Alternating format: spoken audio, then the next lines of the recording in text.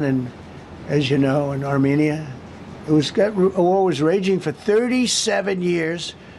And the two leaders got up and they said, we never thought this would be solved. Russia tried to solve it. They all tried to solve it. The leaders come to our country to sign documents that the war is over or whatever, or for other reasons. They come for trade.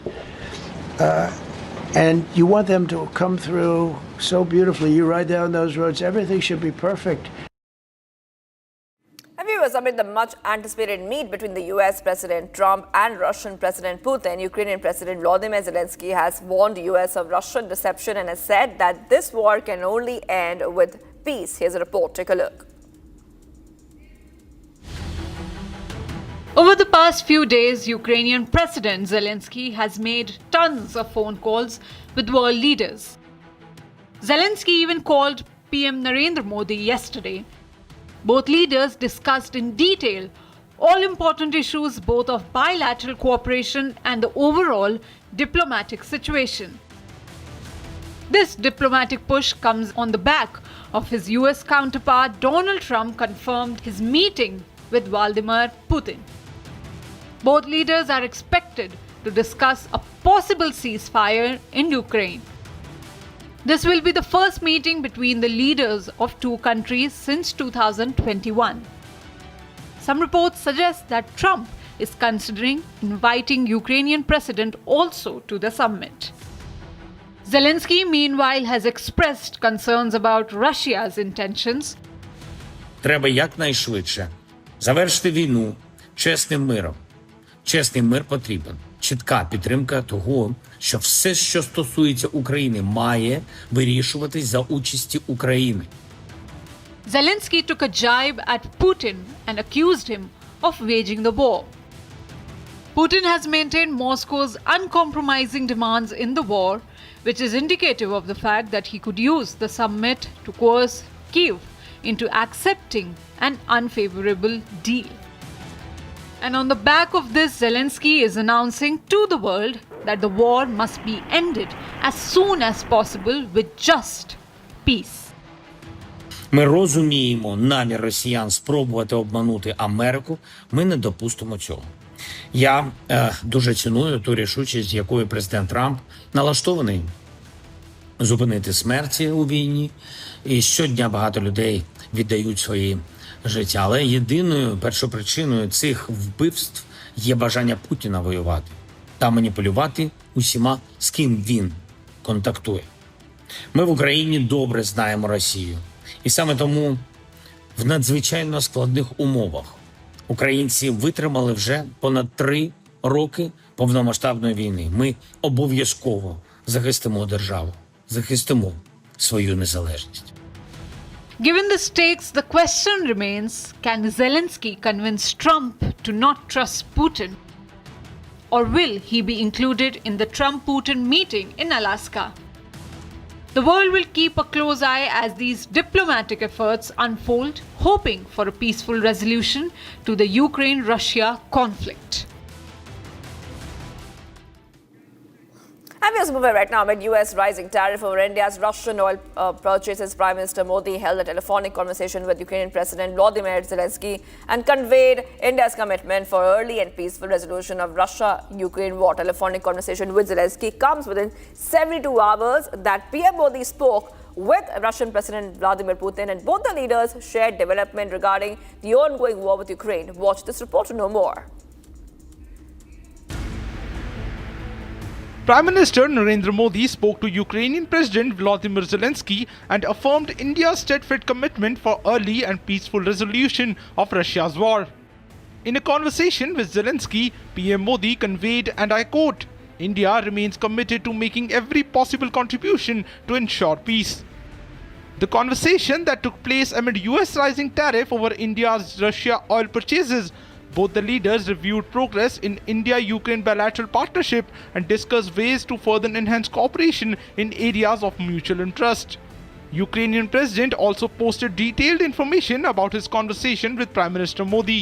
Zelenskyy acknowledged India's role in peace talks with Russia and admitted that PM Modi has leverage with Russia. A phone call has happened between Prime Minister Narendra Modi and President Volodymyr Zelenskyy of Ukraine. Zelenskyy called Prime Minister for that phone call.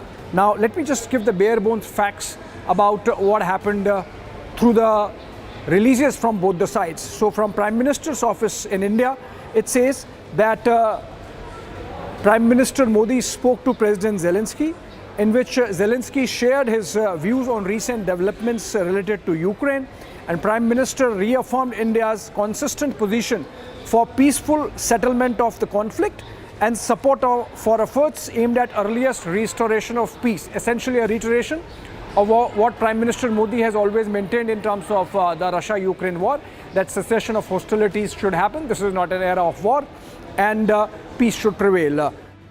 Ukrainian president also tried to put pressure on PM Modi to reduce import of Russian oil and reduce Russia's potential and ability to finance the continuation of this war. Additionally, both the leaders agreed to meet in September during the UN General Assembly and to work on exchange of visits. The telephonic conversation with Zelenskyy comes just 72 hours after Prime Minister Modi spoke to Russian President Vladimir Putin and shared latest developments on Ukraine. The two leaders reaffirmed commitment to further deepen Indo-Russia special and privileged strategic partnership. Additionally, PM Modi invited Putin to visit India later this year for the annual Bilateral summit. PM Modi's conversation with both the leaders of war-torn countries shows India's clear commitment for peace and resolution of war with diplomatic means. And Peruvian President Dina Boluarte has met her Indonesian counterpart. And this was aims at strengthening economic ties as the two countries took go ahead and they're looking to expand into new markets together. Here's a full report, viewers. Take a look. President Prabowo Subianto of Indonesia welcomed the President of the Republic of Peru, Dina Ercilia Boluarte Zegara, at the Presidential Palace in Jakarta.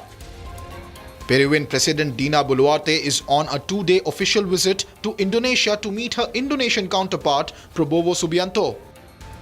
The two-day visit is expected to deepen the bilateral ties after the two countries concluded negotiations that began in May on a comprehensive economic partnership agreement. The CEPA reflects the determination of both the governments to enhance their economic cooperation. One of its tangible outcomes will be greater market access for Peruvian products in Indonesia. The visit also aims at strengthening economic ties as the two countries go through a rough patch. The new markets amid geopolitical challenges and rising trade barriers require stronger partnership to balance out external threats. This meeting holds a milestone in the two nations' bilateral relationship as it marks a pathway forward towards a prosperous shared future. The presidents of Peru and Indonesia welcomed the signing of a new trade agreement in Jakarta on Monday. Penandatanganan Perjanjian Kemitraan Ekonomi Komprehensif Indonesia-Peru CEPA, Comprehensive Economic Partnership Agreement. Perjanjian ini akan memperluas akses pasar serta meningkatkan aktivitas perdagangan kedua negara. Peruvian president also expressed her appreciation for President Prabowo's state visit to Lima on November of 2024, calling it a pivotal moment in the bilateral ties. The signing came just 4 days after US President Donald Trump began imposing higher import taxes on dozens of countries, including a 19% tariff rate on Indonesia, Southeast Asia's largest economy. Peruvian President Dina Boluarte says that all the high-level delegations from each country should come together in this time of geopolitical crisis. Compañía de nuestras delegaciones de alto nivel, sostuvimos una productiva reunión en la que hemos examinado los principales avances registrados en la agenda bilateral.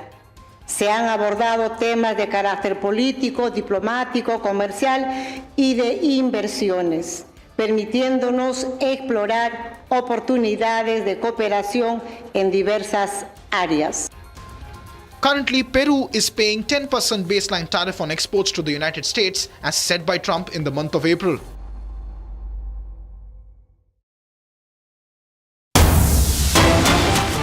breaking news coming in right now. U.S. President Trump is extending a tariff truce with China for another 90 days, stabilizing trade ties between the world's two largest economies. Extension will ease worries of a renewed tariff war that threatens to choke off trade between the U.S. and China. An escalation between Washington and Beijing earlier this year shook global financial markets. It will also give the countries more time to discuss other unresolved issues, such as duties tied to trafficking of some substances that Trump has levied on Beijing. American concerns about Chinese purchases of sanctioned Russian and Iranian oil and disagreements around U.S. business operation in China. The signing may clear the path for Trump to visit China to meet with President Xi Jinping in late October, around the time of an international meeting in South Korea, and that the U.S. leader is likely to attend. So this is what we see right now. Remember, this is coming in the backdrop of we are seeing escalation between U.S. and other countries when it comes to trade tariffs. And this is the latest coming in terms of what is happening between Trump and China. Let's move ahead right now to some of the other stories we're tracking. All right, getting some more breaking updates coming in, where a former Pentagon analyst, Michael Rubin, has delivered a scathing assessment of Pakistan's recent nuclear rhetoric, describing the country as behaving like a rogue state following threatening comments made by its army chief on American soil. The ex-Pentagon official has called Asim Munir Osama bin Laden in a suit. The controversy centers on remarks attributed to Pakistan's army chief General Asim Munir, who allegedly threatened that if Pakistan goes down, it would take half the world down with it.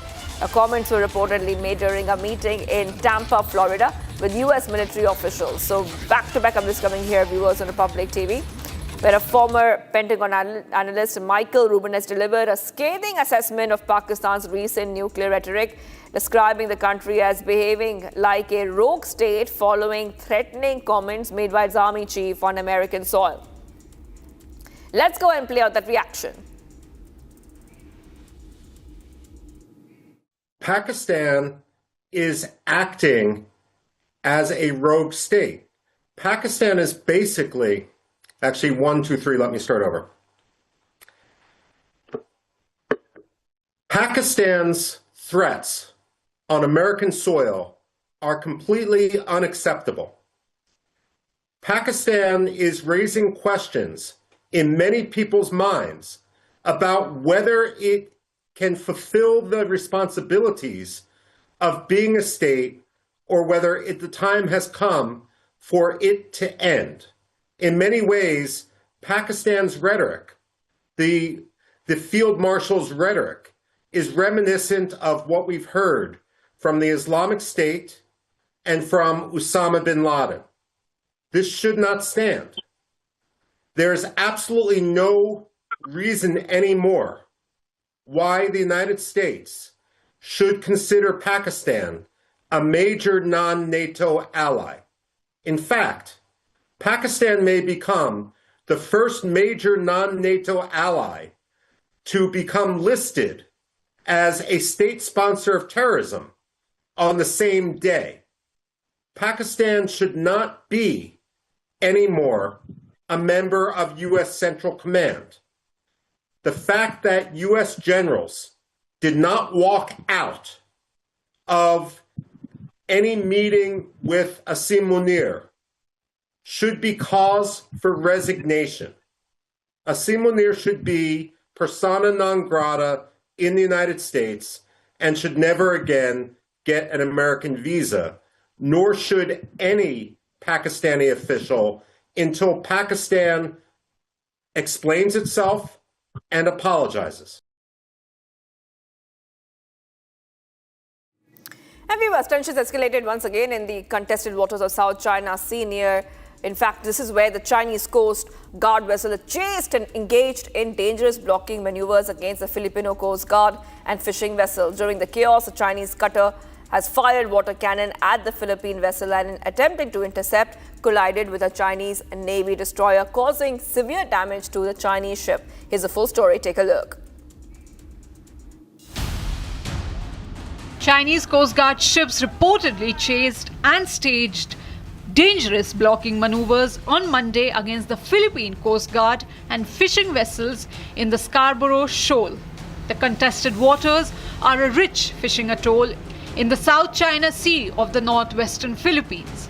A Philippine official announced that a Philippine Coast Guard managed to avoid being hit by a Chinese Coast Guard water cannon during the melee. While we were being chased by the Chinese Coast Guard 3104, ay nagkaroon ng insidente ang pagitan ng China Coast Guard at ng PLA Navy warship 164. Sila mismo ang nagbanggaan at dahil dito na damage yung unahang parte ng barko ng China Coast Guard. And on our part, we even extended our intention to support man overboard and even provide medical attention. It's the latest flare-up of long-simmering territorial disputes in the busy waterway, a key global trade route where overlapping claims between China and the Philippines have escalated in recent years. Vietnam, Malaysia, Brunei and Taiwan also lay claims to the parts of the contested waters. While chasing a Philippine Coast Guard vessel, a Chinese Coast Guard ship reportedly collided with a Chinese Navy ship. The Chinese Coast Guard ship is reported to have sustained substantial damage. Itong incident na to, I hope it would already convince the Chinese government to adhere to the collision regulation. Ilang beses na nating sinasabi ito na if we're going to carry out dangerous maneuvers at sea, eventually it will lead to a maritime incident or sea mishap. And this is what happened here. Philippine officials claim that Philippine Coast Guard offered to provide help, including medical assistance, to Chinese side. This is Philippine Coast Guard vessel BRP Teresa Magbanwa, MRRV 9701. We have medical personnel on board. Should you need any assistance, we are willing to provide assistance. Over. However, there was no immediate comment from Chinese officials on Philippines' statement.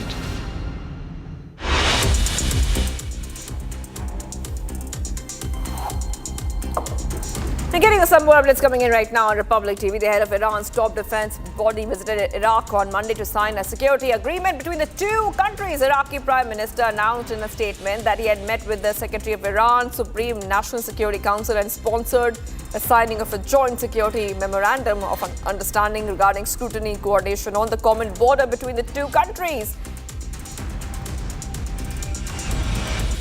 Colombian Senator Uribe Turbe died on Monday, more than 2 months after being shot during a campaign rally in western Bogota. He was critically wounded on June 7 during a campaign rally in country's capital, suffering gunshot wounds to the head and leg. He underwent emergency surgery and remained hospitalized in intensive care until his death. A teenage suspect was arrested at the scene and authorities have since detained many others.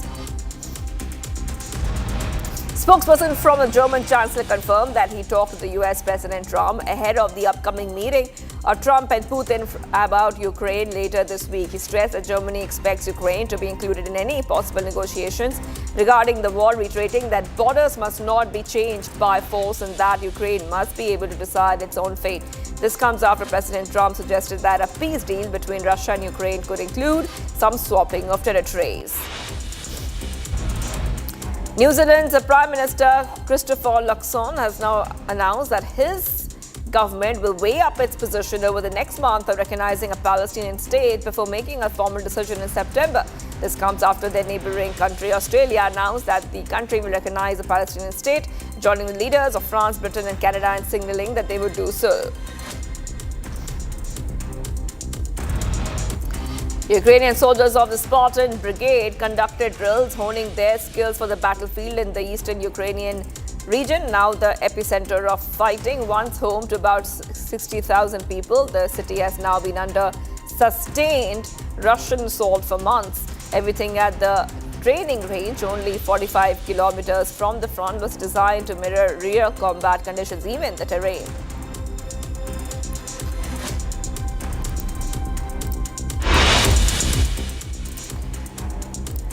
And much coming right up, viewers. Kian Rajana alleges a big conspiracy behind his ouster, says he will reveal at the right time after meeting Rahul Gandhi and top Congress leaders. After Supreme Court, Rajasthan High Court orders municipal bodies to undertake a special drive to remove stray dogs and other animals from the city roads. Stay tuned, viewers. We are live this morning.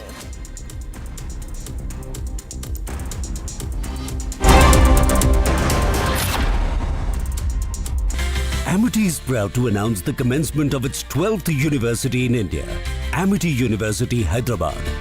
At the prime location of AeroCity Hyderabad Airport, has a strong focus on high-end research with brilliant students and distinguished faculty who share our mission to change the world together. To apply for this year's session, visit amity.edu/Hyderabad. आधे bowl दही में 4 चम्मच MDH चटनी पुदीना मसाला डाला, stir करो, पुदीना चटनी तैयार। MDH चटनी पुदीना मसाला। MDH।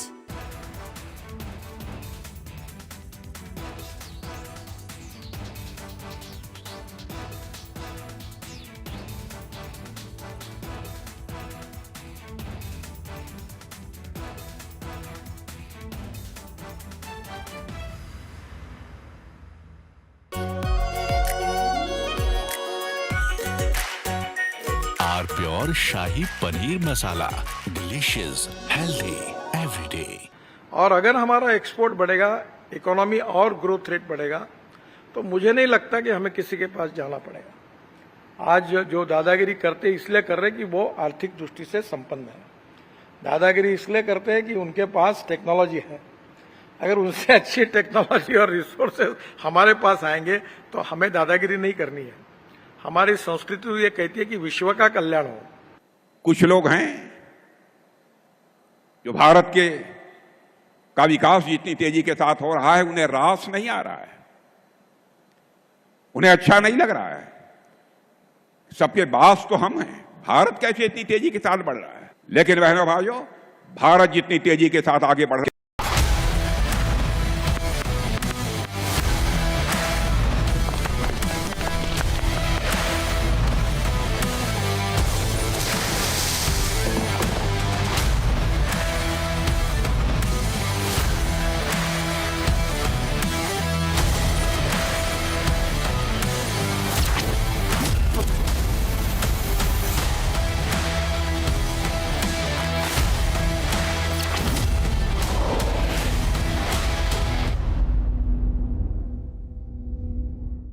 MDH की हल्दी मिर्ची धनिया करे कमाल, ये रंग दे, ये खुशबू दे, ये तीखा, ये कम पड़े, क्या निराला MDH masala.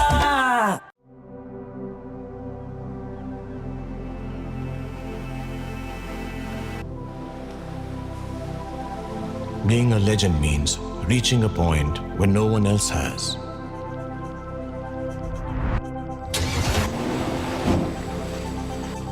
To give others a dream worth chasing. 10 years of Creta, legend forever. Pure सूजी पास्ता, उबालो, मिलाओ और खाओ, 8 मिनट में तैयार। क्या टेस्ट है, सबका राजा प्योर मसाला। दादी के हाथों का जादू और खुशबू से महकता घर, माँ की मुस्कुराहट और खाने की सुगंध। MDH गरम मसाला, क्योंकि हर रिश्ता है स्वाद से जुड़ा। One of the only questions people asked us here in the media, and you would go outside of office, and when you meet people in public, at functions, at events, even at home sometimes, they would ask you that question, did we really lose jets? Who lost jets? How many jets did Pakistani Air Force lose? Now, there is a number to it, ladies and gentlemen. For the first time, it's official, and you can't contest these numbers. The Indian Air Force has gone on record saying 5 Pakistani fighter jets were shot down along with one plane which is meant for advanced warning and air surveillance. And AWACS system planes were shot down along with 5 jets. 5 jets were brought down by the S-400. That's a big statement. I have Major General Sudhakarji joining us on this edition of the podcast on republicworld.com. To put this in perspective, General Sudhakarji, thank you for joining us, sir. This is a big statement. It just settles the debate once and for all. Niranjan, firstly, thank you so much for having invited me for this podcast. And a little while back, we are on the channel, we are talking about it. There are many issues which actually misses the eye. from Asia's largest news headquarters, setting the agenda for Bharat.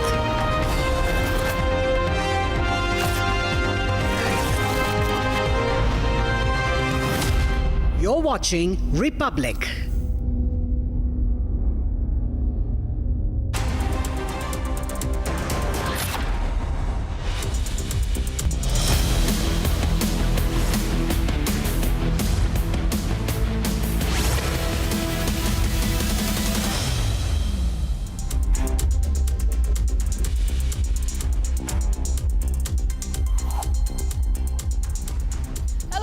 Viewers, you're watching live this morning. I'm Riyanka Chaudhary. We will be in fact tracking in all the developments starting from Prime Minister Modi holding a phone call with Zelenskyy and speaking about an early resolution at this point in time between the war. And we will be tracking in all the developments, but after the headlines. So today we're declaring public safety emergency in the District of Columbia, and Attorney General Pam Bondi, who's fantastic, is taking command of the Metropolitan Police Department as of this moment. Trump issues a fresh statement, says tariffs have US not only financially but also giving great power over enemies.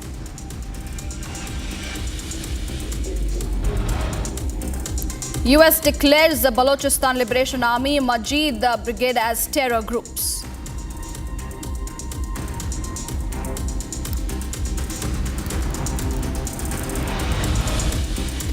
US and China extend tariff truce by another 90 days amid the tensions. हमने अमन की बात की, भारत ने जंग की बात की, लेकिन अगर जंग छेड़ा गया है तो हम शाह अब्दुल लतीफ पिठाई की धरती से मोदी सरकार को बताना चाहेंगे कि हम पीछे नहीं हटते। Bilawal Bhutto reiterates empty war rhetoric, says if India builds dams, there will be war. Bharat सरकार को अमेरिकी सरकार से बात उठानी चाहिए कि आपकी धरती से आधी दुनिया को खत्म कर देने के बयान कैसे जारी हो रहे हैं। उन्होंने उसके बाद भी बात करी कि इसके बावजूद भी क्रिकेट उनके साथ खेला जाएगा। नहीं, क्रिकेट वाली बात अलग है। Congress MP and BCCI Vice President Rajiv Shukla says Indian government must question Trump over Munir comments, but says cricket is a different matter. Karnataka minister ousted after voter list remarks upset party, now says it is a conspiracy against him.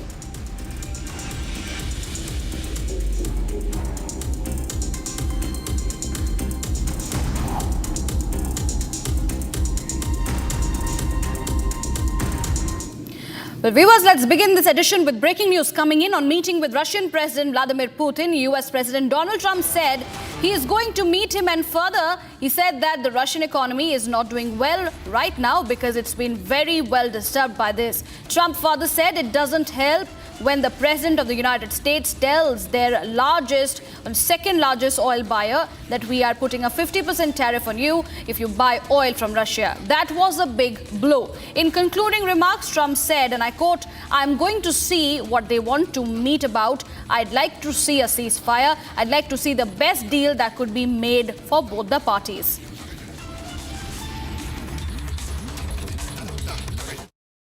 I'm going to meet with him. We're going to see what the parameters are. I'm then going to call up President Zelenskyy and the European leaders right after the meeting, yeah. And I'm going to tell them what kind of a deal. I'm not going to make a deal. It's not up to me to make a deal.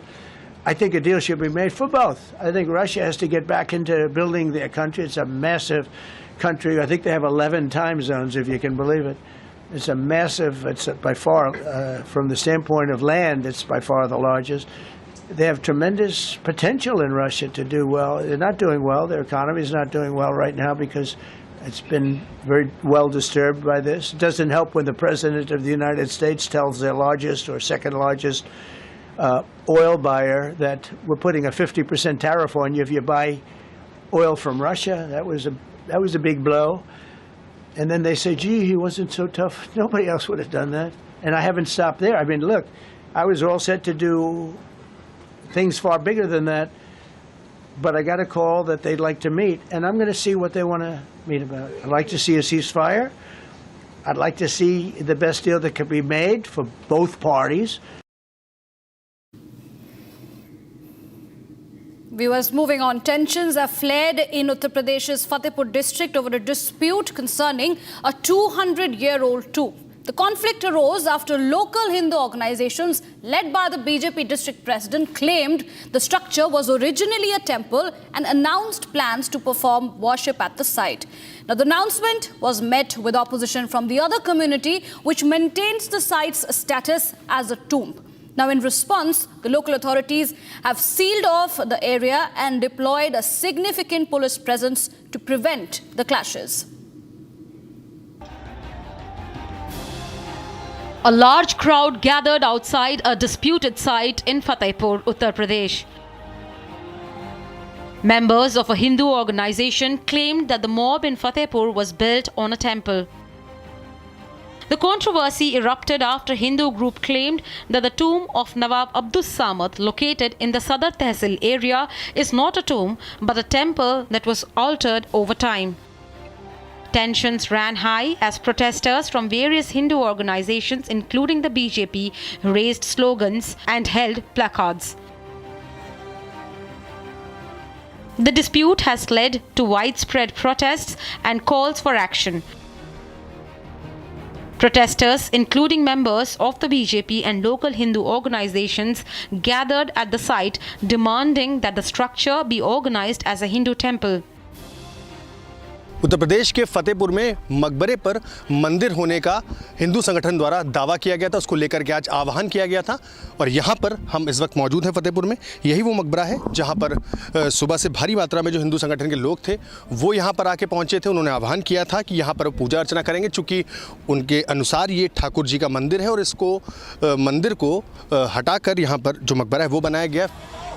Authorities have initiated an investigation into the matter, examining historical records and conducting surveys to determine the true nature of the structure. A heavy police force is deployed in the area to maintain law and order situation. Barricading has been done under the orders of the district officer to ensure no one can cross into the disputed area. कि शांति व्यवस्था बनी रहे और लोगों में confidence है प्रशासन के प्रति, तो इसलिए हम लोगों से बातचीत भी कर रहे हैं और सभी यहाँ पे। Meanwhile, FIR against 10 identified and 150 unidentified individuals for forcibly entering and vandalizing a disputed mausoleum site has been registered. देखिए, अभी इस तरह का ऐसा कुछ नहीं आया है। कुछ लोग लाठी डंडा और पत्थर उठा रहे थे, लेकिन इस तरह के कोई हथियार की ऐसी कोई बात नहीं है। ड्रोन के जरिए किस लोगों की पहचान की गई है? हाँ, हम लोग लगातार वीडियोग्राफी भी इसकी हुई है और ड्रोन से भी देखा गया है और जो भी लोग इसमें जिम्मेदार हैं उनके ऊपर कार्रवाई की। फिलहाल अभी की क्या स्थिति है? अभी तो आप खुद भी देख रहे हैं कि अभी सभी लोग यहाँ से जा चुके हैं। सिर्फ फोर्स का पुलिस बल यहाँ पे उपलब्ध है और मजिस्ट्रेट है और बाकी लोग यहाँ पे शांति है। The outcome of this inquiry will be crucial in resolving the dispute. As investigations continue, the community awaits a resolution that respects all perspectives.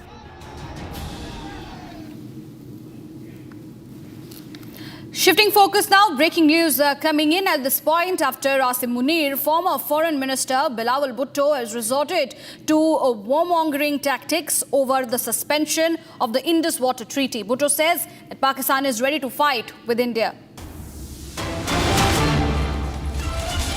And that is another fresh statement now coming in after statements from Asim Munir. Former Foreign Minister Bilawal Bhutto has resorted to warmongering tactics over the suspension of the Indus Water Treaty. He has gone ahead and said that Pakistan is ready to fight with India. There will be war if dams are built on the Indus River. And that is Pakistan coming out and making several statements and going on threatening India at this point in time. Let's listen in to the soundbite of Bilawal Bhutto.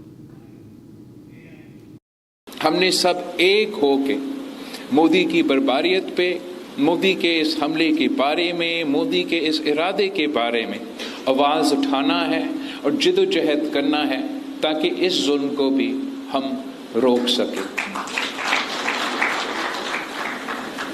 मैं जानता हूं कि आप में इतना ताकत है, इस मुल्क के अवाम में इतना ताकत है कि जंग की सूरत हो तो जंग में भी हम इनका मुकाबला कर सकते हैं और जो आपके 6 के 6 दरिया है वो वापस हासिल भी कर सकते हैं। और अगर ये हमें मजबूर करते हैं, पाकिस्तान ने ये जंग नहीं छेड़ा था, हम हमेशा अमन के बारे में बात करते हैं। जहां दुनिया भर में पाकिस्तान के सफ़ीर पहुंचे, नुमाइंदे पहुंचे, हमने अमन की बात की, भारत ने जंग की बात की। लेकिन अगर जंग छेड़ा गया है तो हम शाह अब्दुल लतीफ़ पिठाई की धरती से मोदी सरकार को बताना चाहेंगे कि हम पीछे नहीं हटते, हम झुकते ही नहीं हैं। और अगर आप सिंधु की तरफ इस किस्म की हमला के बारे में सोचेंगे तो फिर पाकिस्तान के हर सूबे के अवाम आपका मुकाबला करने के लिए तैयार है और ये ऐसे जंग है जो आप ज़रूर हारेंगे। All right, viewers, some more breaking news is trickling in. Pakistan begs for release of Indus water after the suspension of the Indus water treaty. Former Pakistani Foreign Minister Bilateral Bhutto has spoken on the Indus water treaty. At this point in time, what we understand, Pakistan is begging to India for the release of Indus water. And what we also understand at this point in time that he has spoken out and he has urged the release of Indus water.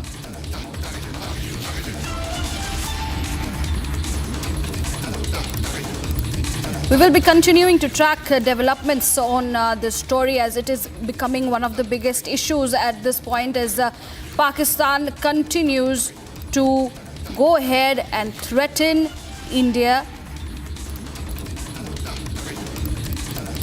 We'll also get in more updates as Pakistan is begging to India for release of Indus water. Earlier, remember Asim Munir, who had gone ahead and threatened India and said that if the dam is being built, that there will be war. In fact, Bilateral Bhutto also going ahead and saying the same thing and threatening for war if a dam is built on the Indus waters. He's also gone ahead and said that all of Pakistan have to be united in this struggle. He's also said that Pakistan will stand against the action of Indian Prime Minister Modi. He's also told the people that they are strong enough for war to get back all the 6 rivers. So there Pakistan in a mode of war against India.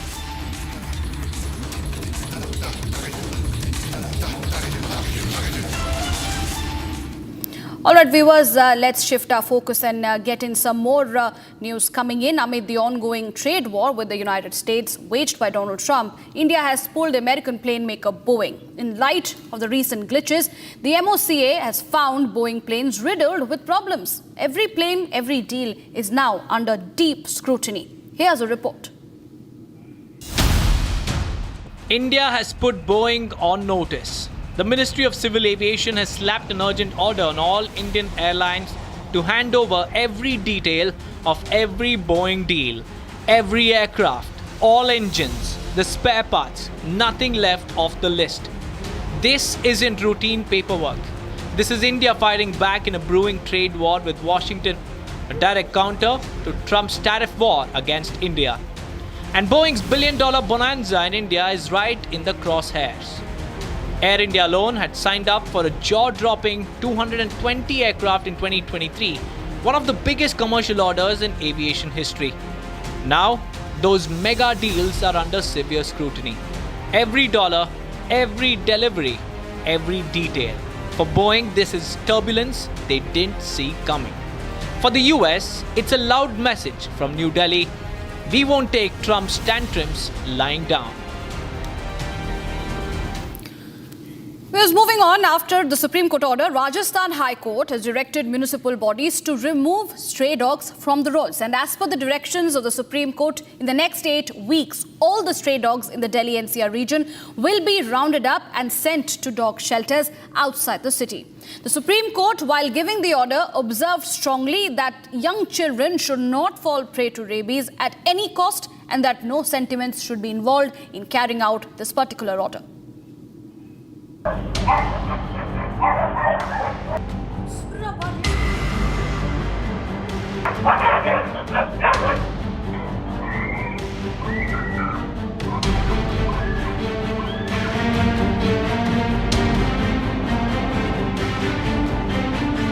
In a landmark order, the Supreme Court of India has initiated massive directions against the stray dog menace in the national capital of Delhi. In a suo motu case taken up by the bench of Justice J.B. Pardiwala and Justice R. Mahadevan, the Supreme Court observed infants and young children should not fall prey to rabies, and that they should be able to move freely without the fear of being bitten by stray dogs. The Supreme Court today came down heavily on the menace of stray dogs in India. They've also said that what has to be seen most is public safety, especially of toddlers and babies. In a slew of directions that have been passed, the Supreme Court has said stray dogs should no longer be on the streets. They have to immediately be picked up. In directions they have given out, they've also questioned animal lovers and said, will you bring back the lives of those who've lost their lives to stray dogs and their menace? The Supreme Court also adds in this very grim situation, even which has been supported by the Solicitor General of India, Mr. Tushar Mehta, who said extreme steps need to be taken. The Supreme Court says not a single captured dog is going to be released back into the streets. The order of the Supreme Court comes amid a recent spate of dog bites reported across the nation. In another case of dog menace reported in Delhi's Ashok Vihar just a few weeks ago,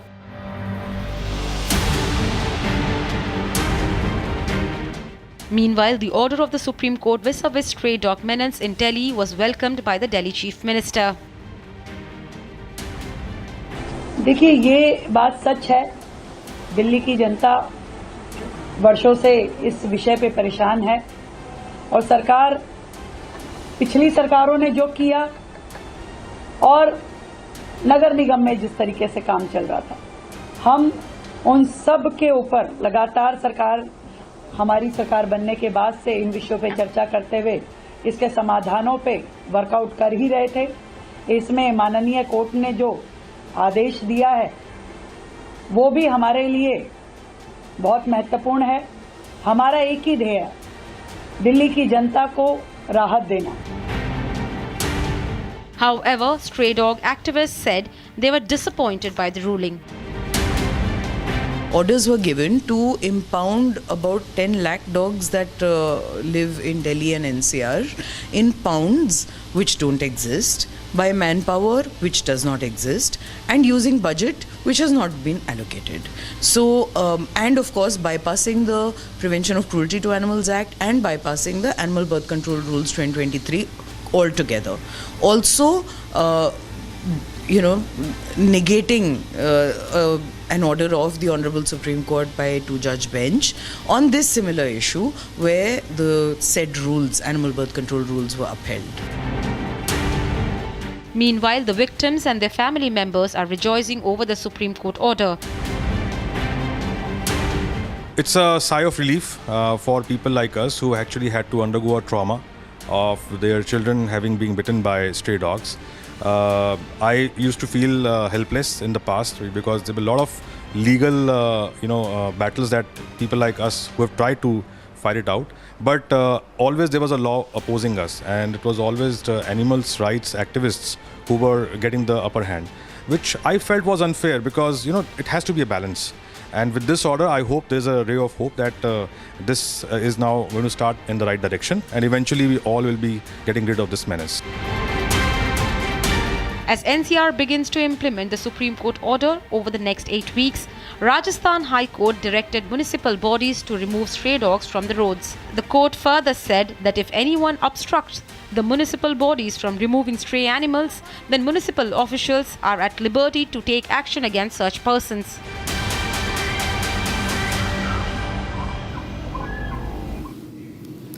Moving on, viewers, in a major push for justice after 35 years, the State Investigation Agency has carried out raids at 8 locations across Srinagar in connection with the 1990 killing of Kashmiri Pandit Nar Sarla Bhatt. Sarla, who defied terrorist diktats to quit her job and leave the valley, was abducted and shot dead by the JKLF terrorists, and fresh evidence has now been recovered, bringing investigators closer to identifying and prosecuting her killer. So that's the latest breaking news coming in at this point in time that we are tracking. It is a major push for justice coming in after 35 years, with the State Investigation Agency carrying out raids at 8 locations across Srinagar, and this is in connection with the 1990 killing of the Kashmiri Pandit Nar Sarla Bhatt. Gursimran, my colleague, is joining me on the phone line. Gursimran, help us understand, because this is a very important development coming in with the, several locations being raided across Srinagar in connection with the 1990 killing of Kashmiri Pandit Nar Sarla Bhatt, who defied the terrorist diktats to quit her job, and then she was rather gone ahead and abducted and shot dead by the JKLF. Help us understand how these, raids are going to be help in investigation moving forward. The conspiracy that was hatched in 90s, so that is now being brought to the justice, because when Sarla Bhatt was abducted on 18th April 1990 from the Sora area of Srinagar, and a day later her body was found. Then it was a cold-blooded murder by the terror groups, reason being that she was not actually following the diktat or the directions that were given by the terror groups. The terror groups wanted her to leave her job because it was a smear campaign that was launched by the Jammu and Kashmir Liberation Front and other terror groups on the behest of Pakistan.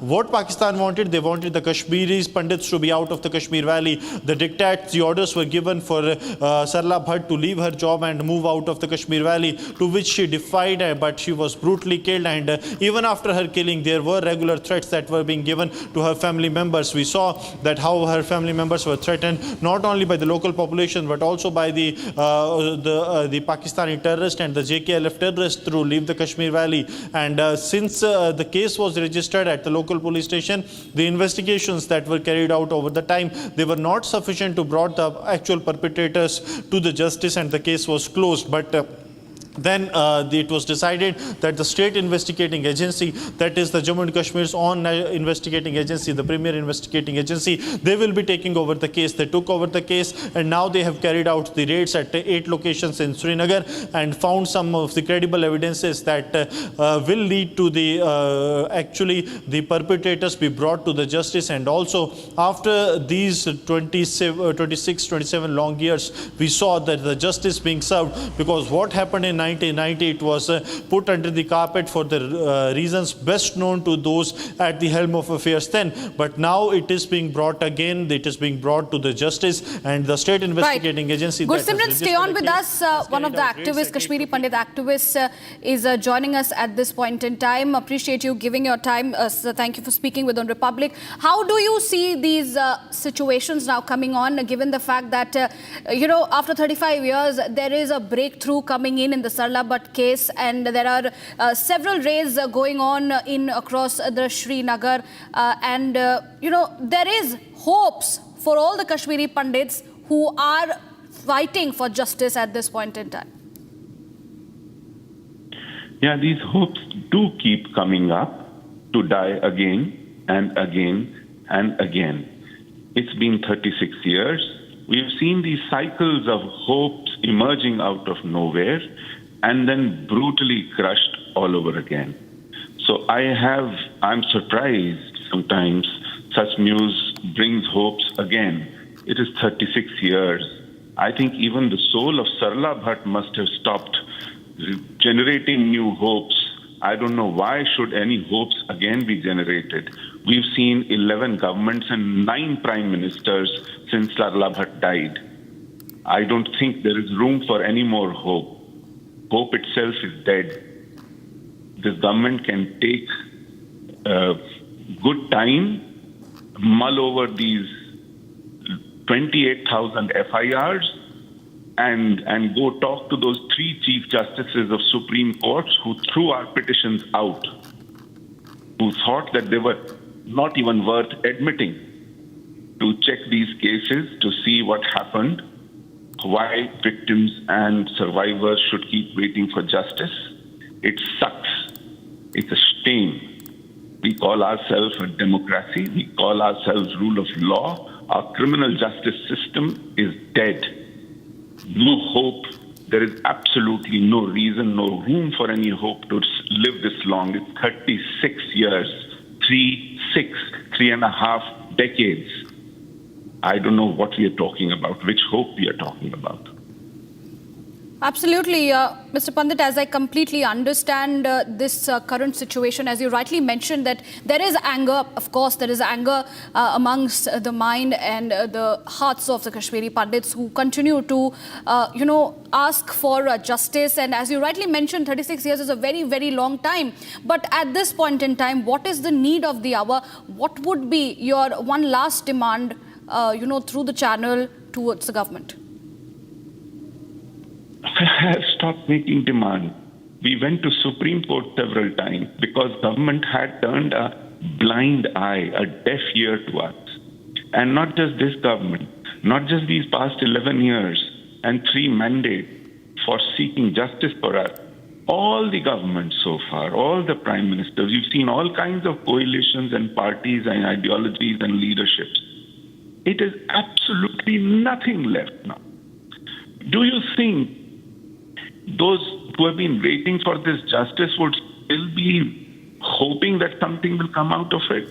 Evidence will come, witnesses will come. What for? Why? I think this entire country has failed the victims and survivors. The criminal justice system should hang itself somewhere in shame. We call ourselves a civilized society. Girja Tikku, Sarla Bhatt, Prana Ganju, Neelkant Ganju doesn't even have an FIR. He was killed in broad daylight. Yasin Malik still lives after killing squadron leader Ravi Khanna. That case has dragged on for 35 years in the Tada court. What are we talking about? Bitta Karate lives after saying that I stopped counting the murders after 20. He doesn't even know how many he's murdered. They still live. What are we talking about? Absolutely, Mr. Sushil Pandit, appreciate you joining us as we continue to understand the anger and the anguish that have been faced by the Kashmiri Pandits even till date, and a fast-track investigation also there continues to happen in Srinagar, and we will be bringing you all the details on the other hand. Moving on, viewers, shifting focus. Just hours after his explosive remarks, Karnataka Minister K.N. Rajanna, a close aide of Chief Minister Siddaramaiah, is forced to resign. Well, his crime? Calling out his own party in the middle of an alleged voter fraud scandal. As the Congress High Command scrambles to contain the damage, the BJP sharpens its attack, and while opposition leaders rally in Delhi claiming to defend democracy, back in Karnataka, one of their own is silenced for speaking the truth. Here's the full story.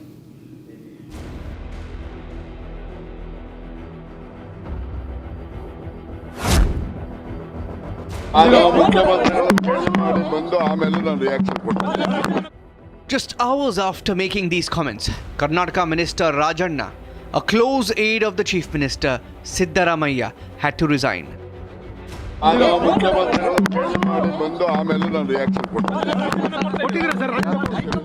Calling out his own party in the alleged voter fraud scandal has cost Rajanna his job. Minister K.N. Rajanna is totally false. He doesn't know. My Chief Minister will reply to it, and my party high command. And your party leader. Sources tell Republic that an angry high command in the Congress dialed Siddaramaiah, the Chief Minister, and asked him to sack the minister, also his closest aide. The BJP has questioned Congress over the political developments, asking if that's the price one has to pay in the Congress for questioning Rahul Gandhi. They don't have guts to face the reality. A senior minister in Siddaramaiah's cabinet has disclosed the fact that all this discrepancy has taken place during Congress tenure only. Since Rajanna has spoken truth, since Rajanna, the senior minister, has exposed the ruling Congress party, High Command has put pressure on Siddaramaiah to take resignation of Minister Rajanna. Former Karnataka Chief Minister Boeing says Congress can't handle the truth. The resignation of K. N. Rajanna shows that there is no place for truth in Congress. K. N. Rajanna had told the truth that, and nobody can deny that all these things are done during our regime. All the voters list has been prepared during our regime. Truth is a casualty. Only you have to tell lies and only pamper the leaders and fool the people. The tremors in Karnataka government come on a day when the Congress led the other Indie bloc leaders to stage a protest in the national capital. It is your responsibility to participate in the debate. 3 weeks of monsoon session completely washed out. ऐसे क्या चर्चा संभव? Back-to-back allegations and threats to a constitutional body. Not a single signed declaration when asked. But a minister sacked within hours of him questioning the party. Is this the democracy and constitution the Indie bloc keeps going on and on about?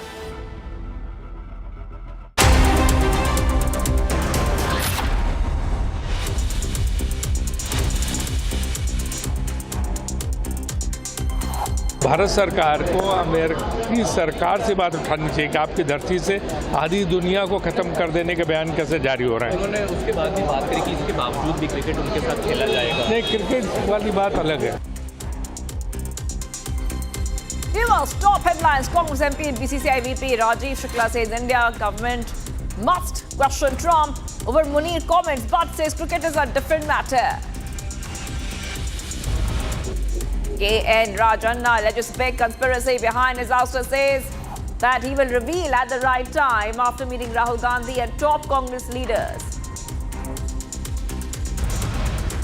Animal lovers hold protests at India Gate in New Delhi against top court order on stray dog menace.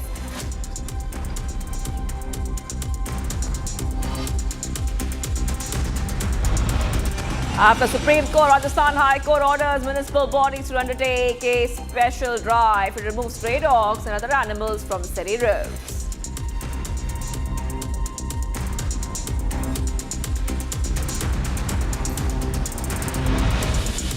Crackdown on terrorists continues. Hezbollah terrorists operating in Hamas fashion, natural tunnels busted by security forces.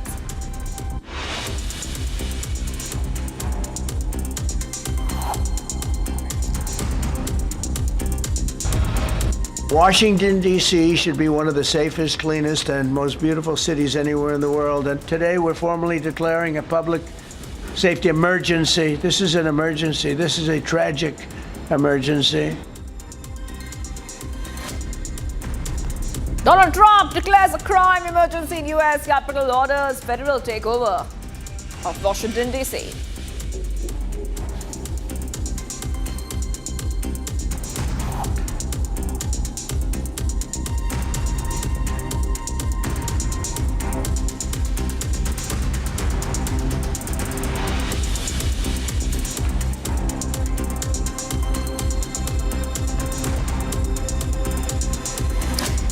Live this morning, I'm Shivangi Shukla getting you the latest coming in. Amid the much anticipated meet between the US President Trump and the Russian President Putin, Ukrainian President Volodymyr Zelenskyy has warned US of Russian deception and has said that this war can only end with peace. Here's a full report, viewers. Take a look. Over the past few days, Ukrainian President Zelenskyy has made tons of phone calls with world leaders. Zelenskyy even called PM Narendra Modi yesterday. Both leaders discussed in detail all important issues both of bilateral cooperation and the overall diplomatic situation. This diplomatic push comes on the back of his US counterpart Donald Trump confirmed his meeting with Vladimir Putin. Both leaders are expected to discuss a possible ceasefire in Ukraine. This will be the first meeting between the leaders of two countries since 2021. Some reports suggest that Trump is considering inviting Ukrainian president also to the summit. Zelenskyy, meanwhile, has expressed concerns about Russia's intentions. Треба якнайшвидше завершити війну чесним миром. Чесний мир потрібен. Чітка підтримка того, що все, що стосується України, має вирішуватись за участі України. Zelenskyy took a jibe at Putin and accused him of waging the war.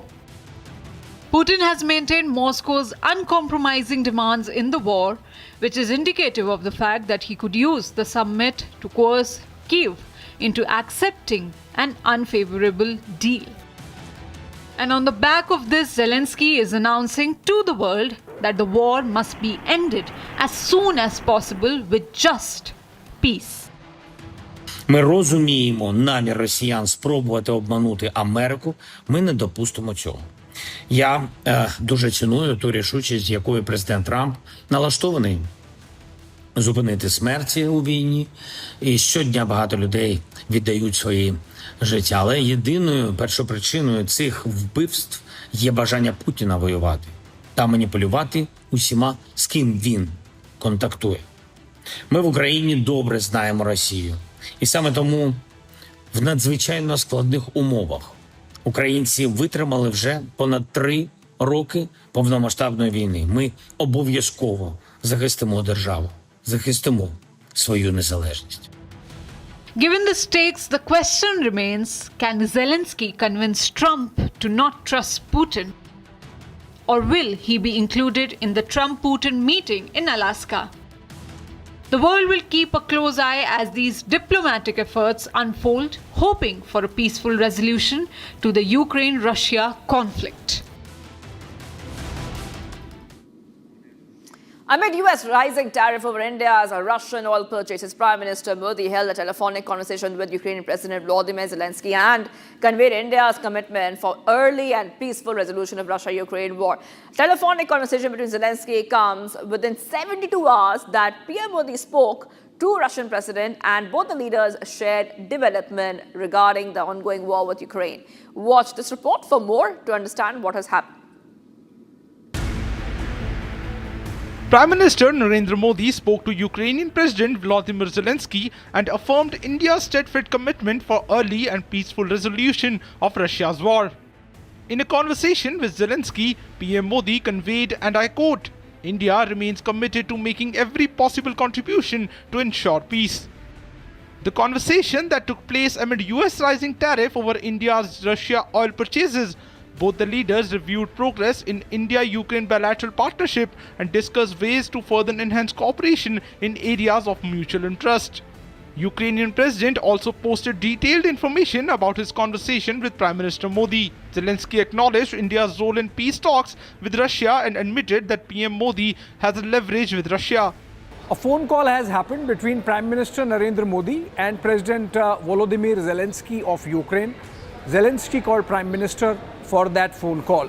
Now, let me just give the bare bones facts about what happened through the releases from both the sides. So, from Prime Minister's office in India, it says that Prime Minister Modi spoke to President Zelenskyy, in which Zelenskyy shared his views on recent developments related to Ukraine, and Prime Minister reaffirmed India's consistent position for peaceful settlement of the conflict and support for efforts aimed at earliest restoration of peace. Essentially a reiteration of what Prime Minister Modi has always maintained in terms of the Russia-Ukraine war, that cessation of hostilities should happen. This is not an era of war, and peace should prevail. Ukrainian president also tried to put pressure on PM Modi to reduce import of Russian oil and reduce Russia's potential and ability to finance the continuation of this war. Additionally, both the leaders agreed to meet in September during the UN General Assembly and to work on exchange of visits. The telephonic conversation with Zelenskyy comes just 72 hours after Prime Minister Modi spoke to Russian President Vladimir Putin and shared latest developments on Ukraine. The two leaders reaffirmed commitment to further deepen Indo-Russia special and privileged strategic partnership. Additionally, PM Modi invited Putin to visit India later this year for the annual bilateral summit. PM Modi's conversation with both the leaders of war-torn countries shows India's clear commitment for peace and resolution of war with diplomatic means. viewers, let's go ahead to the other big story we're tracking. Peruvian President Dina Boluarte has now met her Indonesian counterpart, Prabowo Subianto. This visit aims at strengthening economic ties as the two countries are looking to expand into new markets now. Take a look at this report. President Prabowo Subianto of Indonesia welcomed the President of the Republic of Peru, Dina Ercilia Boluarte Zegara, at the Presidential Palace in Jakarta. Peruvian President Dina Boluarte is on a 2-day official visit to Indonesia to meet her Indonesian counterpart, Prabowo Subianto. The 2-day visit is expected to deepen the bilateral ties after the two countries concluded negotiations that began in May on a comprehensive economic partnership agreement. The CEPA reflects the determination of both the governments to enhance their economic cooperation. One of its tangible outcomes will be greater market access for Peruvian products in Indonesia. The visit also aims at strengthening economic ties as the two countries go through a rough patch. The new markets amid geopolitical challenges and rising trade barriers require stronger partnership to balance out external threats. This meeting holds a milestone in the two nations' bilateral relationship as it marks a pathway forward towards a prosperous shared future. The presidents of Peru and Indonesia welcomed the signing of a new trade agreement in Jakarta on Monday. Penandatanganan Perjanjian Kemitraan Ekonomi Komprehensif Indonesia-Peru CEPA, Comprehensive Economic Partnership Agreement. Perjanjian ini akan memperluas akses pasar serta meningkatkan aktivitas perdagangan kedua negara. Peruvian president also expressed her appreciation for President Prabowo's state visit to Lima on November of 2024, calling it a pivotal moment in the bilateral ties. The signing came just 4 days after US President Donald Trump began imposing higher import taxes on dozens of countries, including a 19% tariff rate on Indonesia, Southeast Asia's largest economy. Peruvian President Dina Boluarte says that all the high-level delegations from each country should come together in this time of geopolitical crisis. Compañía de nuestras delegaciones de alto nivel, sostuvimos una productiva reunión en la que hemos examinado los principales avances registrados en la agenda bilateral. Se han abordado temas de carácter político, diplomático, comercial y de inversiones, permitiéndonos explorar oportunidades de cooperación en diversas áreas.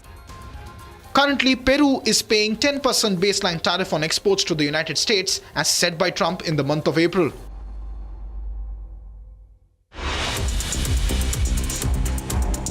Much coming up, viewers. K.N. Rajanna alleges a big conspiracy behind his ouster, says he will reveal at the right time after meeting Rahul Gandhi and top Congress leaders. After Supreme Court Rajasthan High Court orders municipal bodies to undertake a special drive to remove stray dogs and other animals from city roads. Stay tuned, viewers. We are live this morning.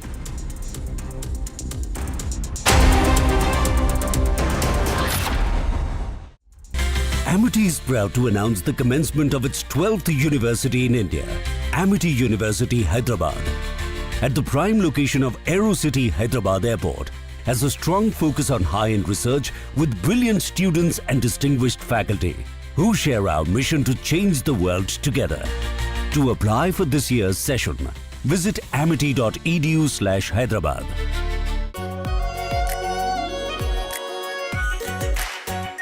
Our pure Shahi Paneer Masala. Delicious, healthy, every day. Bharat की अपनी दुकान India सोना अपने देश का सामान India सोना India सोना इंडिया सोना MDH की देगी मिर्च देगी मिर्च का तड़का अंग अंग फड़का MDH की देगी मिर्च.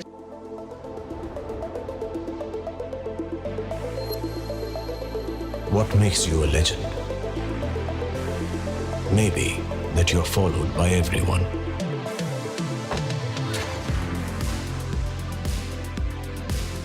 Maybe that you follow no one.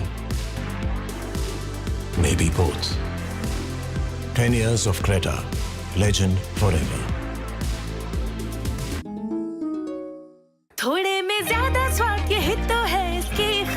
Wow मम्मा क्या स्वाद है अरे मेरी राजा राजा और pure masala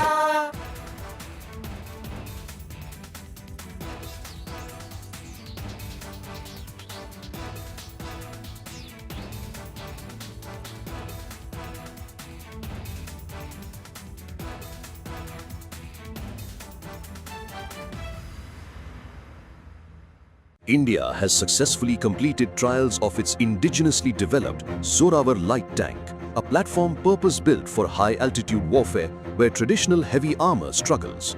Developed jointly by DRDO and Larsen & Toubro, the 25-ton tank is powered by a high-output Cummins diesel engine, delivering close to 40 horsepower per ton, critical for operating in oxygen-thin mountain air. Its primary armament is a 105mm Cockerel rifled gun integrated.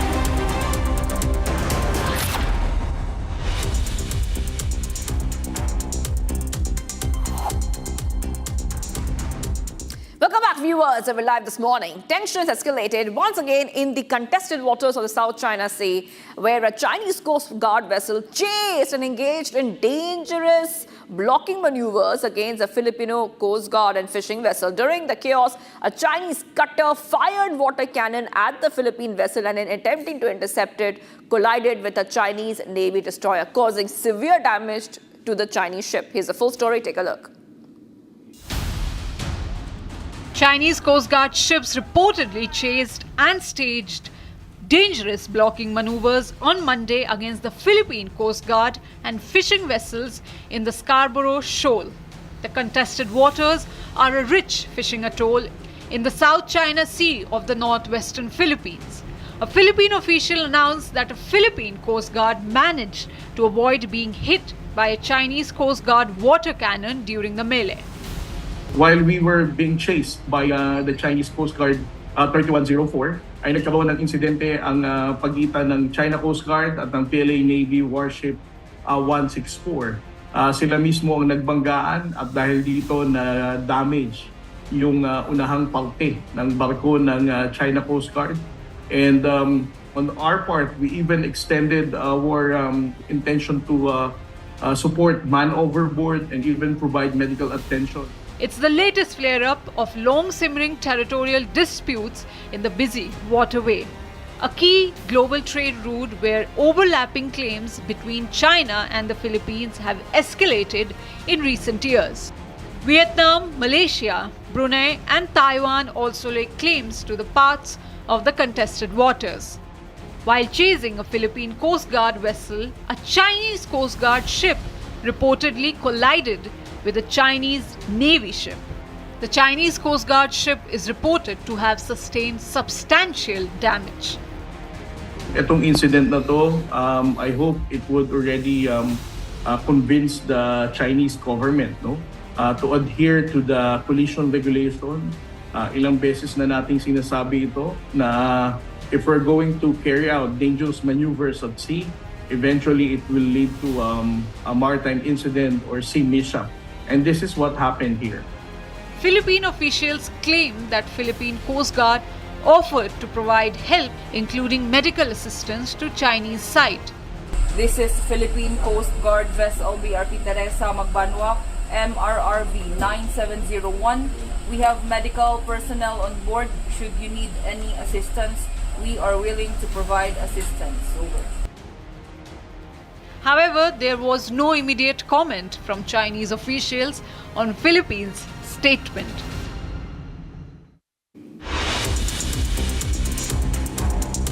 And viewers, getting your pictures coming in. We're taking a short break right now, but the Har Ghar Tiranga campaign sees widespread participation across the country. Stay tuned, viewers. We are live this morning.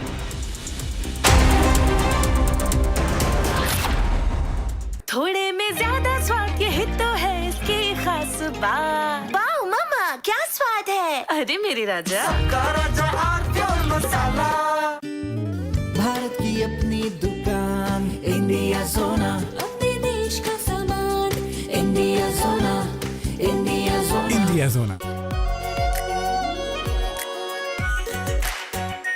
Our pure Shahi Paneer Masala. Delicious, healthy, every day. Kesari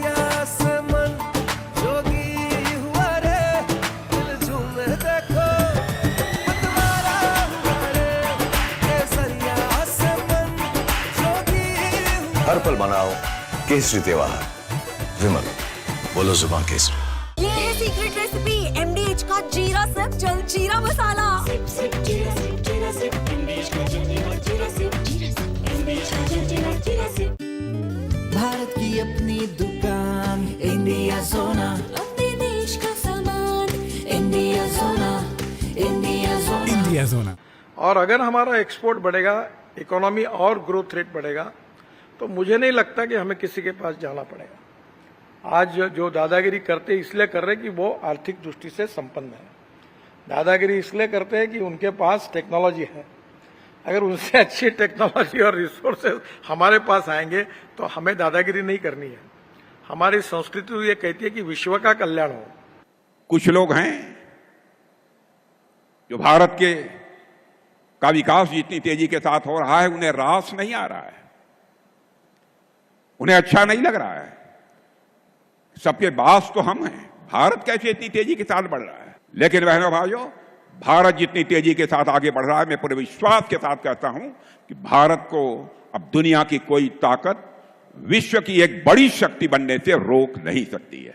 राष्ट्र सर्वोपरि है और अभी तो देश में जिन जिन विषयों पर चर्चा हो रही उसका नाम न लेते हुए विश्व में हम अनेक प्रकार की समस्याओं का सामना भी कर रहे हैं और इन सब समस्या को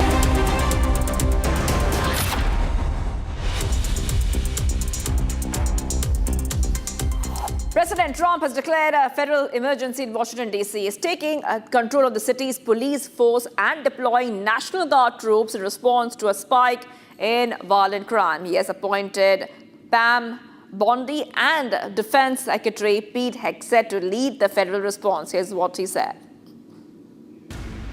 Washington, D.C. should be one of the safest, cleanest, and most beautiful cities anywhere in the world. This is a tragic emergency.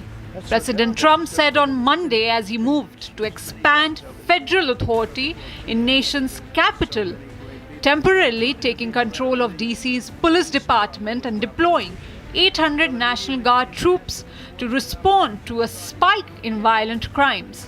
The move marks a notable shift in the federal role in local policing.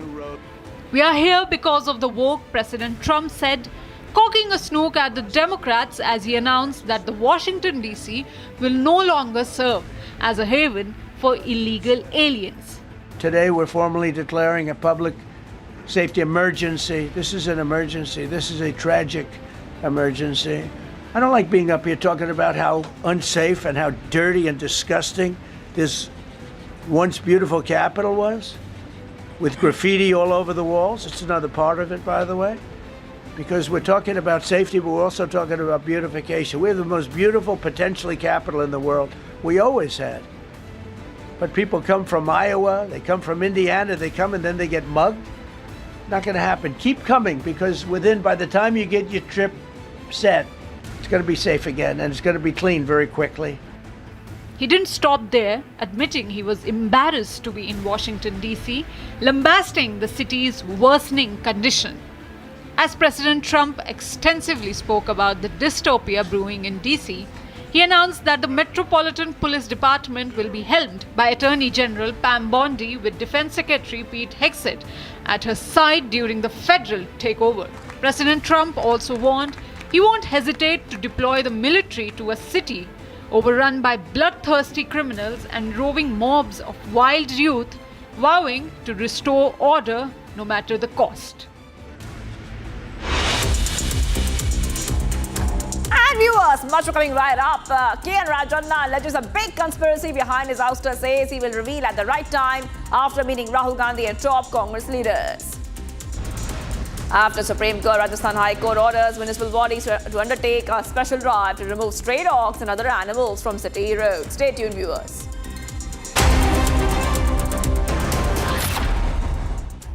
Amity is proud to announce the commencement of its 12th university in India, Amity University, Hyderabad. At the prime location of AeroCity Hyderabad Airport, has a strong focus on high-end research with brilliant students and distinguished faculty who share our mission to change the world together. To apply for this year's session, visit amity.edu/Hyderabad. और pure सूजी pasta उबालो मिलाओ और खाओ 8 minute में तैयार। क्या taste है सबका राजा हार्डकोर मसाला। भारत की अपनी दुकान इंडिया सोना, अपने देश का सामान इंडिया सोना, इंडिया सोना, इंडिया जोना। आधे बाउल दही में 4 चम्मच MDH चटनी पुदीना मसाला डाला, स्टर करो, पुदीना चटनी तैयार। MDH चटनी पुदीना मसाला। MDH।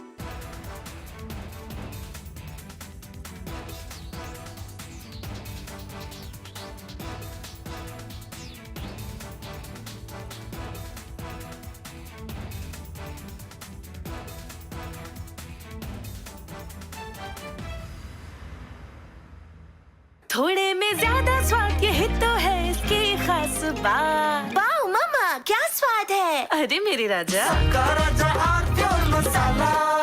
One of the only questions people asked us here in the media, and you would go outside of office, and when you meet people in public, at functions, at events, even at home sometimes, they would ask you that question, did we really lose jets? Who lost jets? How many jets did Pakistani Air Force lose? Now, there is a number to it, ladies and gentlemen. For the first time, it's official, and you can't contest these numbers.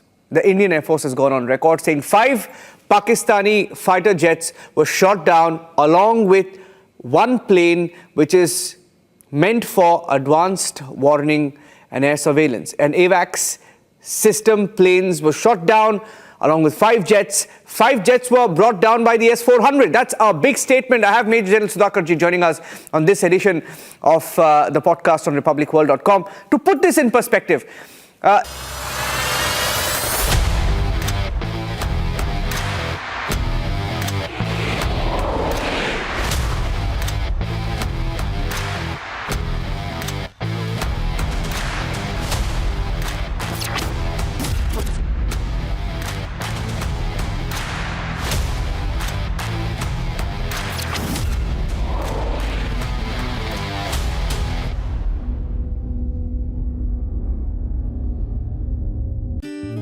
Bharat की अपनी दुकान India सोना, अपने देश का सामान India सोना, India सोना, इंडिया जोना। MDH की हल्दी मिर्ची धनिया करे कमाल, ये रंग दे, ये खुशबू दे, ये तीखा, ये कम पड़े, क्या निराला MDH मसाला। इसको घर पे लगाओगे तो शादी का तो पता नहीं, पर घर पक्का नहीं टूटेगा। रुंगटा नहीं तो घर स्ट्रॉन्ग नहीं। रुंगटा स्टील TMT बार एकदम सॉलिड। पहाड़ों में एक हाइकिंग स्टिक भी बन सकती है।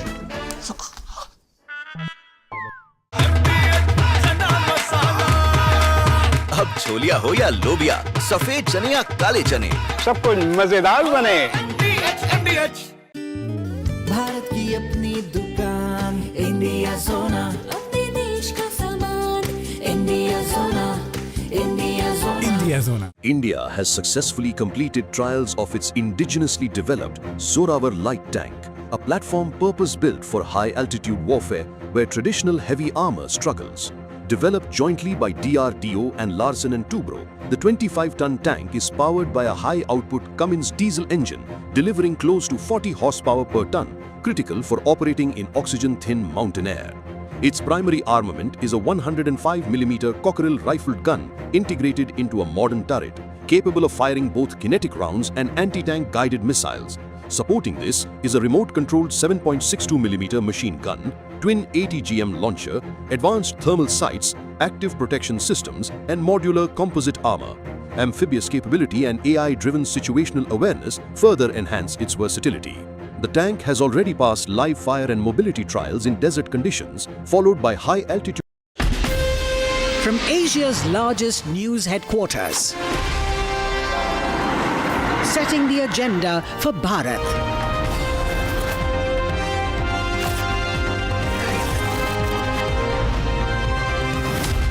You're watching Republic.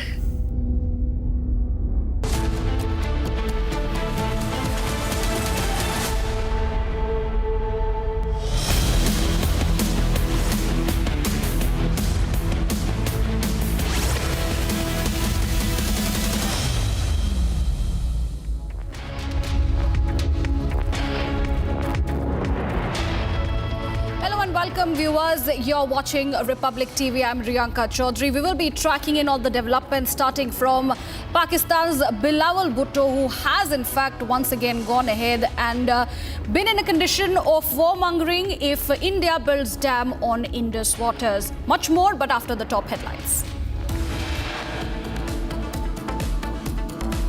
After nearly 3 decades, Sarla Butt case reopened, incriminating evidence of Pakistani terror unearthed. So today we're declaring public safety emergency in the District of Columbia, and Attorney General Pam Bondi, who's fantastic, is taking command of the Metropolitan Police Department as of this moment.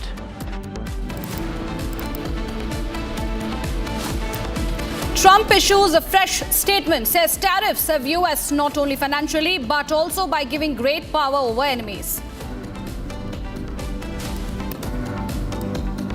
US declares Balochistan Liberation Army, Majid Brigade as terror groups.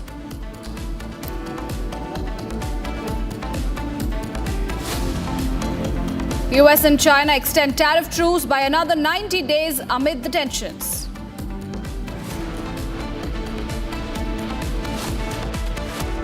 ने अमन की बात की, भारत ने जंग की बात की, लेकिन अगर जंग छेड़ा गया है तो हम शाह अब्दुल लतीफ बिठाई की धरती से मोदी सरकार को बताना चाहेंगे कि हम पीछे नहीं हटते.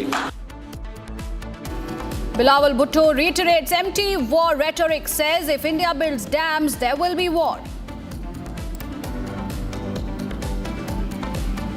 सरकार को अमेरिकी सरकार से बात उठानी चाहिए कि आपकी धरती से आधी दुनिया को खत्म कर देने के बयान कैसे जारी हो रहे हैं. उन्होंने उसके बाद भी बात करी कि इसके बावजूद भी क्रिकेट उनके साथ खेला जाएगा. नहीं, क्रिकेट वाली बात अलग है. Congress MP and BCCI Vice President Rajiv Shukla says Indian government must question Trump over Munir comments, but says cricket is a different matter.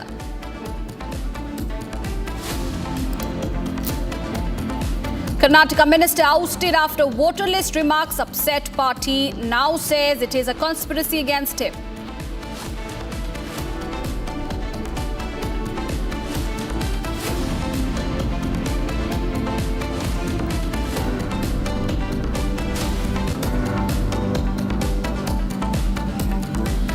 Viewers, breaking news coming in on top of this hour. A major push for justice after 35 years. The State Investigation Agency has carried out raids at 8 locations across Srinagar in connection with the 1990 killing of Kashmiri Pandit nurse Sarla Butt. Sarla, who defied terrorist diktats to quit her job and leave the valley, was abducted and shot dead by JKLF terrorists. Fresh evidence has now been recovered, bringing investigators closer to identifying and prosecuting her killers. Yasin Malik's house searched by the SIA in connection with the brutal 1990 Sarla Butt murder. Latest breaking news coming in at this point in time. We will be getting in my colleague shortly to give us more updates on these fresh raids being carried out at 8 locations in Srinagar in connection with the Kashmiri Pandit nurse Sarla Butt, who defied terrorist diktats to quit her job and leave the valley. She was then abducted and shot dead by the JKLF terrorists. Now, fresh evidences have emerged, bringing investigators closer to identifying and prosecuting her killers. On the other hand, related to the same case, Yasin Malik's house has been searched by the SIA in connection to the brutal murder of Sarla Butt in 1990. So that is the news coming in, and breaking updates continues to bring in at this point in time. After 35 years, it's a push for justice, although there is anger amongst the Kashmiri Pandits regarding the passage of 3 decades for the investigation. But there's a breakthrough. There are fresh evidences that have come to light, which is why the SIA is conducting raids at 8 locations in Srinagar, including locations of Yasin Malik as well. Now, this is a fresh evidence that has been recovered. Investigators are now closer to identifying and prosecuting the killers of Sarla Butt, including Yasin Malik's house, one of the key locations which are now being searched by the SIA in connection to the brutal 1990 murder of the nurse Sarla Butt. My colleague Zeenat is joining us live on the broadcast to help us with more updates. Zeenat, it has been 35 years and it's a major push for justice with the state investigating agencies now carrying out raids at 8 locations across Srinagar. Help us understand what are these key locations, because as per the reports, Yasin Malik's house has also been raided at this point.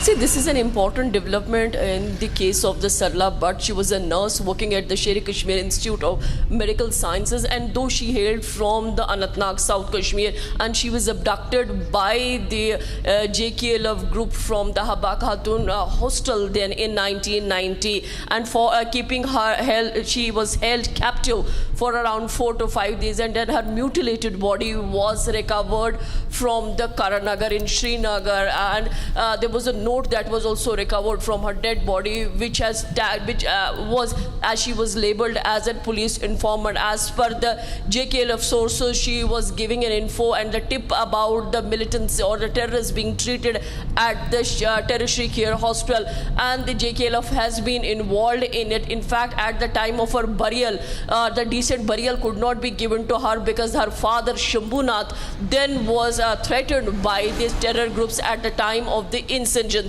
Now we are seeing that the SIA has reopened the case and the investigation have begun. Today the raid were carried at the multiple locations in central Kashmir. Most of the raids focused at JKLF chief, who's a band outfit now, and he's a jailed leader at present.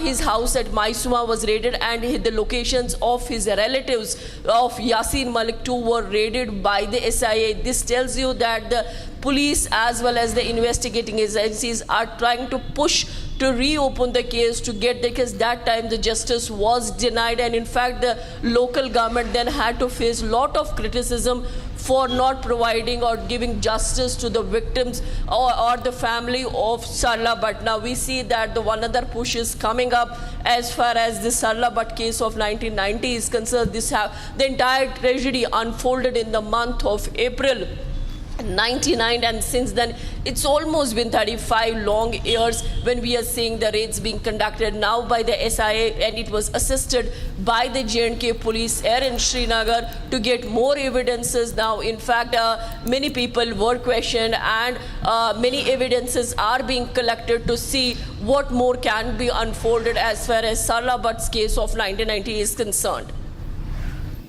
Absolutely. Zeenat, at this point in time, what we understand that it's indeed a major push in reopening the case, as you rightly mentioned. But what does this mean for all the Kashmiri Pandits who have faced the atrocities and who are, of course, looking for justice? But few of them are, of course, angry because it has taken more than 35 years for this breakthrough. See, as we say, justice delayed is justice denied. It's been 35 long years, and now the case has been reopened. It's seen as a ray of hope for the people who too have been the victim of violence in Jammu and Kashmir, that the police has finally pulled up the socks, the investigating agencies have pulled up the socks and helped these victims to provide them some kind of relief or justice to the families. The way we see that the Sarla Bhatt's case has been reopened by the state investigating agency, the case of 1990, which had captured the headlines then, but because of the threats by the terror outgroups, many remained silent or mum as far as the details of the case are concerned. We are seeing that the JKLF chief, the band outfit by the MHA, is already facing multiple charges and he is lodged at the Tihar jail. Is it a step towards execution of Yasin Malik, that the police has built up more cases, more investigations, that only the time will tell? But yes, it has pinned hopes it is giving an edge to the victims who have faced the violence in the Kashmir Valley. When we see the cases like Sarla Bhatt, she was then a 27-year-old nurse who was picked up by the goons of JKLF from the hostel of Sher-e-Kashmir Institute of Medical Science, where she was working, and she was labeled as an informant. Right. Right, Zeenat, also help us understand now at this point how it is very important for the investigating agencies, because they have received fresh evidence, which is why, these raids are carrying forward. The question continues to remain, how long to justice? Because on the other hand, Yasin Malik there already serving, and probably he has time to respond to his petitions regarding the death penalty in the NIA case. That case is also happening side by side. But it's an entire scenario of chaos, given one hand Kashmiri Pandits are in distress, and on the other hand, terrorists like Yasin Malik, their houses being searched, and also, crucial crackdown on them. See, if you turn the pages of the history and see the Kashmiri Pandits, what all they faced and under what circumstances they had to live, because every time they would face death warrants and lot of push that they should leave the valley. There would be hue and cry in the mosque asking the Kashmiri Pandits to leave the valley because it doesn't belong to them. So many Kashmiri Pandits, rather it was the 95% of the Kashmiri Pandits who left the valley at the time of insurgency. And when the cases like these happened, like Sarlabat and others, most of them left the place then. But then you see the kind of a trend that when the Kashmiri Pandits were killed by the JKLF, the Hizbul Mujahideen and other terror outfits, so that definitely created more fear for them then, and they left the valley and they started residing in Jagti camps like Jammu and many of them to other places of the country. They have been for the justice, fighting for the justice, for the survival and for their identity for the last 35 years. Now it seems a step towards providing a relief to the families like this whose cases were never reopened. You see the step coming in even from the Jammu and Kashmir LG Manoj Sinha, when he has identified the victims, the next of kins of victims of the terrorism, and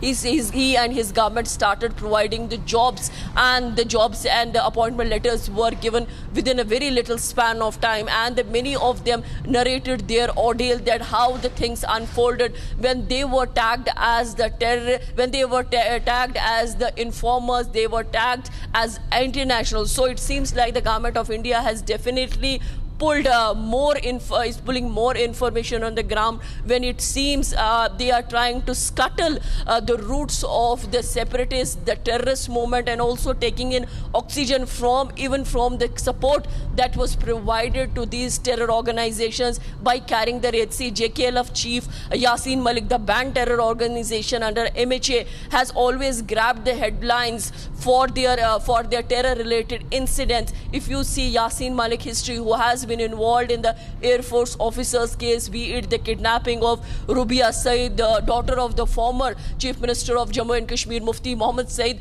and these are some of the important cases for which the Yasin Malik is facing the trial. Even the money laundering cases, the NIA raided Yasin in 2017, and since then he has been lodged at the Tihar jail and he is facing the trial. But there had been a demand that the death penalty and he should be executed at the earliest. Now we see the another action when you see the Sarlabat case being reopened, being opened by the SIA. This is a hope to the family and to all those who have suffered through the hands of the terror organization, that what more evidences, what more details will be in the hands of the NIA to make this case more stronger and to provide justice to the families of this victim whose body was mutilated. She was gang raped for 4 to 5 days, and that is what the doctors at the time confirmed after her body went for post-mortem. So that was one of the gruesome murders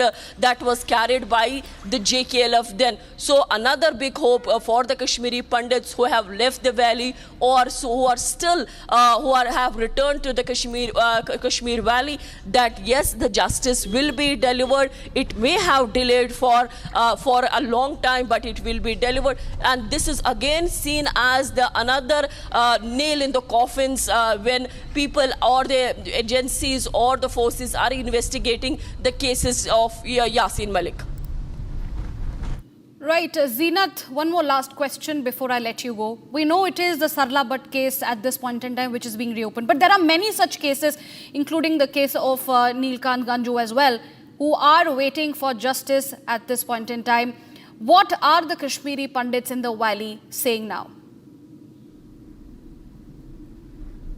See, this will definitely a welcome step coming in the way the case is being investigated. There are multiple such stories, multiple such cases where people still are waiting for the justice, be it the Neelkant Ganju case, or we have seen the cases in the recent past when the Kashmiri Pandits were targeted, when this target killings started in the Kashmir Valley, and many of the terrorists were neutralized by the J&K police in anti-terror operations. Now the case, which is of almost 35 years old, what are the investigation? How many people the agency will be able to question? Because 35 years is a very long time, and how many of them are still alive, and what all evidences are there? How the police investigate, SIA and the other agencies will be picking up and connecting the dots when it comes to the case of the Sarla Bhatt. So we need to see, because this is the first time when this kind of case is being opened by the SIA and the investigation has begun, the questioning has begun,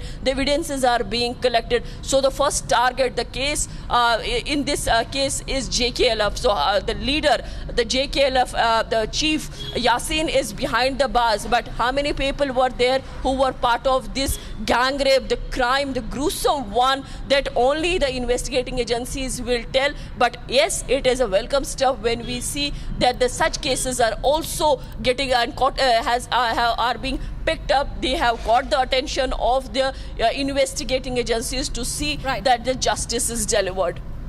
Zeenat, appreciate you for joining us and giving us an entire details on the case as well as what had happened as we turn back the history pages. But I've been told Mr. Amit Raina, Kashmiri activist, is joining us on the phone line.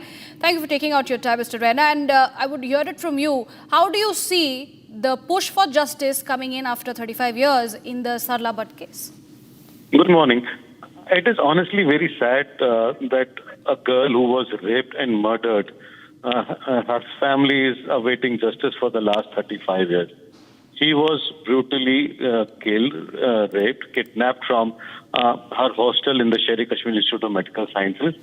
Her crime was that she treated a terrorist and she was a Kashmiri Pandit.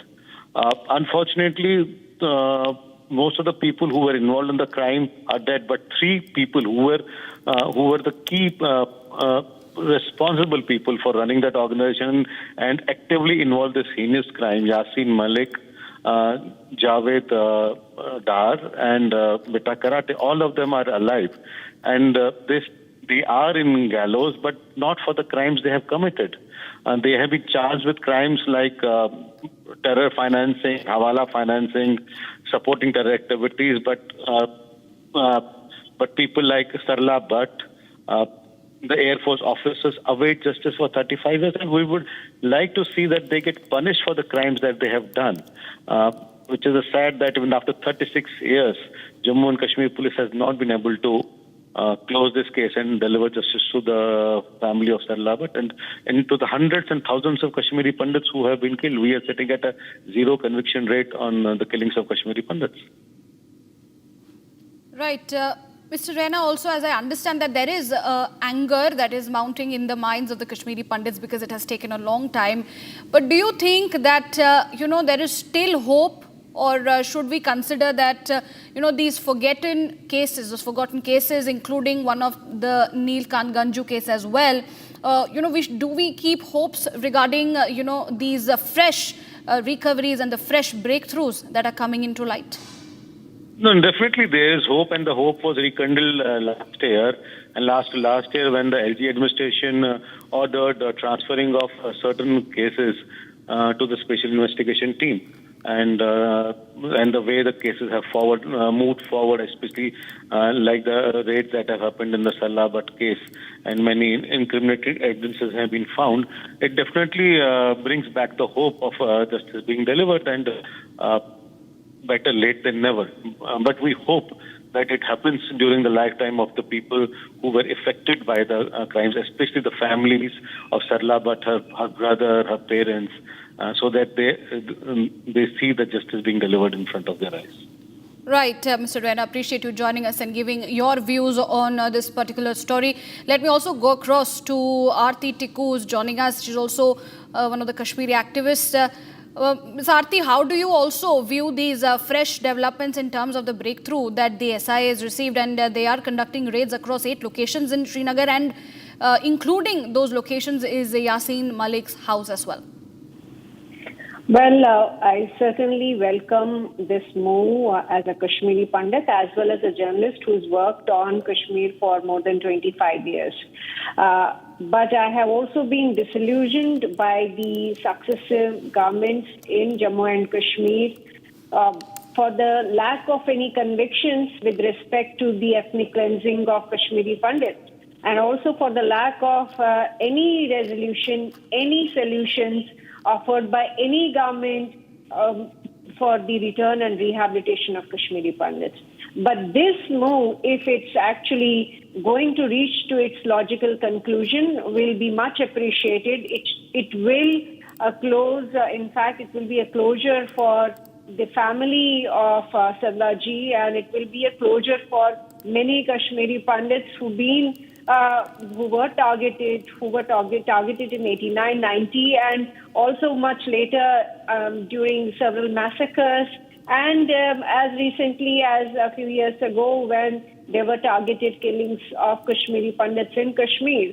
But the fact that, we haven't seen any convictions in the last 35 years, we haven't seen any case reaching to its logical termination, that makes me cautiously optimistic today because of the initiative that has been taken. If it does really mean a serious prosecution and conviction of the perpetrators of Kashmiri Pandit ethnic cleansing.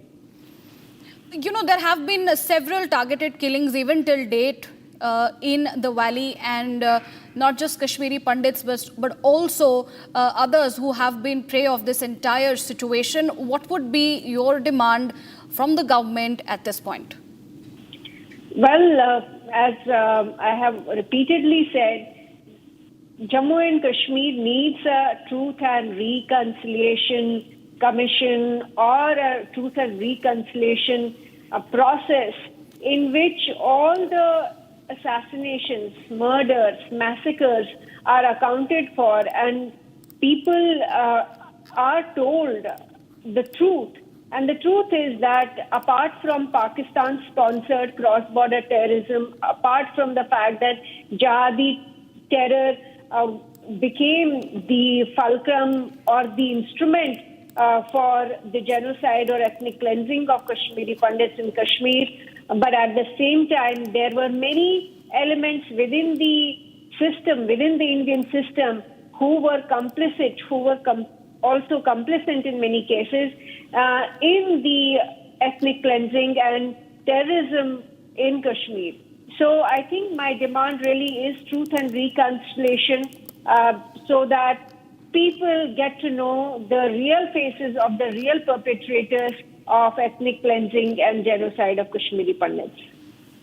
Right. Mrs. Aarti Tikku, appreciate you joining us and giving your views and opinions on this very important issue of the case reopening in terms of the Sarla Bhatt killing in the valley. Viewers, it's time to shift our focus and bring you some breaking news coming in at this point ahead of his meeting with Russian President Vladimir Putin. Next week in Alaska, US President Donald Trump claimed that US tariffs on India for buying Russian oil have delivered a big blow to Moscow's economy, calling New Delhi one of Russia's largest or second largest oil buyers. So once again, Donald Trump has issued a fresh statement on the tariff hike. He has imposed, remember viewers, 50% tariff on Indian goods only for the fact that India has been doing trade with Russia, and he has gone ahead and said that he has imposed these tariffs on India for India being involved in trade with Russia, especially the Russian oil. And he said that this particular issue has delivered a big blow to Moscow's economy as well. And he has called New Delhi one of Russia's largest or second largest oil buyers. I'm going to meet with him. We're going to see what the parameters are. I'm then going to call up President Zelenskyy and the European leaders right after the meeting, yeah. And I'm going to tell them what kind of a deal. I'm not going to make a deal. It's not up to me to make a deal. I think a deal should be made for both. I think Russia has to get back into building their country. It's a massive country. I think they have 11 time zones, if you can believe it. It's a massive, it's by far, from the standpoint of land, it's by far the largest. They have tremendous potential in Russia to do well. They're not doing well. Their economy is not doing well right now because it's been very well disturbed by this. It doesn't help when the President of the United States tells their largest or second largest oil buyer that we're putting a 50% tariff on you if you buy oil from Russia. That was a big blow. And then they say, gee, he wasn't so tough. Nobody else would have done that. And I haven't stopped there. I mean, look, I was all set to do things far bigger than that, but I got a call that they'd like to meet, and I'm going to see what they want to meet about. I'd like to see a ceasefire. I'd like to see the best deal that can be made for both parties.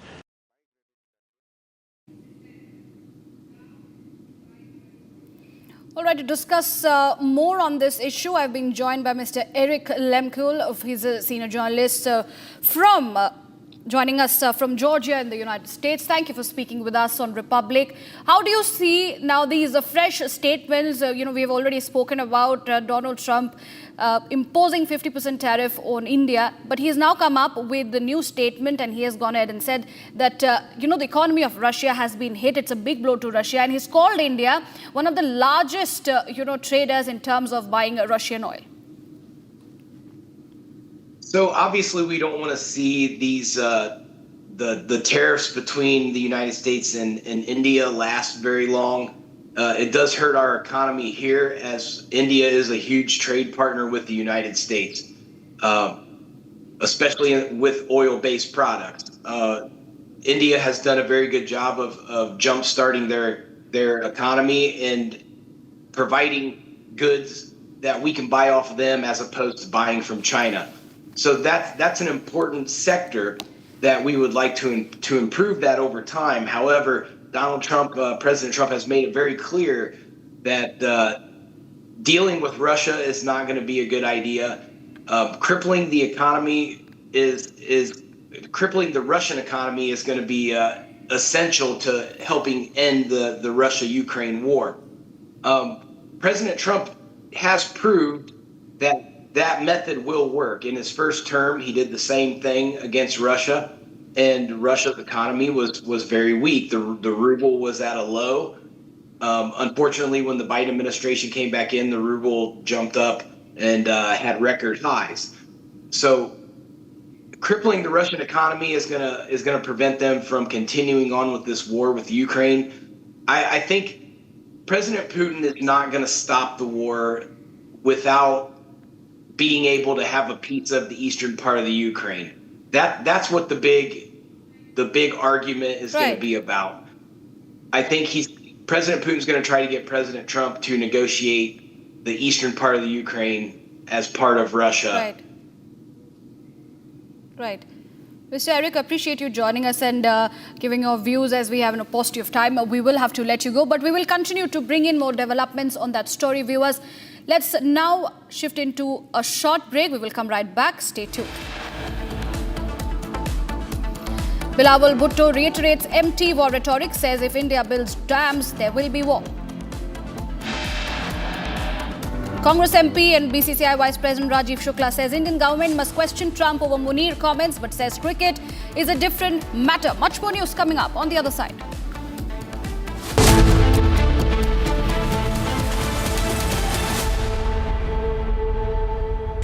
Amity is proud to announce the commencement of its 12th university in India, Amity University, Hyderabad. At the prime location of AeroCity Hyderabad Airport, has a strong focus on high-end research with brilliant students and distinguished faculty who share our mission to change the world together. To apply for this year's session, Visit amity.edu/Hyderabad.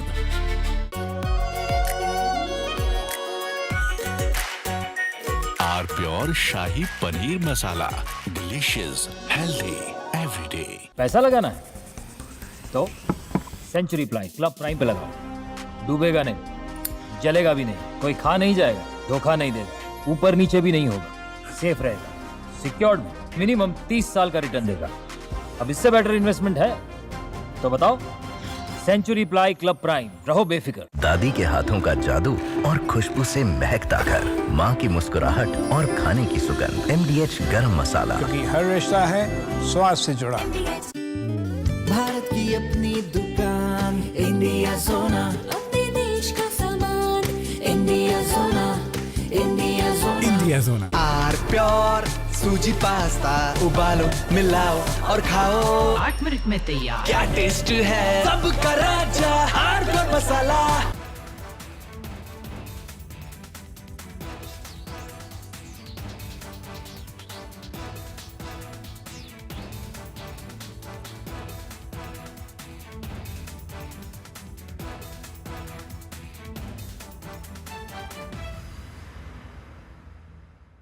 और अगर हमारा export बढ़ेगा, economy और growth rate बढ़ेगा, तो मुझे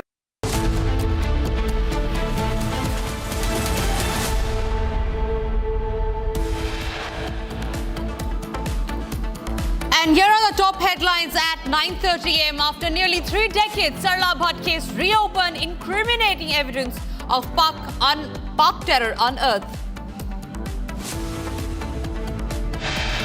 So today we're declaring public safety emergency in the District of Columbia, and Attorney General Pam Bondi, who's fantastic, is taking command of the Metropolitan Police Department as of this moment.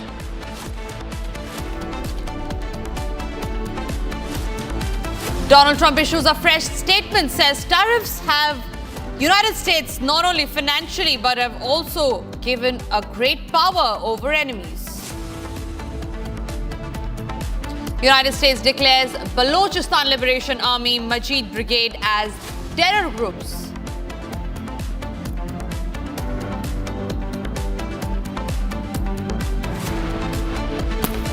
United States and China extend tariff truce by another 90 days amid tariff tensions.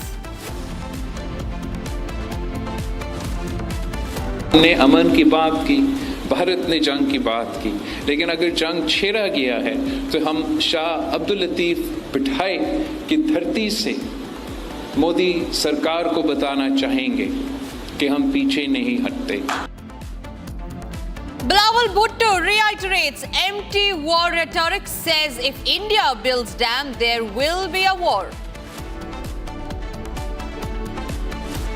Bharat सरकार को अमेरिकी सरकार से बात उठानी चाहिए कि आपकी धरती से आधी दुनिया को खत्म कर देने के बयान कैसे जारी हो रहे हैं। उन्होंने उसके बाद भी बात करी कि इसके बावजूद भी क्रिकेट उनके साथ खेला जाएगा। नहीं, क्रिकेट वाली बात अलग है। And that is Congress Member of Parliament and BCCI VP Rajiv Shukla, who says Indian government must question Trump over Munir's comment, but says cricket is a completely different matter and that India should play Pakistan. Karnataka Minister ousted over voter list remarks upset party, now says it is a conspiracy against him and that he will be meeting Rahul Gandhi.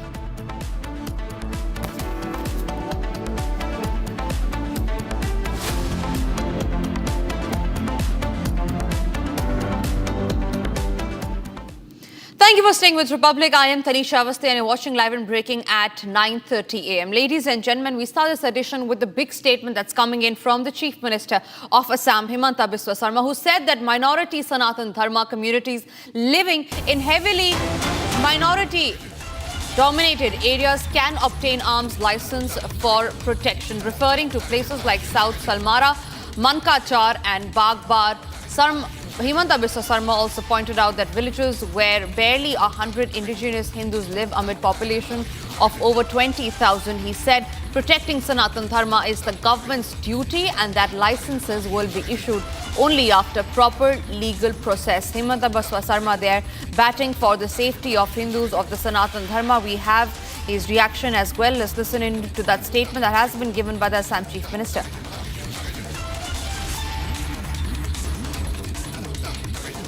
লাগে বন্দুক নহলে আপুনি south সালমাৰা মানকাছৰ কেনেকে থাকিব বাগবৰত কেনেকে থাকিব আপোনালোকে তাতে গলে গম পাব 20-25 হাজাৰ মানুহ ঘেৰি আছে মাজত 100 জন মানুহ এখন সত্ৰ লৈ পেলাই বহি আছে তো তেওঁকটো কিবা এটাটো লাগিব না আৰু আমিতো এনেই নিদো বিচাৰ বিবেচনা কৰিহে দিম গতিকে বন্দুকো লাগিব মাটিও লাগিব অধিকাৰো লাগিব খালি আইনৰ মাজত লাগিব আইনৰ গণ্ডি পাৰ হৈ আমাক একো নালাগে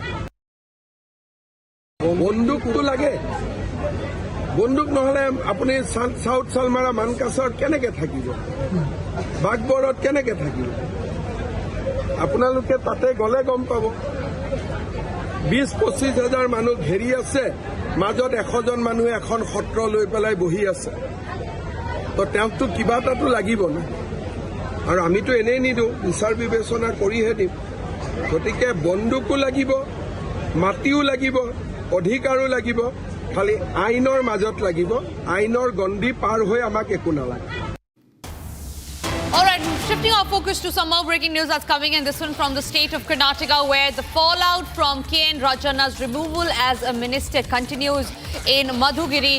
Congress councillor Girija Manjunath has now resigned from the municipality. In her letter to the sub-divisional officer, she said that the decision was of her own will. Girija is known to be a close supporter of Rajanna, and her resignation adds to the political aftershocks following his ouster. Meanwhile, it is the Deputy Chief Minister of Karnataka, D.K. Shivakumar, who has said that sacking Rajanna was the party's decision. Listen into that statement.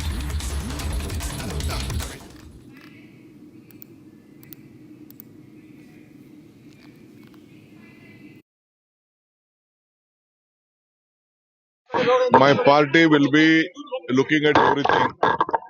My party will be looking at it on what contest decision has been taken. You all know about it. I don't want to comment on that. We all have to bow to the decision of the party high command. Don't know about it. My party will be looking at everything. My party will be looking at it on what contest decision has been taken. You all know about it. I don't want to comment on that. We all have to bow to the decision of the party high command. Don't know about it. My party will be looking at everything. My party will be looking at it on what contest decision has been taken. You all know about it. I don't want to comment on that. We all have to bow to the decision of the party high command. Don't know about it. My party will be looking at everything. My party will be looking at it on what contest decision has been taken. You all know about it. I don't want to comment on that. We all have to bow to the decision of the party high command. And that was D.K. Shivakumar, the Karnataka Deputy Chief Minister, saying that the decision was between the party high command, that the party high command had to take, and that there was nothing on himself or Siddaramaiah. Remember, K.N. Rajanna, who we are talking about here, the Karnataka minister who resigned amid the fallout of the vote theft allegations, is a very, very close aide of the Karnataka Chief Minister, Siddaramaiah.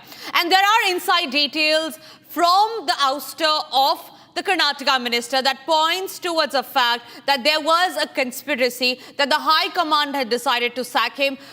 I'm also being joined by Abhishek, my colleague from Bengaluru, on that. Abhishek, there are inside details which points towards how the Congress sources have revealed full inside details of the story of minister's sacking. We learned that via sources, it was Venugopal who dialed Siddaramaiah, asked him to drop Rajanna, and that Rahul had actually asked for Rajanna to be sacked. And this is an example of how there is complete dissent within the party. There's no democracy within the party. So if one minister goes out to speak against his own leader, in this case, K.N. Rajanna, speaking against Rahul Gandhi, he's sacked from the party.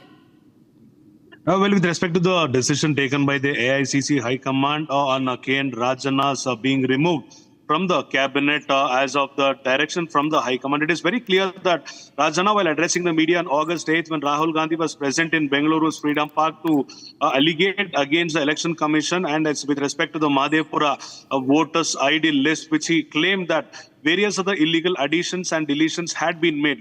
On the other hand, Rajanna, who was talking to the media, had informed that as the government, Congress was in power then and it was their responsibility to make sure that these additions and deletions wouldn't happen without the vicinity of the politicians and the officials, which was contradiction to Rahul Gandhi's allegations. On this point of time, Rahul Gandhi, who took this note very seriously, made sure that he informed Venugopal, who directed Venugopal to direct CM Siddaramaiah to dispose of Rajanna from the Karnataka State Cabinet.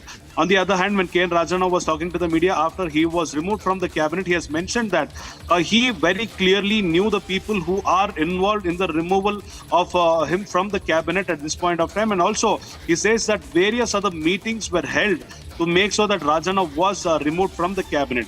We shouldn't also forget that BJP is allegating against Congress, stating that any person within the Congress party who speaks the truth, who is going against the government, who speaks against the thoughts of the Congress will be removed at this point of time. So this the Congress will have to see how they will take it forward. BJP and JDS collectively have informed the Speaker that they will have to get the answer from CM Siddaramaiah with respect to the removal of K.N. Rajanna from the cabinet even without any information. And also they are demanding a valid reason as to why K.N. Rajanna was removed, despite he being a very powerful minister and a person who always spoke the facts. Right. Back to you. Abhishek, one last question before I let you go. Yesterday, K.N. Rajanna had issued a fresh statement where he said that there is a larger conspiracy behind sacking him, behind his ouster, and that he would reveal it soon. What is it? And since you're in Bengaluru, while all the action is happening, what is the kind of conspiracy that he's pointing towards to? Who is he actually pinning the blame onto? K.N. Rajanna, even without taking the name, might be aiming at DCM D.K. Shivkumar, because DCM D.K. Shivkumar obviously wanted to become the Chief Minister of Karnataka in the next couple of months. And Rajanna had spoken in the assembly and to the media that there will be an outburst in the Karnataka state politics with respect to the government in the month of October, and there might be a revolutionary movement in October. On the other hand, it is DCM D.K. Shivkumar, as per K.N. Rajanna, who wanted K.N. Rajanna out of the cabinet because he was one of the closest aide of CM Siddaramaiah. He also mentioned that the chair of CM is being weakened by removing the closest aides of CM Siddaramaiah, so that the way to the chair of CM for DCM D.K. Shivkumar will be easier if the closest aides of Siddaramaiah is no more around him. And this is one of such actions is what K.N. Rajanna, even without using the name of DCM D.K. Shivkumar, claimed. And also, on the other hand, when the previous assembly was happening in Vidhan Sabha, K.N. Rajanna indirectly mentioned that one of the ministers from his own cabinet was trying to honey trap K.N. Rajanna and various other ministers from his own government, indirectly pointing his fingers at DCM D.K. Shivkumar. Even BJP and JDS have jointly mentioned that it is the move of DCM D.K. Shivkumar towards K.N. Rajanna that made him get thrown from the cabinet as of now. Right. Thank you very much, Abhishek, for getting us those details. This remains to be our top story, our top focus story throughout the day. Abhishek, we will come back to you as and when there are more details. But for now, it's time for us to slip into a short break. And after the break, we'll get to the details of how, after Asim Munir, it is Bilawal Bhutto that has come out with empty and hollow threats against India. Also, after the break, getting into the details of how the BCCI is backing cricket above the nation. All those details coming up after a very quick commercial break.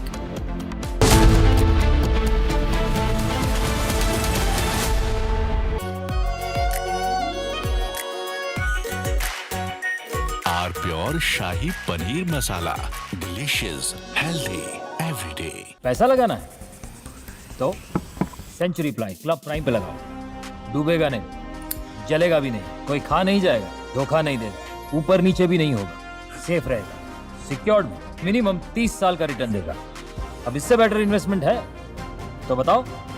Century ply club prime, रहो बेफिक्र। थोड़े में ज्यादा स्वाद, यही तो है इसकी खास बात। वाओ मामा, क्या स्वाद है? अरे मेरे राजा,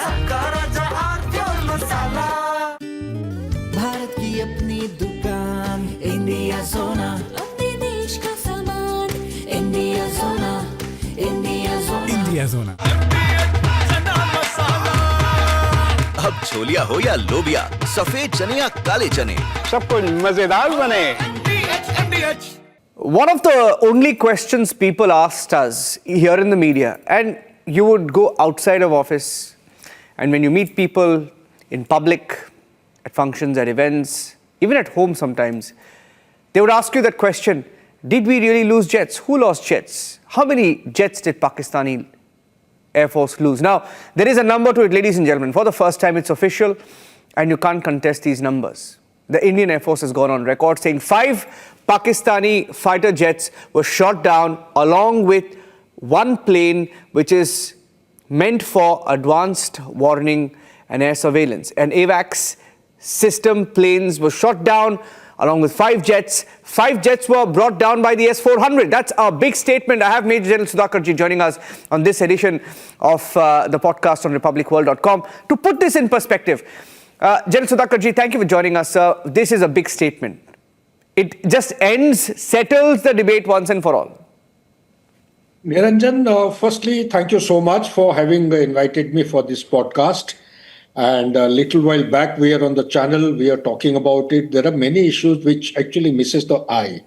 We get, and in fact, the audience doesn't have so much time to glean into the details and go into the finer aspects. It is definitely a big statement. And I'm convinced, as an ex-general of Indian Army or retired as a veteran, there is much more news yet to come. It is only 5. As per my understanding, I was not present here during Operation Sindoor. I was traveling abroad, and the research I have gone into, I'm convinced that people do not know much about Operation Sindoor. Maybe people don't know that there was an infighting between the Pakistan Air Chief and the Army Chief. Maybe people don't know that the air defense resources, whenever they are deployed by any country, unlike what happened in India, it is the most classic example of modern 21st century military warfare, where all the air defense resources were integrated under one command and control agency of Indian Air Force. Yeah. Pakistan, it did not happen. The resources which were there with the army, Pakistan Army, they did not part with the resources to the Pakistan Air Force, 1. Number 2, because they did not part with the resources, it actually failed to meet the integration goals. Since the integration goals were actually not met, number 3, there is a lower altitude gap. That gap was identified by the People's Liberation Army from 100 to 1,000 meters in the sky. This gap, the loitering ammunition drones they make use of, they come inside and they engage the targets, precision targets. This gap was left open by Pakistan. None of the terrorist camps or the logistics bases had any kind of air defense cover, although Bahawalpur, it was very close to the airport, 5 kilometers from the airport, 135 kilometers from the IV. Despite having had SQ-9 and other air defense resources, still they could not, because it was a matter of lack of integration. Yeah. Last but not the least, I would say, kudos to our armed forces. They have done a commendable job. I am telling you, in days ahead, such disclosures by very apex leaders will be coming forth. As per my calculation, it is almost about close to 20 aircrafts which have been damaged or destroyed because of very accurate and precision engagement by the Indian Armed Forces, both, all the 3 services, Army, Navy, and the Air Force together, all of them, including some of the elements which are indicative of our standoff kinetic means, indication of strategic forces also having applied the rocket elements.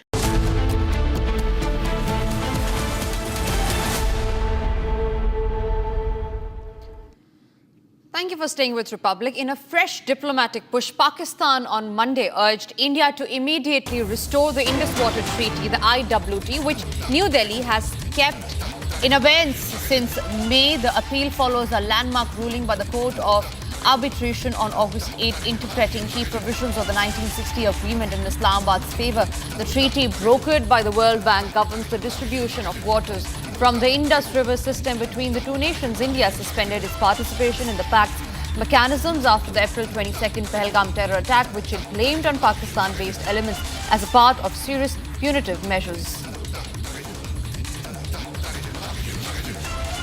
Pakistan has come after a begging bowl back to India yet again, asking us to restore the Indus Water Treaty, begging for water. Now they are begging us to undo the diplomatic push that we have done. And a confused Pakistan, ladies and gentlemen, after begging India to restore the Indus Water Treaty. It is the former Foreign Minister, Bilateral, who is now demand to threaten India, who has now gone ahead to threaten India and has restored to war-mongering tactics over the suspension of the Indus Water Treaty.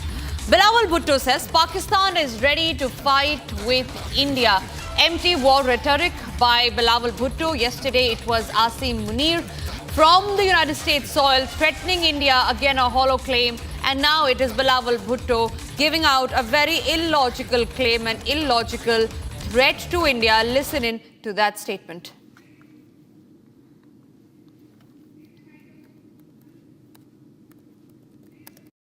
हमने सब एक होके मोदी की बर्बारियत पे, मोदी के इस हमले के बारे में, मोदी के इस इरादे के बारे में आवाज उठाना है और जिद्दोजहद करना है ताकि इस जुल्म को भी हम रोक सके। मैं जानता हूं कि आप में इतना ताकत है, इस मुल्क के अवाम में इतना ताकत है कि जंग की सूरत हो तो जंग में भी हम इनका मुकाबला कर सकते हैं और जो आपके 6 के 6 दरिया है वो वापस हासिल भी कर सकते हैं।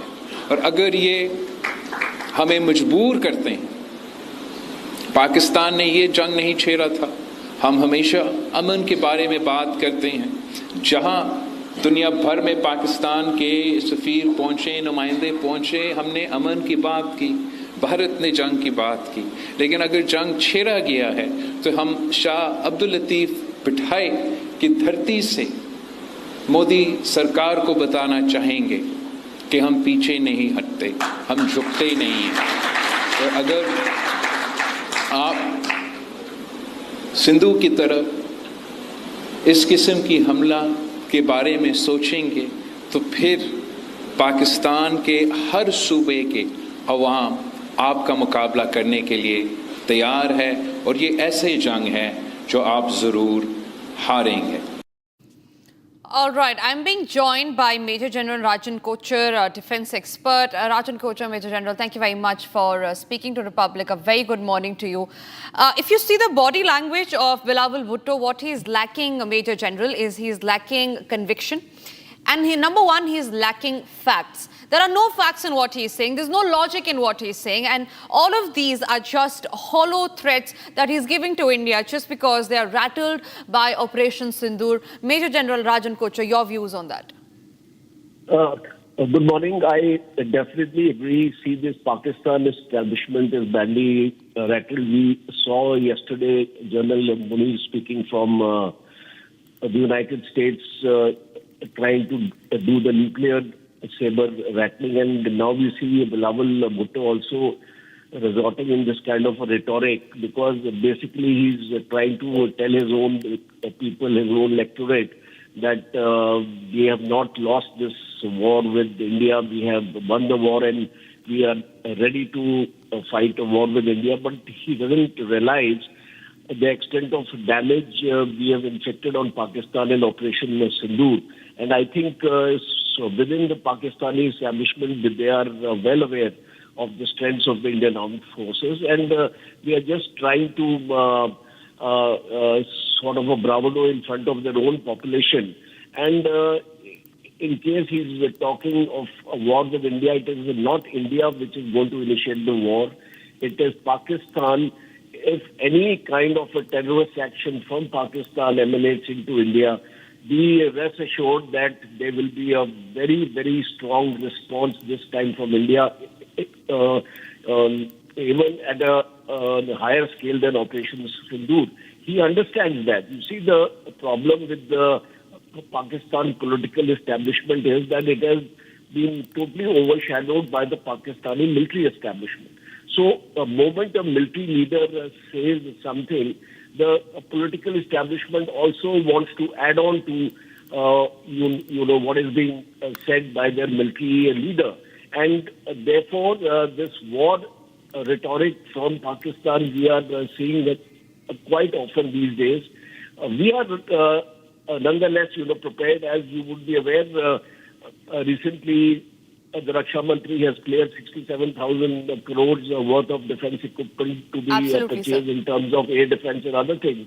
So we are not letting our guard as far as Pakistan is concerned, and we should be worried what their leaders are speaking, because they are trying to address their own audience about their own inabilities to win this war against India. I completely agree with you, sir. Pakistan is doing nothing but just making a fool out of themselves on the global stage. Thank you very much, Major General Rajan Kochar, for speaking to us this morning. Meanwhile, it's time for us to slip into a very quick commercial break, ladies and gentlemen. But after the break, we'll get to the details of how, after nearly 3 decades, there is a ray of hope as Sarla Bhatt case, the Kashmiri Pandit case, has been reopened. There have been incriminating evidence that has been received of Pakistan terror. Also, after the break, Trump is making international headlines yet again, where he's now said that tariff has given them an edge over the enemy. Who is he really pointing towards? Getting you the details after the break.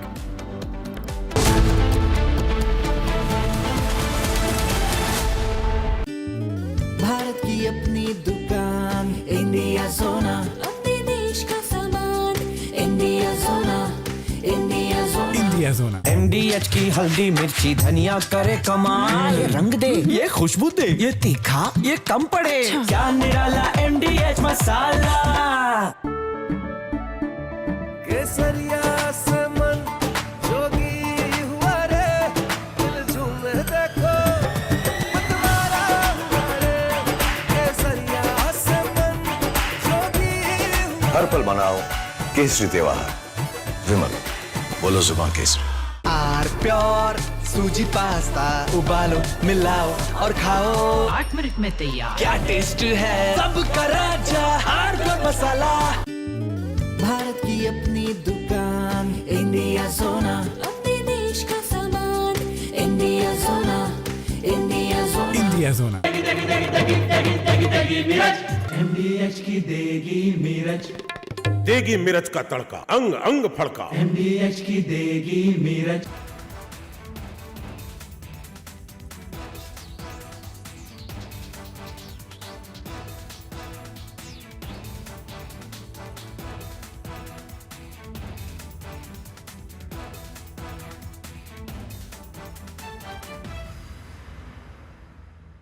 India has successfully completed trials of its indigenously developed Zorawar light tank, a platform purpose-built for high-altitude warfare where traditional heavy armor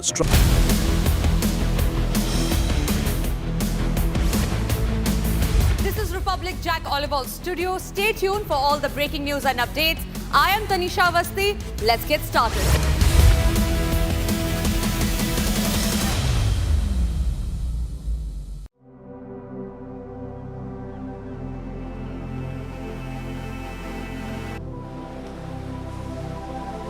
Being a legend means reaching a point where no one else has.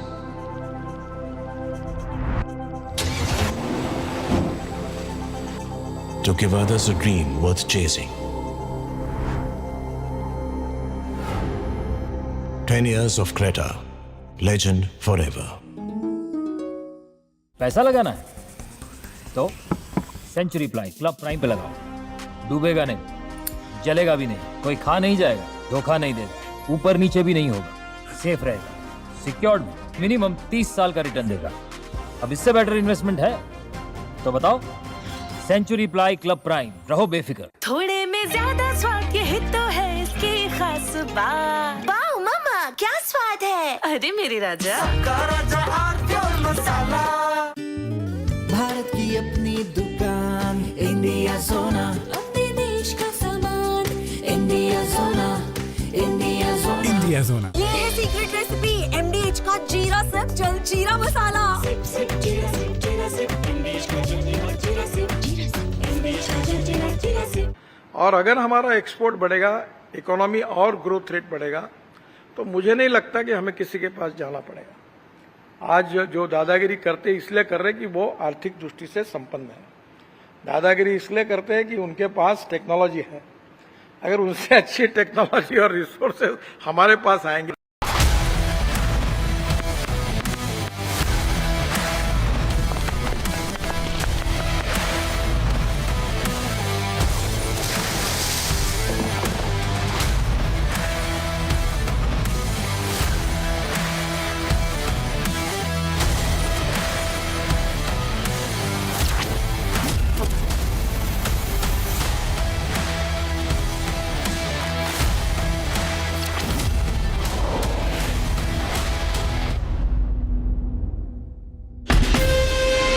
Asia's largest news headquarters,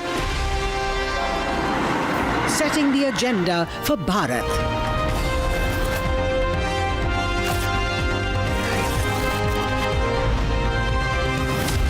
You're watching Republic.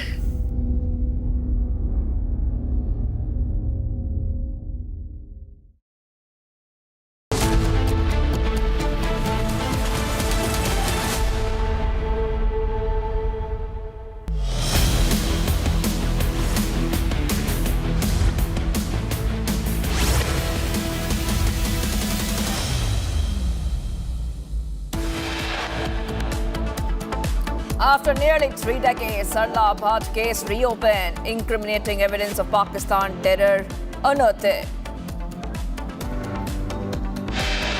So today we're declaring public safety emergency in the District of Columbia, and Attorney General Pam Bondi, who's fantastic, is taking command of the Metropolitan Police Department as of this moment.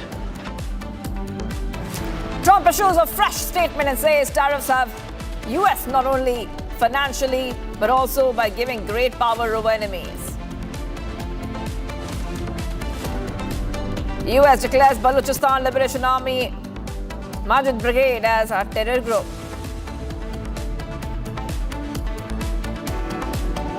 U.S. and China extend tariff truce by another 90 days amid tensions. हमने अमन की बात की, भारत ने जंग की बात की, लेकिन अगर जंग छेड़ा गया है तो हम शाह अब्दुल लतीफ बिठाई की धरती से मोदी सरकार को बताना चाहेंगे कि हम पीछे नहीं हटते. Bilawal Bhutto reiterates empty war rhetoric and says if India builds dams, there will be war.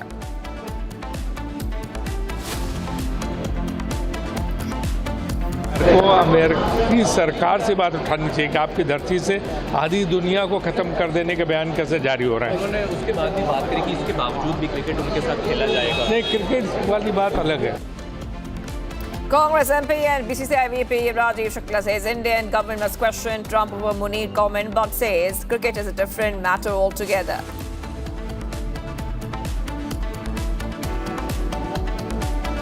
Karnataka minister ousted after voter list remarks. Upset party now says it is a conspiracy against him.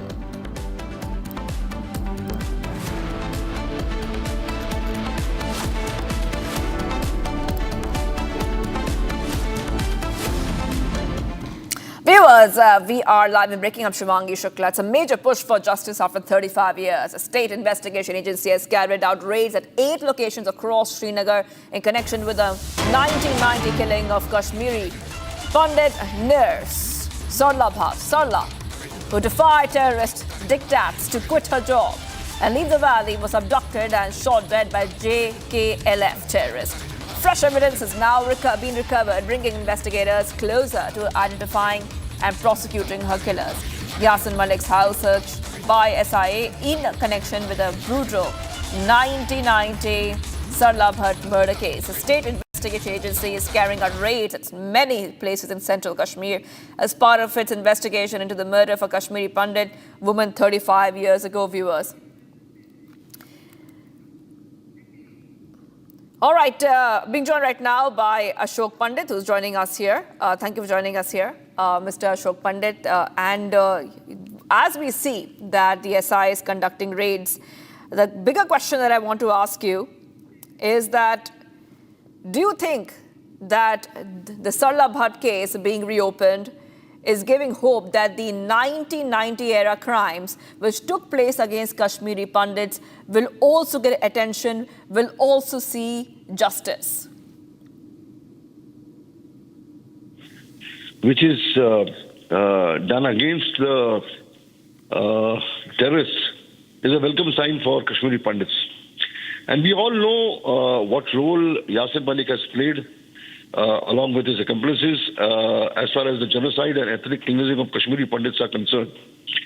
You know, the tragedy is that Kashmiri Pandits, who have suffered and still suffering since last 35 years, the worst ever genocide which happened on them and ethnic cleansing, And whenever they approached the courts came up with an answer saying that, the cases are very old and we don't have time and we don't have proofs to prove what happened to Kashmiri Pandits.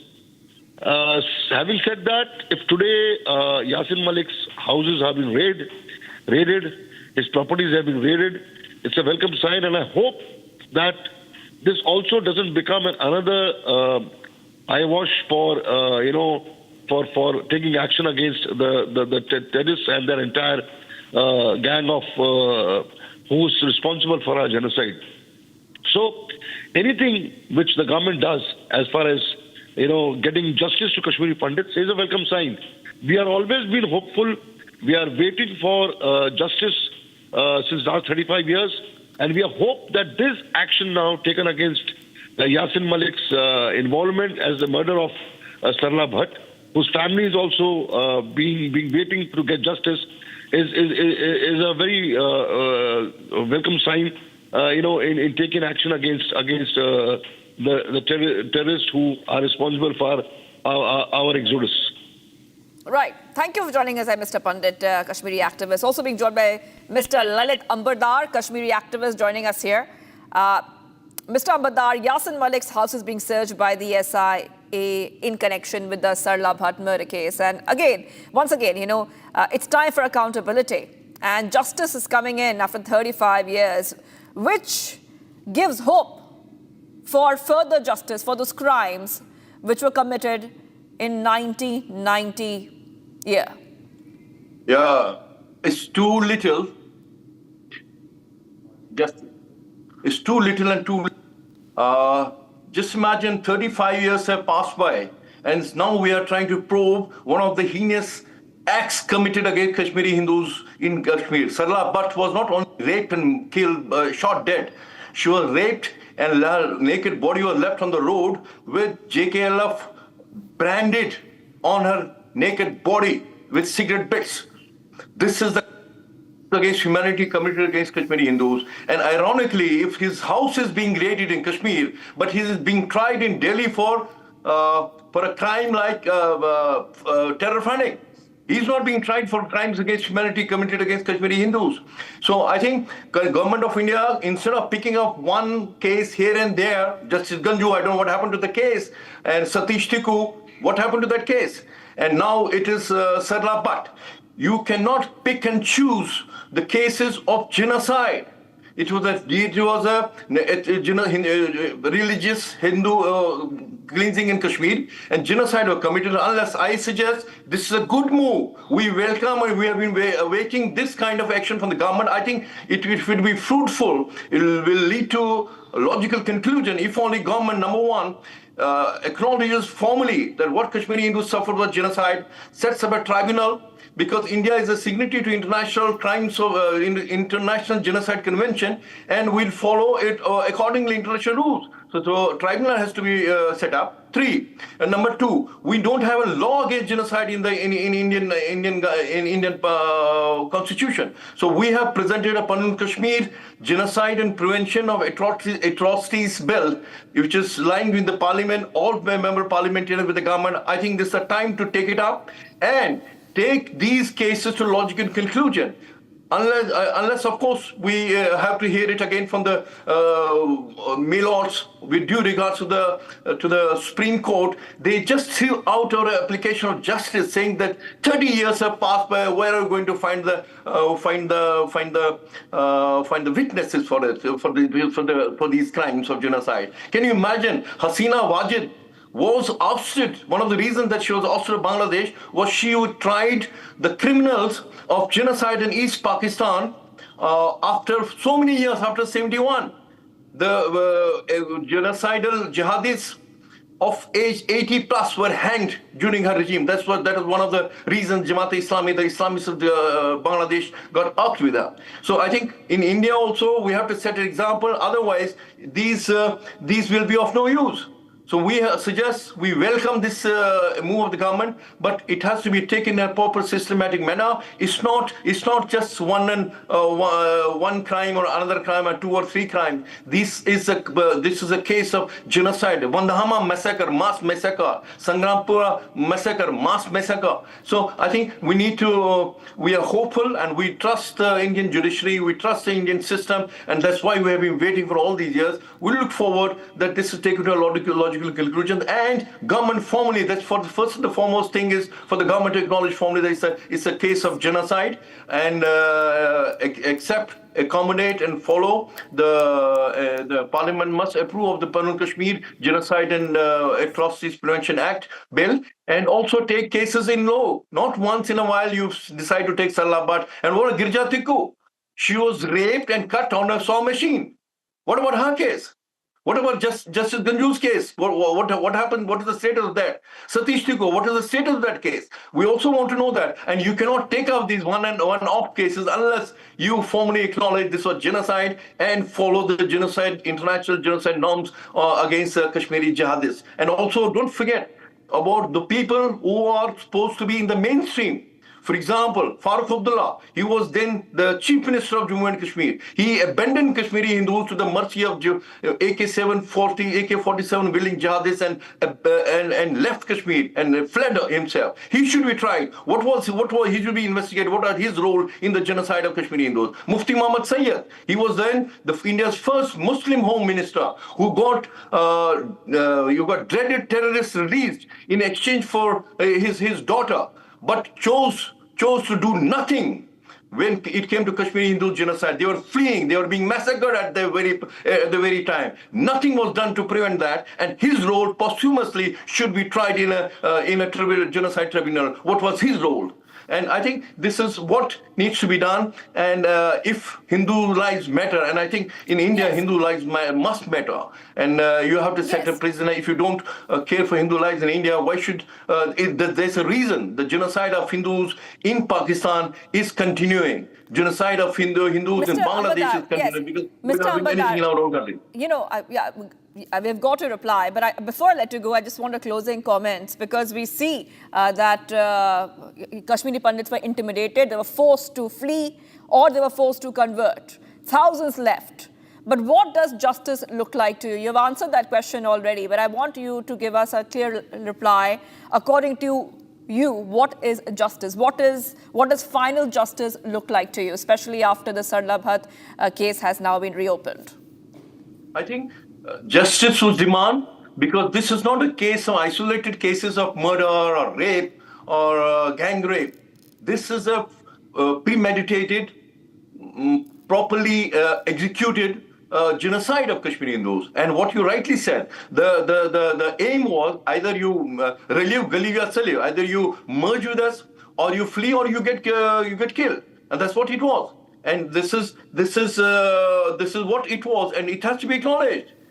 Kashmiri Hindu population, I will tell you another case.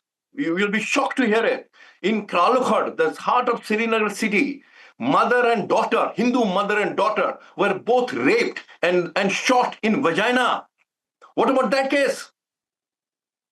So you cannot pick and choose the cases and seek and deliver the justice. Justice demands that Kashmiri Hindus suffered genocide. It has to be formally acknowledged by the government of India, and you have to set up a tribunal. And tribunal proceedings have to follow international norms of genocide. And then investigate everybody involved at that time in Delhi or in Srinagar. What did they do, or what was their role in this genocide of Kashmiri Hindus? Okay, thank you, Mr. Mambadar, for joining us there. Kashmiri activist joining us here. I just want to go to Zeenat as well, because Zeenat is going ahead and tracking those raids which the SIA is carrying out in central Kashmir area. If yes, Zeenat, let's go to Zeenat right now. Zeenat, just a quick update from you. What is happening?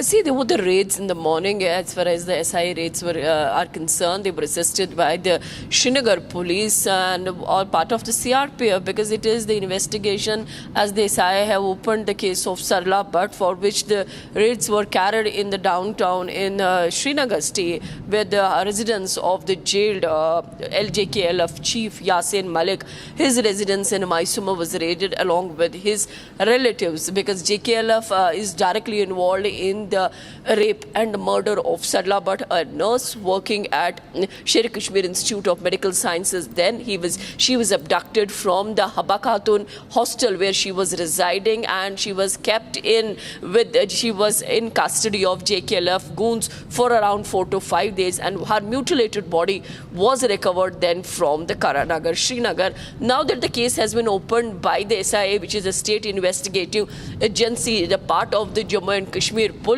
that tells you that the government is picking up the cases where the Kashmiri Pandits were killed. They are the cases of the Kashmiri Pandit. We have been seeing the LG along with his administration is doing justice to those who have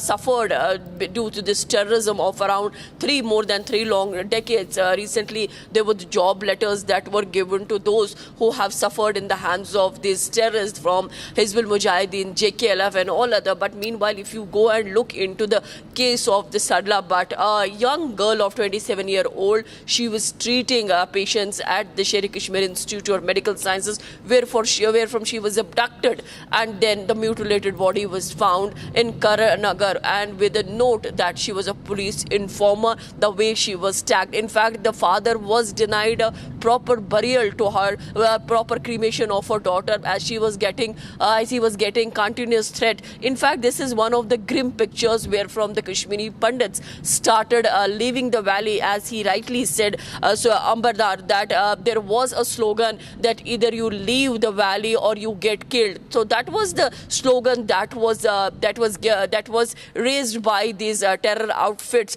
because remembering the cases of the Vandahama killings or the Justice Neelkant Gunju or the Girja Tikku and all of the people of the Kashmiri Pandits, because this was more like to tell them the setting an example by this JKLF and other Hizbul Mujahideen terrorists that Kashmiri Pandits, this land does not belong to them and Kashmir is only for Muslims. So this was the campaign that was carried in the beginning of the 90s and which continued for a couple of years, for which the Kashmiri Pandits even still believe, as they say, that the government then, which was headed by the Dr. Farooq Abdullah, the sitting chief minister then, that he remained mum, and not much was done for the Kashmiri Pandits when they started residing in Jakti camps in Jammu, and not much efforts have been done by the government for their return. Though government of Jammu and Kashmir, government of India had tried multiple campaigns, they have raised this issue that the return of the Kashmiri Pandits, but Kashmiri Pandits still feel that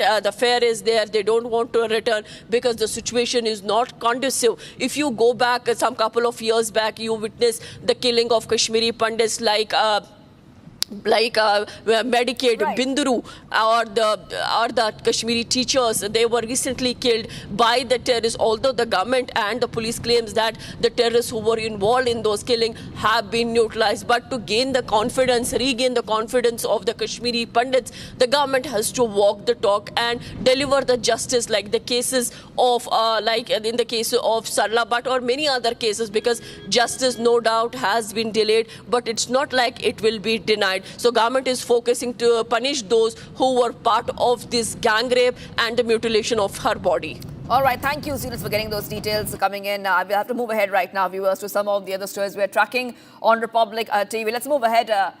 We're getting some more updates coming in, especially we move now to some of the other stories we're tracking here, Republic TV.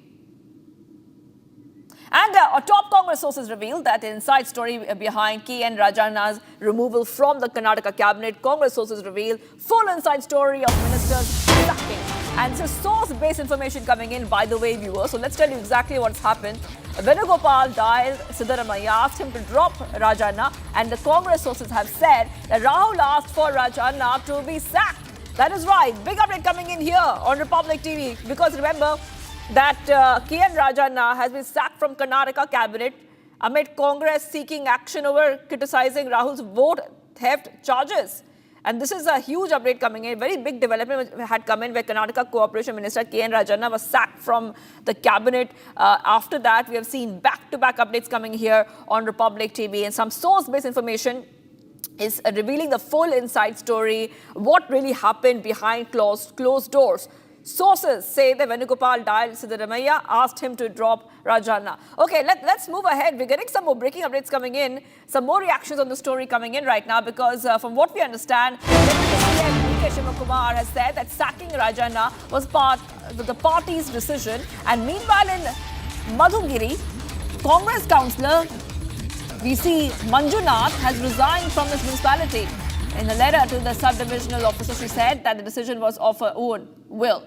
Girija is known to be a close supporter of Rajanna, and her resignation adds to the political aftershocks following his ouster. So back-to-back updates coming in here on Republic TV. And we have some reactions as well. So let's go ahead and play them out.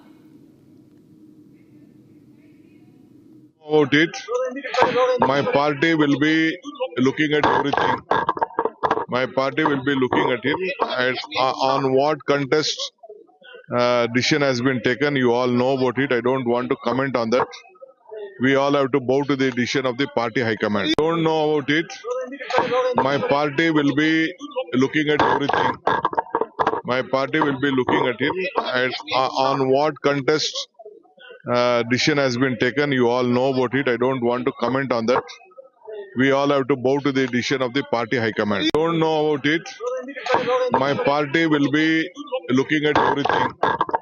My party will be looking at it and on what contest decision has been taken. You all know about it. I don't want to comment on that. We all have to bow to the decision of the party high command. Don't know about it. My party will be looking at everything. My party will be looking at it and on what contest decision has been taken. You all know about it. I don't want to comment on that. We all have to bow to the decision of the party high command. All right, let's go straight across to Mr. Bharat Shetty, BJP MLA, who's joining us right now on Republic TV. Thank you for joining us here, Mr. Shetty.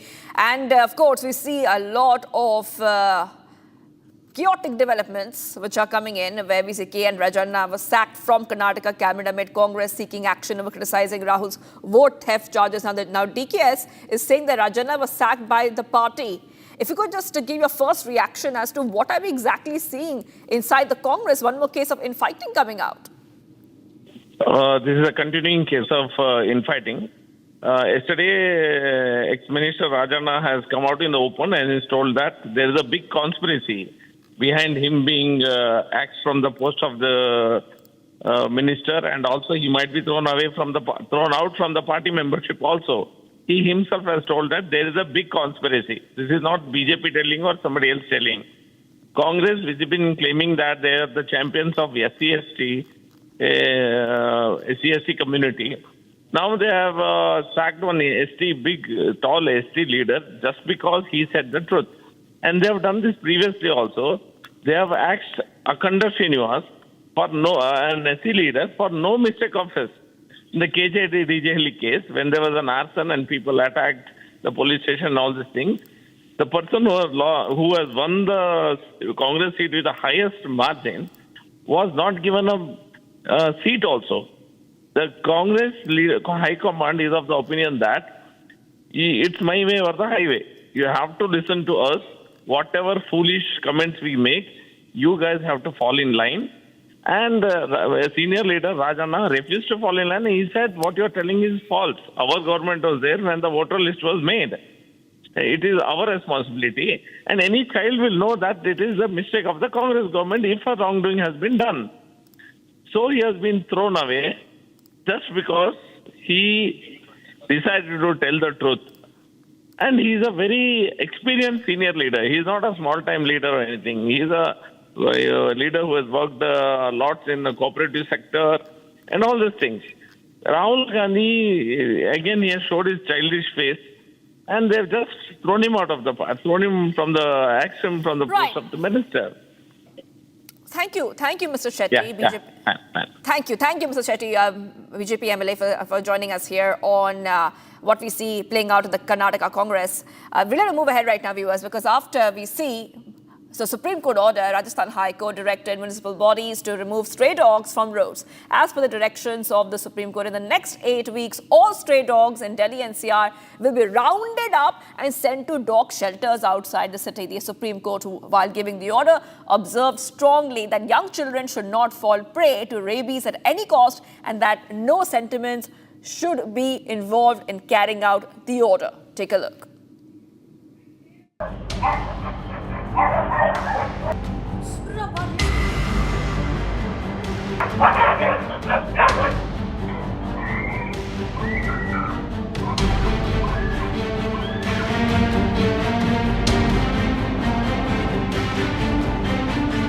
In a landmark order, the Supreme Court of India has initiated massive directions against the stray dog menace in the national capital of Delhi. In a suo motu case taken up by the bench of Justice J.B. Pardiwala and Justice R. Mahadevan, the Supreme Court observed infants and young children should not fall prey to rabies and that they should be able to move freely without the fear of being bitten by stray dogs. The Supreme Court today came down heavily on the menace of stray dogs in India. They've also said that what has to be seen most is public safety, especially of toddlers and babies. In a slew of directions that have been passed, the Supreme Court has said stray dogs should no longer be on the streets. They have to immediately be picked up. In directions they have given out, they've also questioned animal lovers and said, will you bring back the lives of those who've lost their lives to stray dogs and their menace? The Supreme Court also adds in this very grim situation, even which has been supported by the Solicitor General of India, Mr. Tushar Mehta, who said extreme steps need to be taken. The Supreme Court says not a single captured dog is going to be released back into the streets. The order of the Supreme Court comes amid a recent spate of dog bites reported across the nation. In another case of dog menace reported in Delhi's Ashok Vihar just a few weeks ago,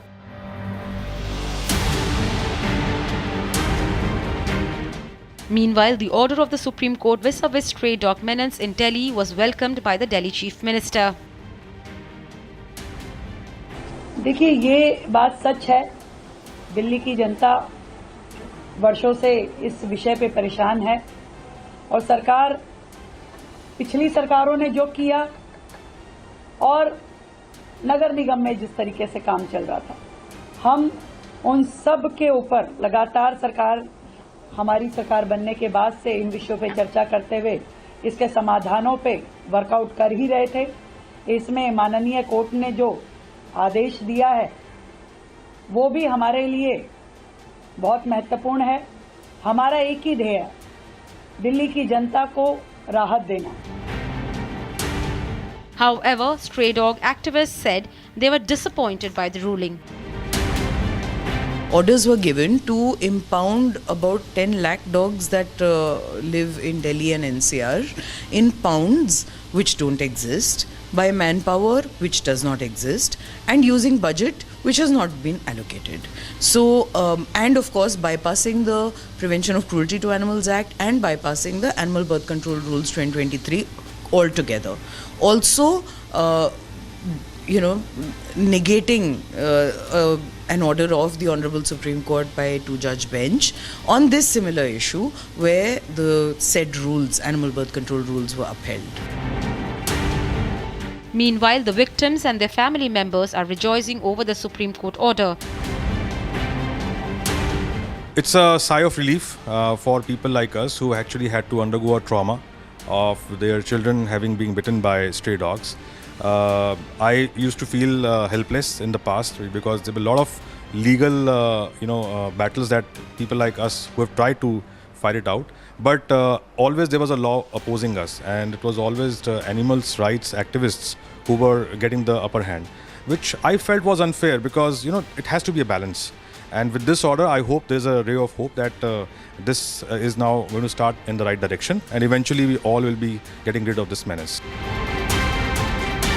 As NCR begins to implement the Supreme Court order over the next 8 weeks, Rajasthan High Court directed municipal bodies to remove stray dogs from the roads. The court further said that if anyone obstructs the municipal bodies from removing stray animals, then municipal officials are at liberty to take action against such persons.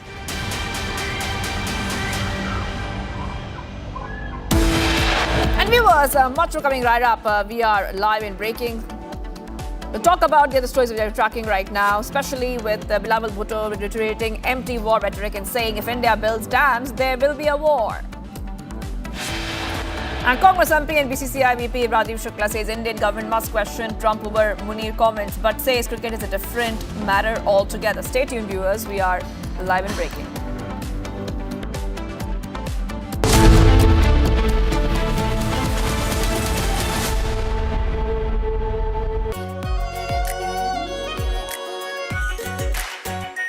Our pure Shahi Paneer Masala.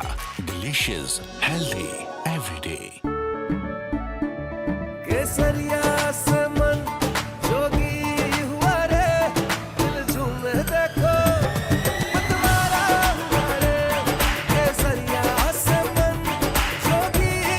हर पल मनाओ केसरी त्योहार। विमल, बोलो जुबान केसरी। आधे bowl दही में 4 चम्मच MDH चटनी पुदीना मसाला डाला, स्टर करो, पुदीना चटनी तैयार। MDH चटनी पुदीना मसाला। MDH।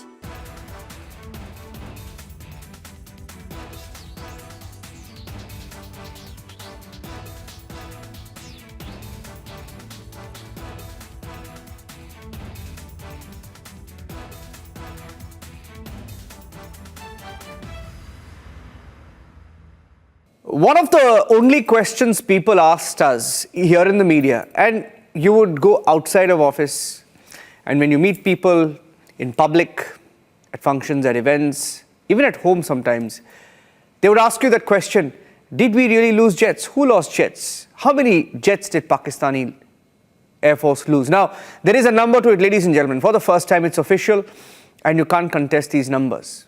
The Indian Air Force has gone on record saying 5 Pakistani fighter jets were shot down along with one plane which is meant for advanced warning and air surveillance. And AWACS system planes were shot down along with 5 jets. 5 jets were brought down by the S-400. That's a big statement. I have Major General Sudhakarji joining us on this edition of the podcast on republicworld.com. To put this in perspective, General Sudhakarji, thank you for joining us, sir. This is a big statement. It just settles the debate once and for all. Niranjan, firstly, thank you so much for having invited me for this podcast. And a little while back, we are on the channel, we are talking about it. There are many issues which actually misses the eye.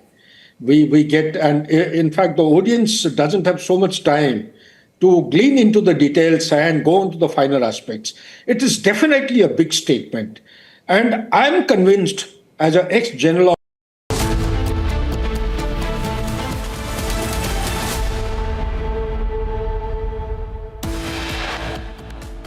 And here are the top headlines that we're tracking at 10:30 a.m. this morning. After nearly 3 decades, Sarla Bhatt case reopened, incriminating evidence of Pak terror unearthed.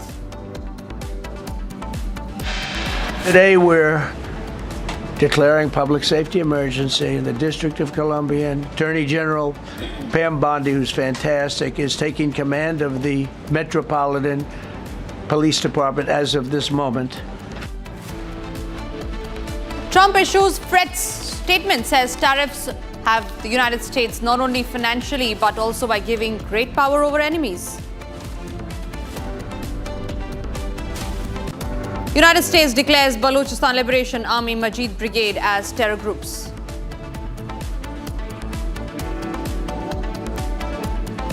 United States and China extend tariff truce by another 90 days amid tension.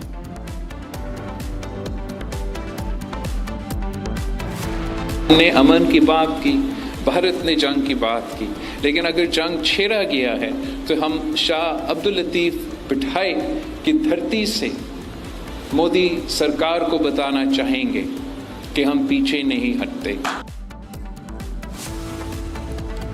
After Asim Munir, it is Bilawal Bhutto who has reiterated empty war rhetoric, says if India builds dam, there will be a war. Congress MP and BCCI VP Rajiv Shukla says Indian government must question Trump over Munir comments, but says cricket is a different matter.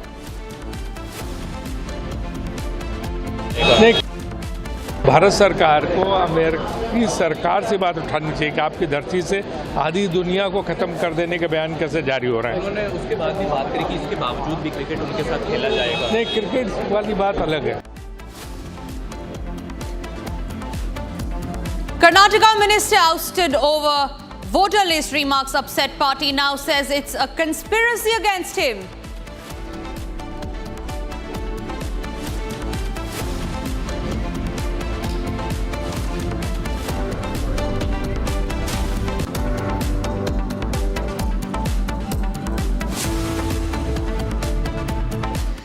And we start this edition with some breaking news that's coming in. This is in regard with Andhra Pradesh by-elections that are going to be held.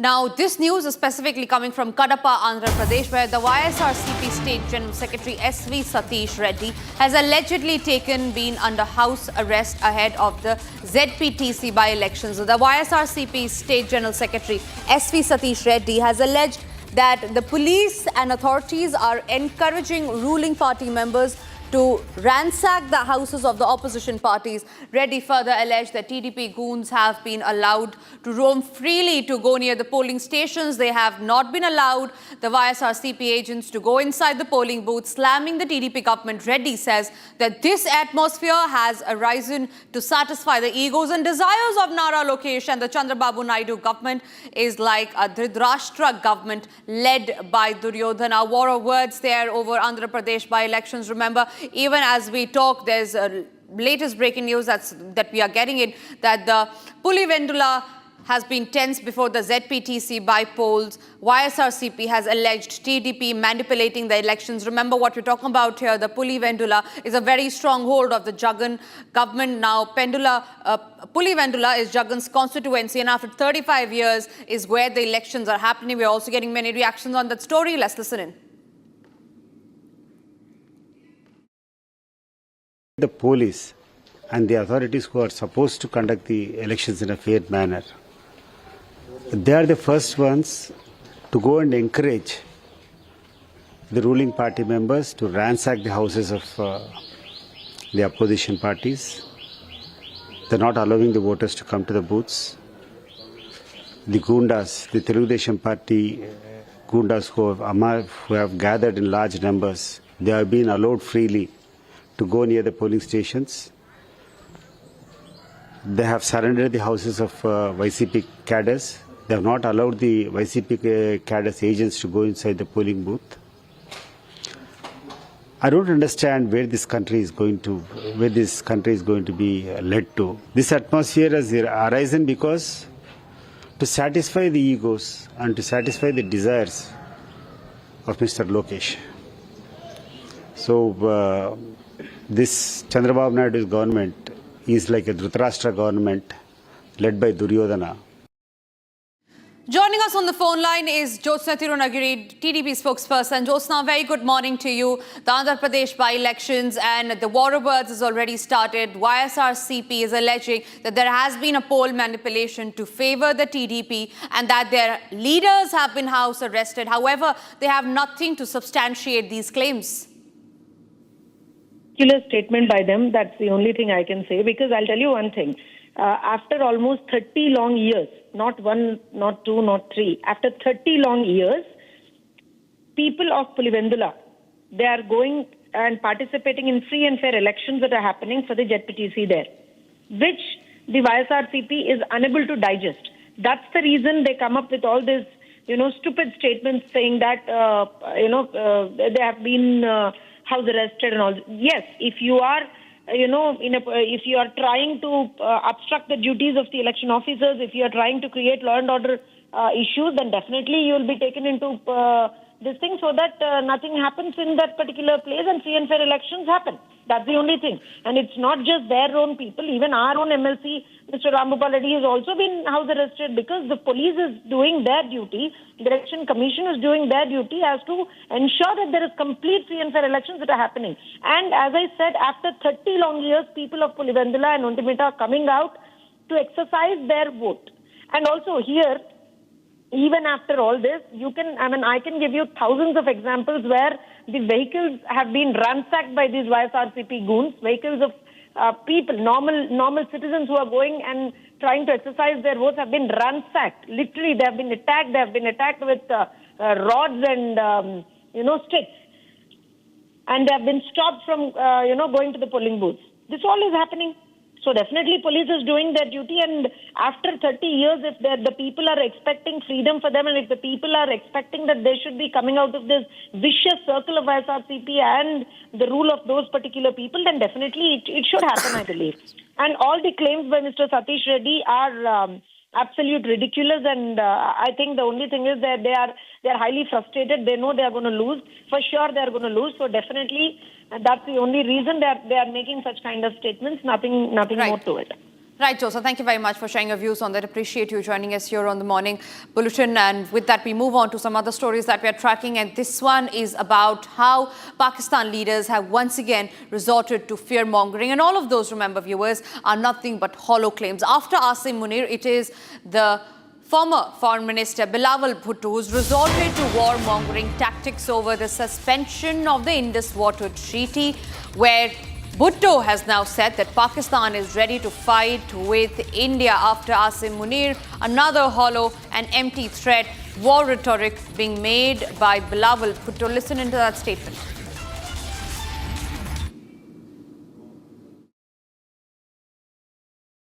हमने सब एक होके मोदी की बर्बारियत पे, मोदी के इस हमले के बारे में, मोदी के इस इरादे के बारे में आवाज़ उठाना है और जिदोजहद करना है ताकि इस जुल्म को भी हम रोक सकें।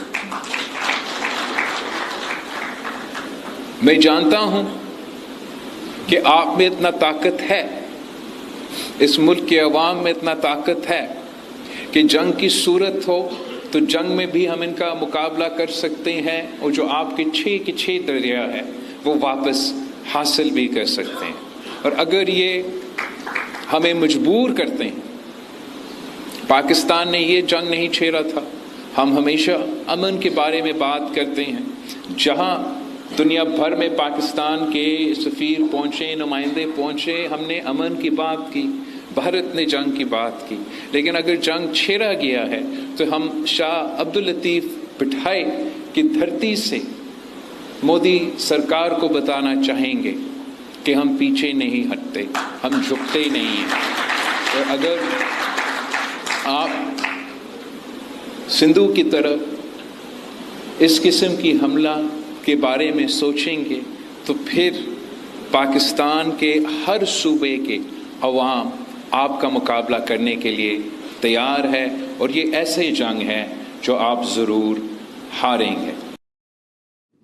All right, joining us on the broadcast is retired Major General Rajan Kochar on the phone line. Rajan Kochar, A.K. Sivach, a very good morning to you. I beg your pardon. Major General A.K. Sivach is joining us on the phone line this morning. A.K. Sivach, a very hollow and empty war rhetoric that has come out from Bilawal Bhutto yet again. He's made these comments in the past as well. He's doing it again. And Pakistan is doing nothing but just making a global embarrassment out of themselves on the global stage.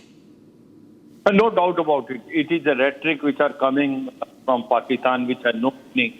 This is for their domestic constituency. Bilawal Bhutto is known to be giving such statements earlier also.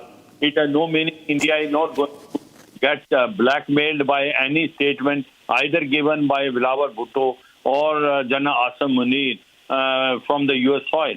And the question comes is Pakistan must realize it that Pakistan is a nuclear state, but it is also a terrorist state. And we are now trying to convey to the whole world the nuclear weapons in Pakistan are not safe. They must be taken by either by the or by the.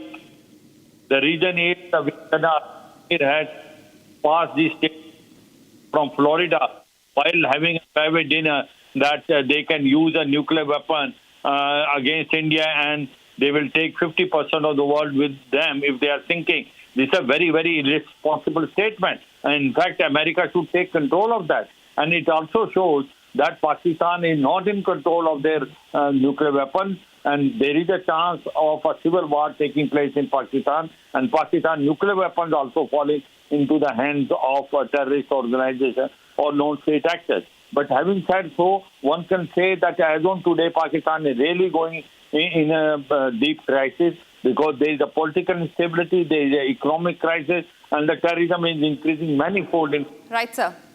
Khyber Pakhtunkhwa or in Pakistan or in Pakistan, there can be a break into 4 provinces, but Khyber Pakhtunkhwa, Sindh and Punjab. Pakistan can. My point is, Bhutto must understand that the hollow rhetoric, challenges coming for Pakistan has no meaning. India has done a pause as far as Operation Sindoor is concerned. We have made a new normal that in case if there is a terrorist action from the Pakistan side, it will be taken as an act of war. And also 2 other issues which we have made it very clear that this time the response will be more remote. Right, sir. Major General A.K. Sivash, thank you very much for sharing your views on that. Rightly pointed out with you, whatever Bilateral Bhutto has says has complete meaning. It is an illogical statement. With that, we move forward to what's happening here in India. Congress MP and BCCI Vice President Rajiv Shukla, when asked about whether India should play with Pakistan, even after the hollow threat comments by Asim Munir, by Bilateral Bhutto, he says that, however, Pakistan Army Chief Asim Munir's nuclear threat against India, the government of India should talk to Donald Trump on how and why this is allowed. But when asked about playing cricket with Pakistan, he says that it is a completely different matter. Mr. Rajiv Shukla, how is playing with Pakistan a different matter when it comes to keeping nation above cricket? Listen to that statement of Rajiv Shukla, the BCCI Vice President.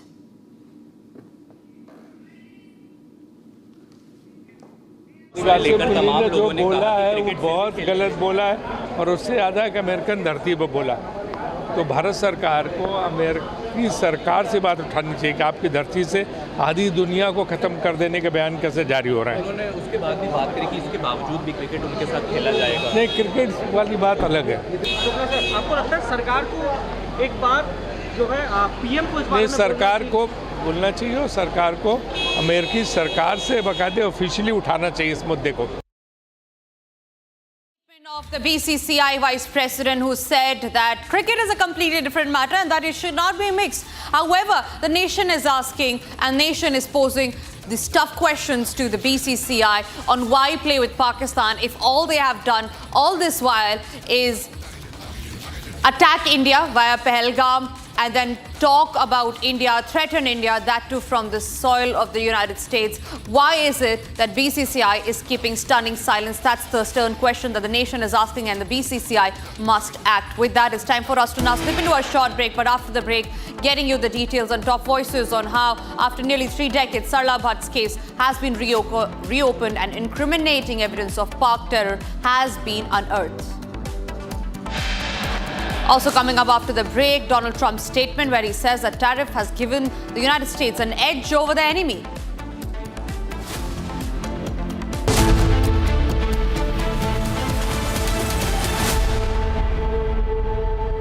MDH की हल्दी मिर्ची धनिया करे कमाल, ये रंग दे, ये खुशबू दे, ये तीखा, ये कम पड़े, क्या निराला MDH masala.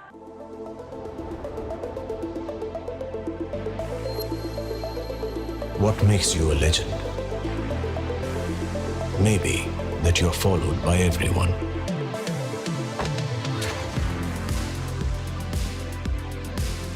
Maybe that you follow no one. Maybe both. 10 years of Creta, legend forever. Pure सूजी पास्ता उबालो मिलाओ और खाओ 8 मिनट में तैयार। क्या टेस्ट है सबका राजा आर masala. India has successfully completed trials of its indigenously developed Zorawar light tank, a platform purpose-built for high-altitude warfare where traditional heavy armor struggles. Developed jointly by DRDO and Larsen & Toubro, the 25-ton tank is powered by a high-output Cummins diesel engine, delivering close to 40 horsepower per ton, critical for operating in oxygen-thin mountain air. Its primary armament is a 105mm Cockerel rifled gun integrated into a modern turret, capable of firing both kinetic rounds and anti-tank guided missiles. Supporting this is a remote-controlled 7.62mm machine gun, twin 80GM launcher, advanced thermal sights, active protection systems, and modular composite armor. Amphibious capability and AI-driven situational awareness further enhance its versatility. The tank has already passed live fire and mobility trials in desert conditions, followed by high-altitude trials at over 4,200 meters in Ladakh, where it demonstrated accurate firing, stable mobility, and reliability under extreme environmental stress. The first phase of testing confirmed its ability to maneuver on narrow mountain tracks, climb steep gradients, and maintain effective combat performance in cold, low-oxygen conditions. A second prototype with upgrades is expected to roll out in late 2025 for user trials. Strategically, Zorawar is designed to address a gap exposed during the 2020 standoff with China, when the Indian Army had to deploy T-72 and T-90 main battle tanks over 45 tons each into the high Himalayas. These heavier tanks struggled with mobility and sustainment, while the PLA's lighter Type 15 tanks exploited the terrain advantage. Zorawar closes that gap, giving India an air-transportable, fast-moving and well-armed option that can be deployed rapidly to contested heights before an adversary can consolidate. The lessons of the Ukraine war underline why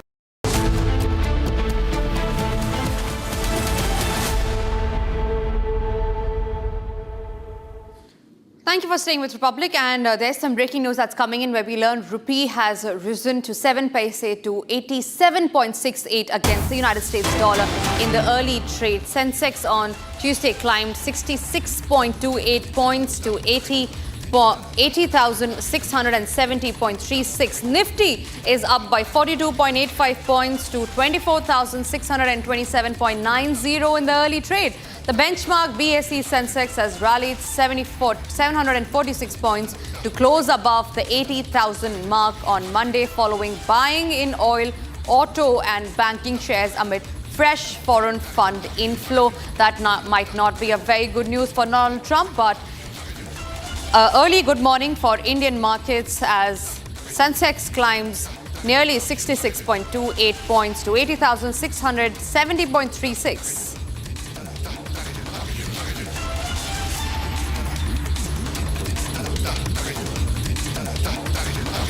All right, good news for India as far as India's Sensex is concerned. The markets have climbed. Sensex climbs to 66.28. The rupee has risen to 7 paise to 87.68 against the United States dollars. And remember, all of this comes even after Donald Trump's escalating tariff war on India.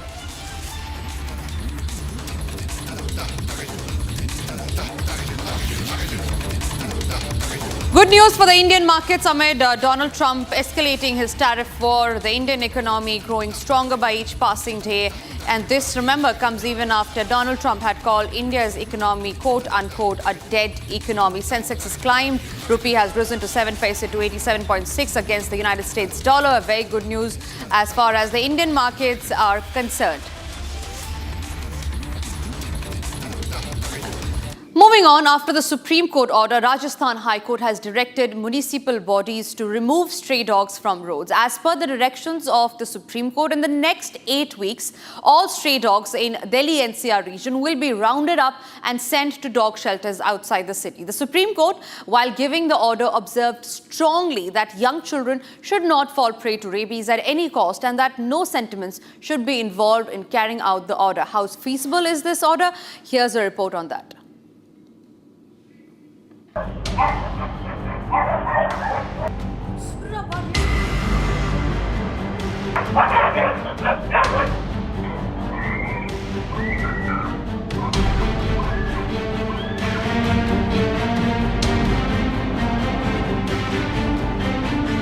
In a landmark order, the Supreme Court of India has initiated massive directions against the stray dog menace in the national capital of Delhi.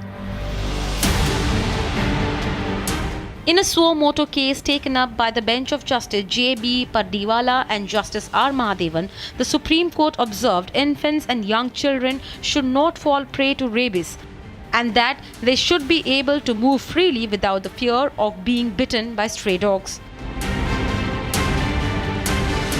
The Supreme Court today came down heavily on the menace of stray dogs in India. They've also said that what has to be seen most is public safety, especially of toddlers and babies. In a slew of directions that have been passed, the Supreme Court has said stray dogs should no longer be on the streets. They have to immediately be picked up. In directions they have given out, they've also questioned animal lovers and said, will you bring back the lives of those who've lost their lives to stray dogs and their menace? The Supreme Court also adds in this very grim situation, even which has been supported by the Solicitor General of India, Mr. Tushar Mehta, who said extreme steps need to be taken. The Supreme Court says not a single captured dog is going to be released back into the streets.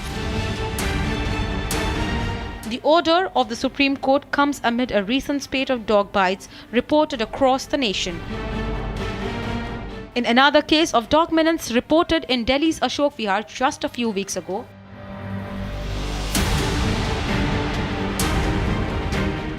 meanwhile, the order of the Supreme Court vis-a-vis stray dog menace in Delhi was welcomed by the Delhi Chief Minister. Time for us to now slip into a short break. After the break, we'll get to the details of Pakistan minister's empty and hollow claims issuing a threat against India. Also coming up after the break, even as Pakistan continues to issue threats from a global stage, BCCI says that they will continue to play with Pakistan.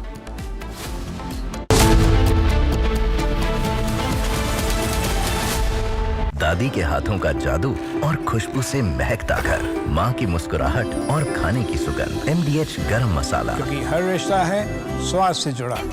इसको घर पे लगाओगे तो शादी का तो पता नहीं, पर घर पक्का नहीं टूटेगा। रुंगटा नहीं तो घर स्ट्रॉन्ग नहीं। रुंगटा स्टील TMT बार एकदम सॉलिड। पहाड़ों में एक हाइकिंग स्टिक भी बन सकती है।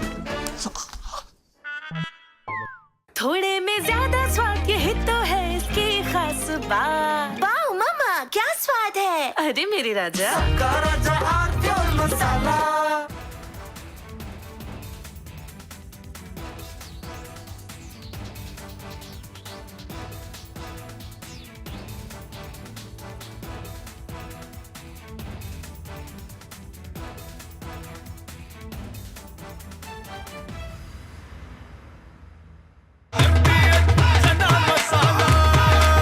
अब छोलिया हो या लोबिया, सफेद चने या काले चने, सब कुछ मजेदार बने। और अगर हमारा एक्सपोर्ट बढ़ेगा, इकोनॉमी और ग्रोथ रेट बढ़ेगा, तो मुझे नहीं लगता कि हमें किसी के पास जाना पड़ेगा। आज जो दादागिरी करते इसलिए कर रहे कि वो आर्थिक दृष्टि से संपन्न है। दादागिरी इसलिए करते हैं कि उनके पास टेक्नोलॉजी है। अगर उनसे अच्छी टेक्नोलॉजी और रिसोर्सेज हमारे पास आएंगे तो हमें दादागिरी नहीं करनी है। हमारी संस्कृति तो ये कहती है कि विश्व का कल्याण हो। कुछ लोग हैं जो भारत के का विकास जितनी तेजी के साथ हो रहा है उन्हें रास नहीं आ रहा है, उन्हें अच्छा नहीं लग रहा है। सबके बास तो हम हैं। भारत कैसे इतनी तेजी के साथ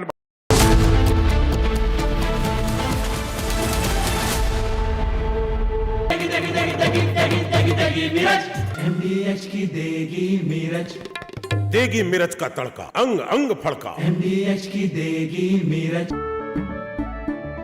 केसरिया से मन जोगी हुआ रे, दिल झूमे देखो मतवारा हुआ रे।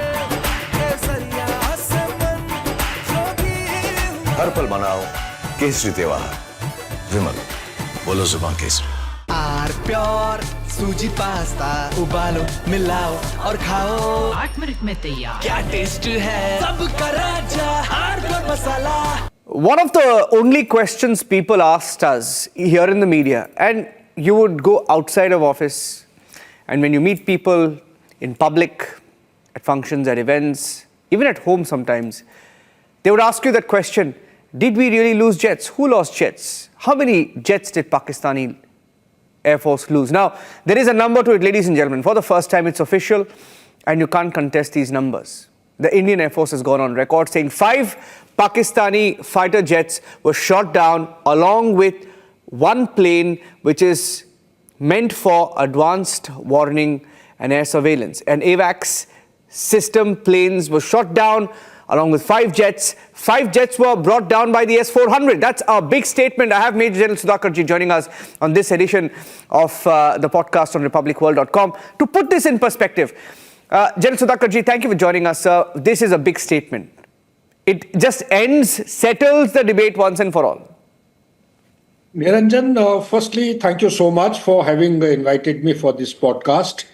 And a little while back, we are on the channel, we are talking about it. There are many issues which actually misses the eye. From Asia's largest news headquarters, setting the agenda for Bharat.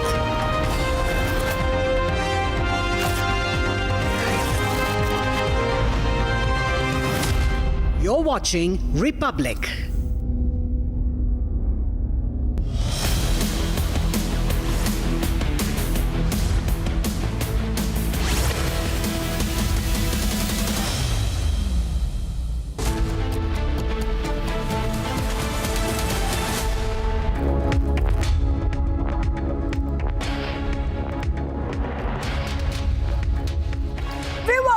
We are live breaking. I'm Shivangi Shukla getting you the latest coming in. The top story comes in from Karnataka, where K.N. Rajanna, the minister who was sacked, says he will expose a conspiracy. That is right. Back-to-back updates coming in here as infighting continues in the Karnataka Congress. All this and much more coming right up. But as usual, the headlines first. Let's get started.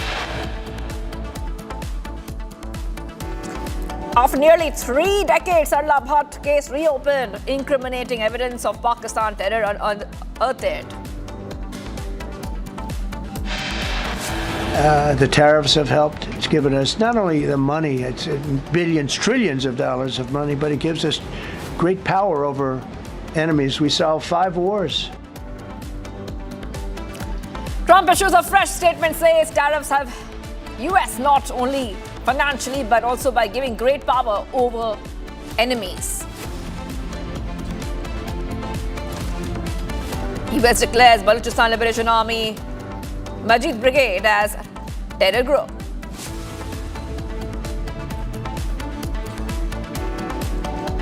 US and China extend tariff truce by another 90 days amid tensions.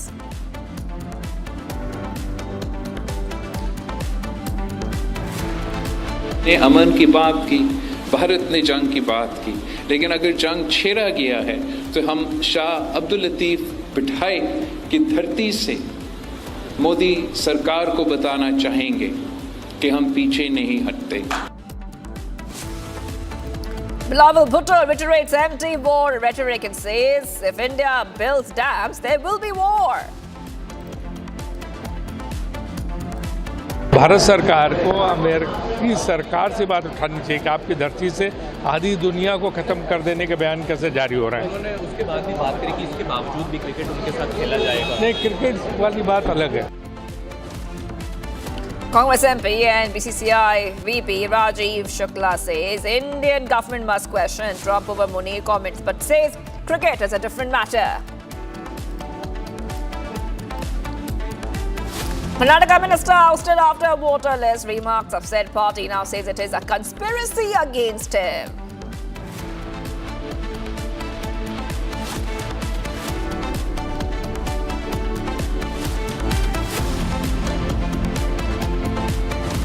And let's move ahead. Day after March to EC office, the opposition parties are once again staging a protest over SIR at Makar Dwar, that is right, of the parliament. So once again, we see the opposition going ahead and staging a protest against SIR, something that they have been doing pretty much every day of the parliament monsoon session. So we'll put those pictures out for you in a short while from now, where we see that once again the opposition is going ahead and are protesting over the SIR, and they're calling it a vote theft.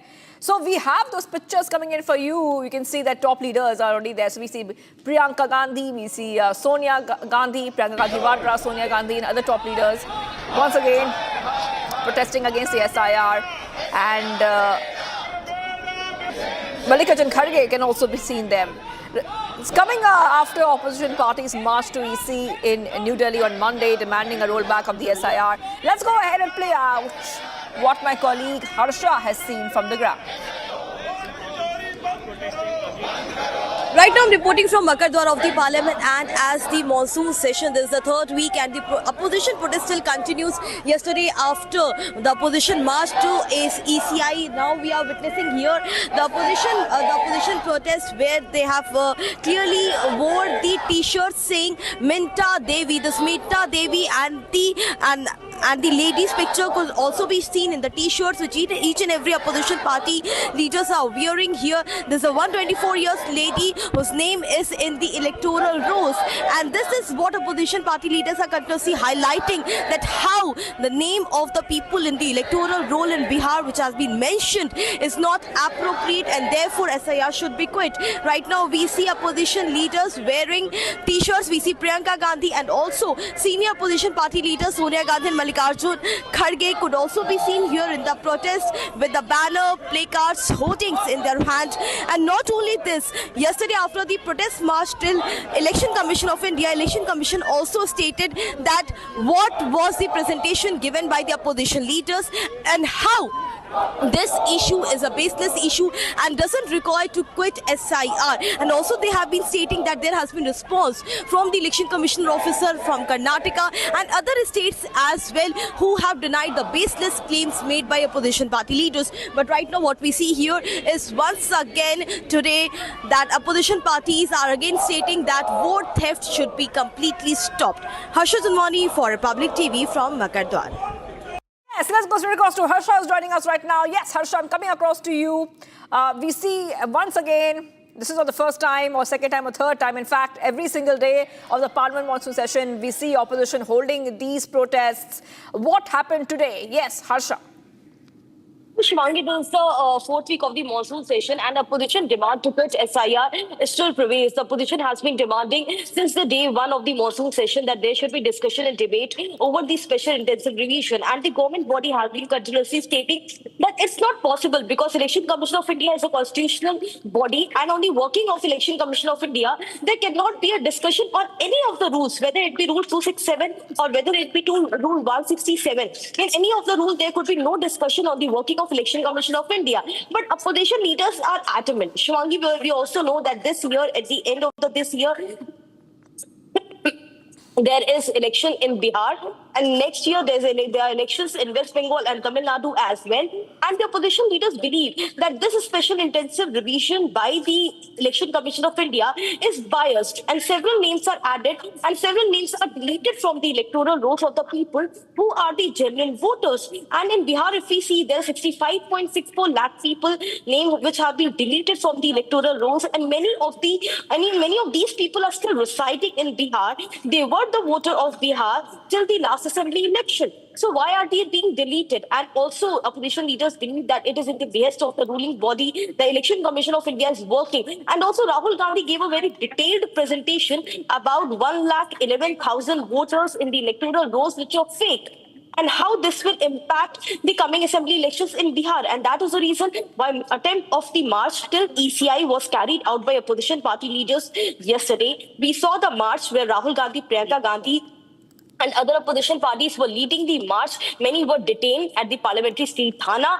Only a delegation of few were allowed in the Election Commission of India. And also Election Commission of India shared the details which were given by the Karnataka, Maharashtra and Uttar Pradesh Election Commission offers, where they clearly stated that opposition's claims are baseless, and also special intensive revision is the foolproof documentation proof of the people who are residing in the state of Bihar for the assembly election. As in the last assembly election, many voters who have voted were either the illegal immigrants or the ones who voted were even not alive. So there is a paragraph which the Election Commission of India has already given about the detailed report which the opposition party leaders have given, and also the response of the commission to the opposition party leaders. But yes, Parliament nonetheless is not able to run because of the continuous disruption from the opposition party leaders. We have seen in both the houses, upper house and lower house, that how the disruption is being disruption is created by the opposition party in Lok Sabha during Kastura right now,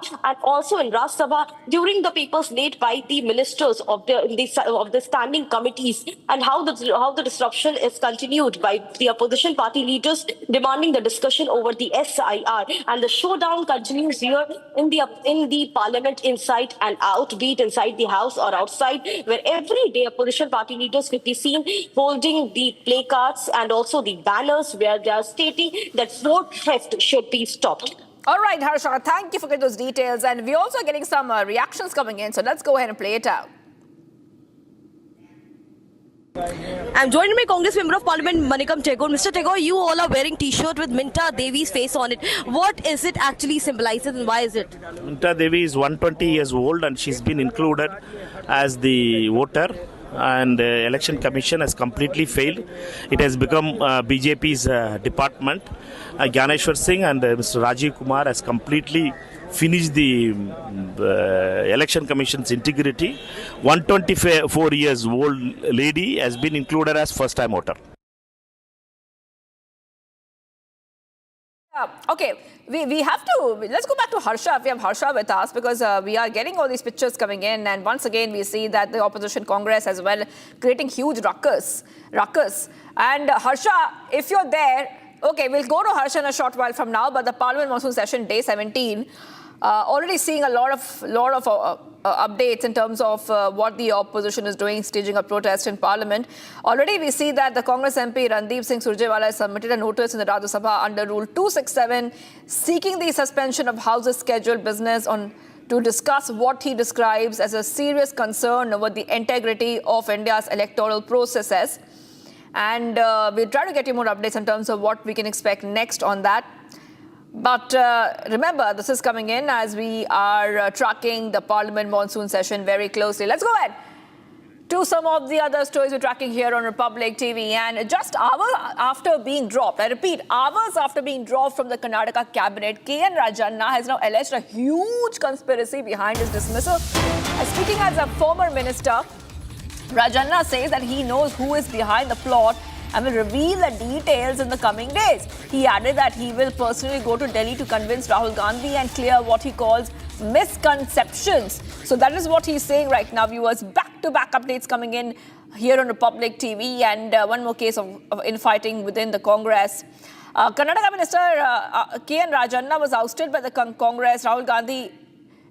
He said he's going to go ahead and meet Rahul Gandhi and explain what really happened. Let's go ahead and play out the reactions.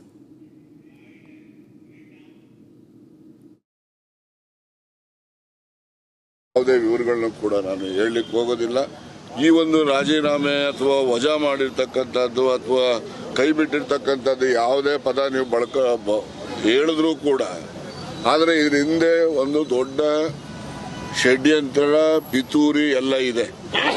ಈ ಪಿತೂರಿ ಷಡ್ಯಂತ್ರ ಯಾರು ಮಾಡಿದ್ದಾರೆ, ಏನ್ ಮಾಡಿದ್ದಾರೆ, ಏನೇನು ನಡೆದಿದೆ, ಎಲ್ಲೆಲ್ಲಿ ಯಾವ ಮುಖಂಡಗಳ ಜೊತೆ ಏನೇನು ನಡೆದಿದ್ದಾವೆ ಅವೆಲ್ಲವನ್ನು ಕೂಡ ಕಾಲ ಬಂದಾಗ ನಾನು ತಿಳಿಸ್ತೇನೆ. ಕಾಲ ಬಂದಾಗ ತಿಳಿಸ್ತೀನಿ ಅಂತ ಹೇಳಿದ್ದೀನಿ. ಈಗ ನಾನು ರಾಹುಲ್ ಗಾಂಧಿ ಅವರಿಗೆ, ನಮ್ಮ ಅಧ್ಯಕ್ಷರಿಗೆ ಮತ್ತೆ ವೇಣುಗೋಪಾಲ್ ಅವರಿಗೆ ನಾನು ಏನೆಲ್ಲ ಅವರಲ್ಲಿ ಒಂದು ತಪ್ಪು ಗ್ರಹಿಕೆ ಆಗಿದೆ ಅಂತಕ್ಕಂಥ ನನಗೆ ಮಾಹಿತಿ ಇದೆ. ಯಾವುದೇ ವಿವರಗಳನ್ನು ಕೂಡ ನಾನು ಹೇಳಲಿಕ್ಕೆ ಹೋಗೋದಿಲ್ಲ. ಈ ಒಂದು ರಾಜೀನಾಮೆ ಅಥವಾ ವಜಾ ಮಾಡಿರ್ತಕ್ಕಂಥದ್ದು ಅಥವಾ ಕೈ ಬಿಟ್ಟಿರ್ತಕ್ಕಂಥದ್ದು ಯಾವುದೇ ಪದ ನೀವು ಹೇಳಿದ್ರೂ ಕೂಡ, ಆದರೆ ಇದ್ರ ಹಿಂದೆ ಒಂದು ದೊಡ್ಡ ಷಡ್ಯಂತ್ರ, ಪಿತೂರಿ ಎಲ್ಲ ಇದೆ. ಈ ಪಿತೂರಿ ಷಡ್ಯಂತ್ರ ಯಾರು ಮಾಡಿದ್ದಾರೆ, ಏನ್ ಮಾಡಿದ್ದಾರೆ, ಏನೇನು ನಡೆದಿದೆ, ಎಲ್ಲೆಲ್ಲಿ ಯಾವ ಮುಖಂಡಗಳ ಜೊತೆ ಏನೇನು ನಡೆದಿದ್ದಾವೆ ಅವೆಲ್ಲವನ್ನು ಕೂಡ ಕಾಲ ಬಂದಾಗ ನಾನು ತಿಳಿಸ್ತೇನೆ. ಕಾಲ ಬಂದಾಗ ತಿಳಿಸ್ತೀನಿ ಅಂತ ಹೇಳಿದ್ದೀನಿ. ಈಗ ನಾನು ರಾಹುಲ್ ಗಾಂಧಿ ಅವರಿಗೆ, ನಮ್ಮ ಅಧ್ಯಕ್ಷರಿಗೆ ಮತ್ತೆ ವೇಣುಗೋಪಾಲ್ ಅವರಿಗೆ ನಾನು ಏನೆಲ್ಲ ಅವರಲ್ಲಿ ಒಂದು ತಪ್ಪು ಗ್ರಹಿಕೆ ಆಗಿದೆ ಅಂತಕ್ಕಂಥ ನನಗೆ ಮಾಹಿತಿ ಇದೆ. Deputy CM DK Shivakumar has said that sacking Rajanna was the party's decision. Let's go and play out that reaction. Know about it. My party will be looking at everything. My party will be looking at it and on what contest decision has been taken. You all know about it. I don't want to comment on that. We all have to bow to the decision of the party high command. Don't know about it. My party will be looking at everything.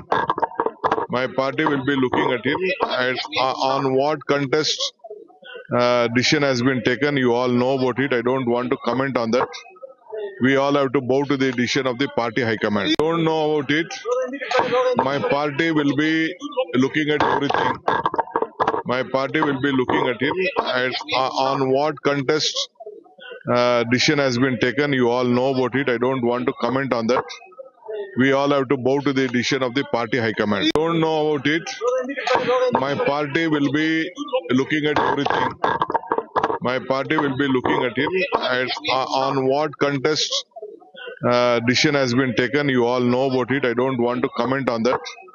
We all have to bow to the decision of the party high command. Viewers, a fake international police station has been busted in Noida. 6 accused were arrested during a late-night raid where they had set up a fully equipped office to pose as a global law enforcement. That is right. Gang used forged ministry certificates, police-like uniforms, and bogus human rights websites to extort money, especially in property disputes. Kingpin Bipas Chandra Adhikari, already under CBI and ED scrutiny in earlier corruption and money laundering cases, is among those arrested. Police have seized multiple forged IDs, seals and certificates and are probing interstate and possible international links. So back-to-back updates coming here, viewers.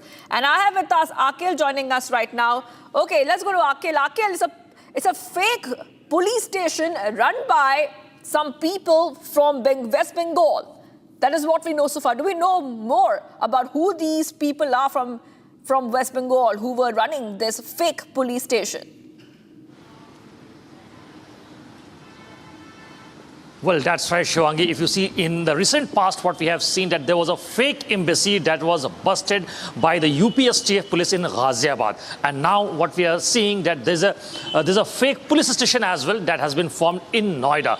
So right now, this is the latest development that we have got from that fake police station, which has been named as International Crime Bureau. This was the name being given by those accused. So there were 6 people who basically connived in this entire plot, and they have rented an apartment in Sector 70 of Noida, where they have established this institution, which is named as International Crime Bureau. And they have also said that this institution has got links with Asiapol, Eurasiapol, and Interpol as well. So 3 organizations named were mentioned on the board that was affixed just outside the building, which has been identified as BS 136 in Sector 70. So right now, what we have seen that the Gautam Budh Nagar police team have apprehended all those 6 individuals, and proper investigation is going on in that direction to identify that whether this institution, which has been formed as a fake International Crime Bureau, has got links in another states as well or not. Because if you see the main accused in this case,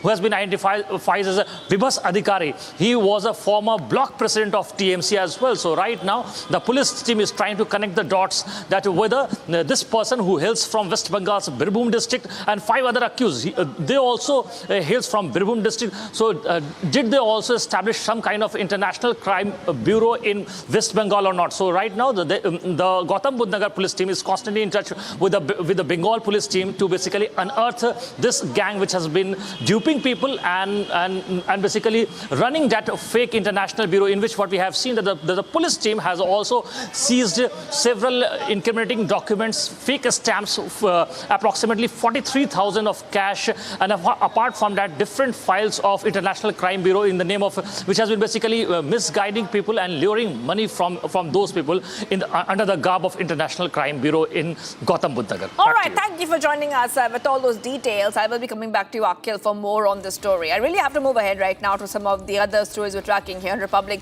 TV. TMC MP Abhishek Banerjee has made a big statement and he has said that the Lok Sabha should be dissolved. That is right. This is a statement coming in from TMC MP Abhishek Banerjee, and where he has once again said and made this statement, which is very controversial: the Lok Sabha should be dissolved. And we also are understanding that this statement has now stirred a new controversies. Political showdown over SIR is continuing. Remember, it is day 17 of the Parliament monsoon session, and once again, the opposition is raking up the SIR issue. This time, we see Abhishek Banerjee, I repeat, we see Abhishek Banerjee, who is a TMC MP, saying that Lok Sabha should be dissolved. Let's go and play out that reaction.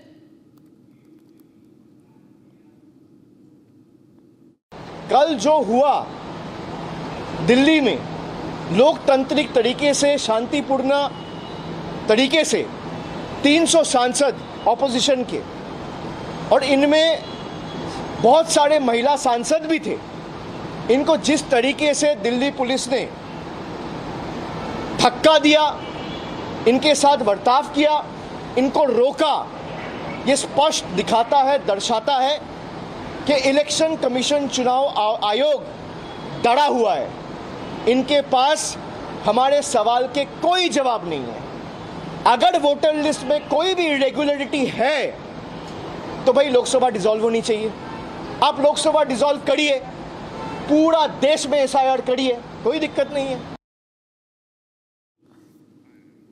And viewers, let's move ahead. In a major push for justice after 35 years, the state investigation agency has carried out raids at 8 locations across Srinagar in connection with the 1990 killing of Kashmiri Pandit Nurse Sarla Bhatt. Sarla, who defied terrorist diktats to quit her job and leave the valley, was abducted and shot dead by JKLF terrorists. A fresh evidence has now been recovered, viewers, bringing investigators closer to identifying and prosecuting her killers.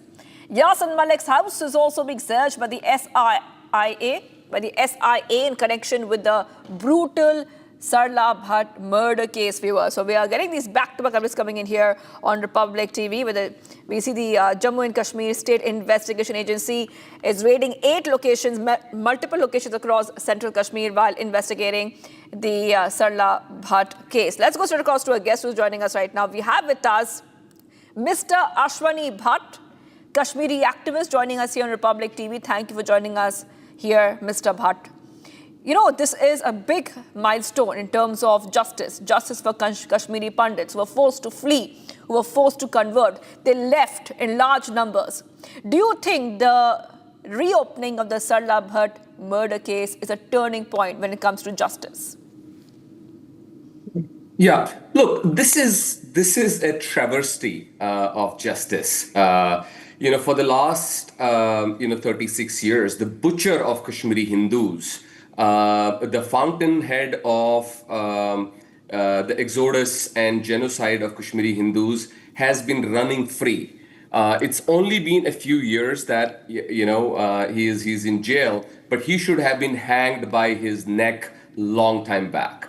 Now, coming back to specifically to this case of Sarla Bhatt. So, Sarla Bhatt was a nurse in, Sher-e-Kashmir Medical Institute. And that institute, that Sher-e-Kashmir Medical Institute, was the hotbed of terrorism, of shielding terrorists, hiding them there. And that was a ammunition dump yard for the terrorist. Now, Sarla, while she was working there, probably got a sniff of this, and they feared that probably her being a Hindu, being a kafir, she may spill the beans. She was abducted, she was killed, cold blood, and her bullet-strewn body was thrown on the road. Now, this is not it. Yasin Malik is also undergoing a trial of killing 4 IAF, Indian Air Force officers, in 1990, and since then the trial is still on. The wife of late squadron leader Ravi Khanna, her wife Nirmal Khanna has been knocking at every door of justice. So it's too little, too late. I mean, just the travesty of justice, if you honestly ask me.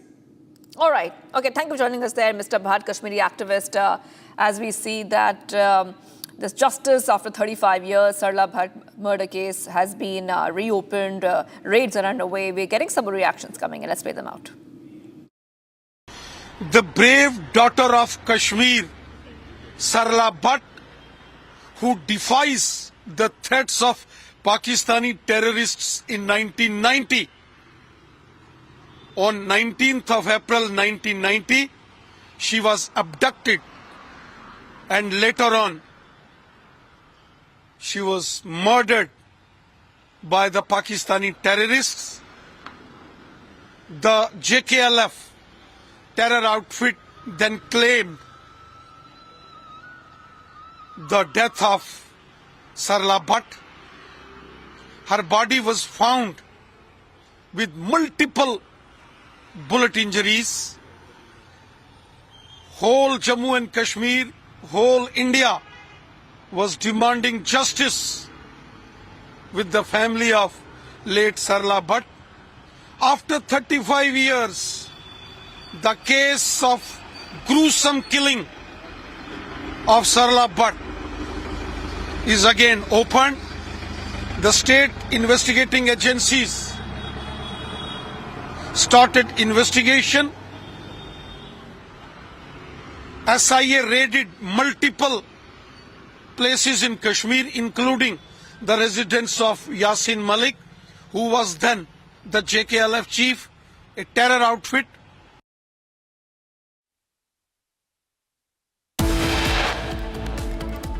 And viewers, much coming right up. Bilal Bhutto reiterates empty war rhetoric and says if India builds dams, there will be war.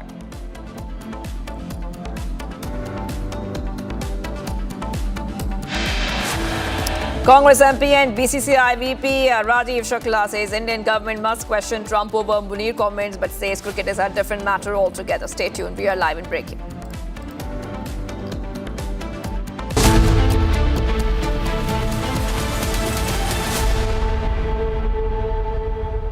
ये है secret recipe MDH का जीरा SIP जल जीरा मसाला। SIP जीरा SIP MDH का जल जीरा सिप MDH का जल जीरा SIP.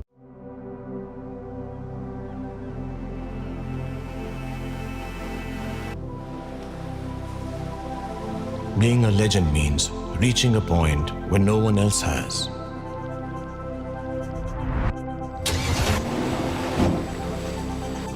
To give others a dream worth chasing.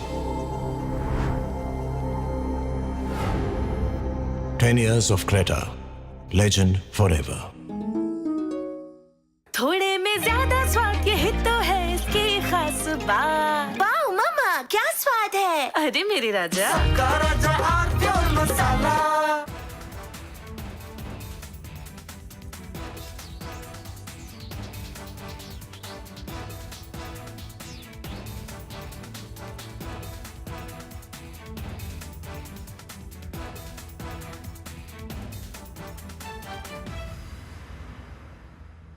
MDH की हल्दी मिर्ची धनिया करे कमाल, ये रंग दे, ये खुशबू दे, ये तीखा, ये कम पड़े, क्या निराला MDH masala. India has successfully completed trials of its indigenously developed Zorawar light tank, a platform purpose-built for high-altitude warfare where traditional heavy armor struggles.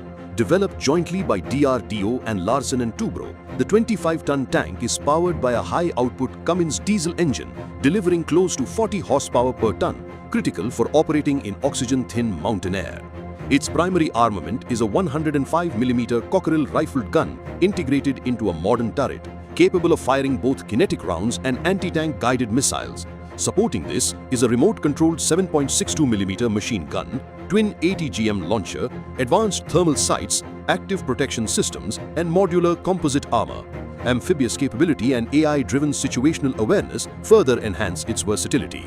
The tank has already passed live fire and mobility trials in desert conditions, followed by high-altitude trials at over 4,200 meters in Ladakh, where it demonstrated accurate firing.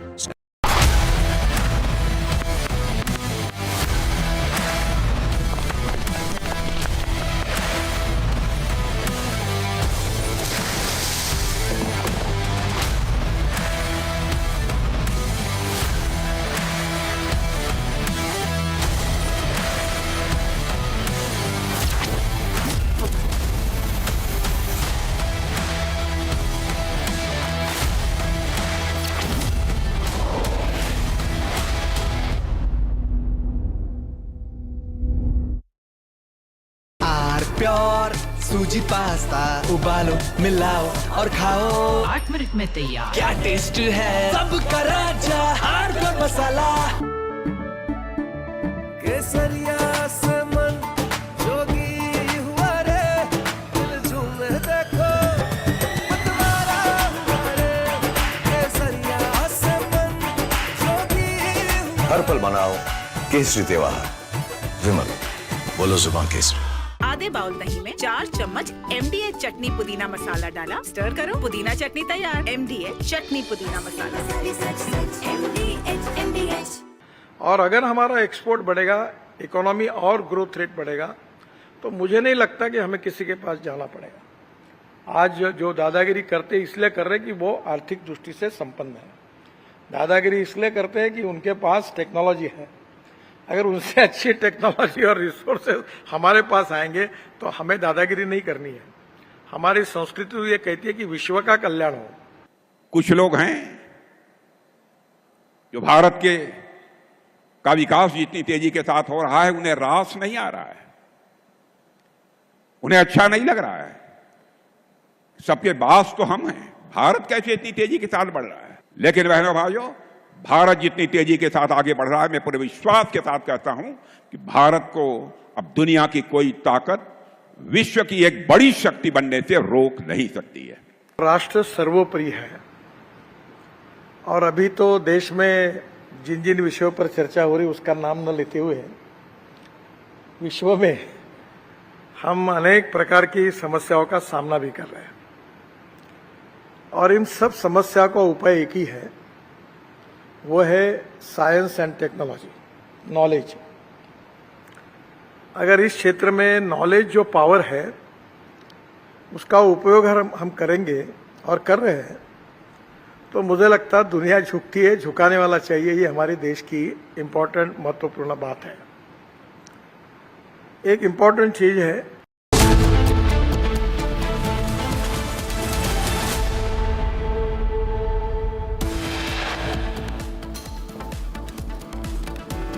Tension in Andhra Pradesh's Kadapa district. Pulivenduka amid elections, YSRCP alleges poll manipulation.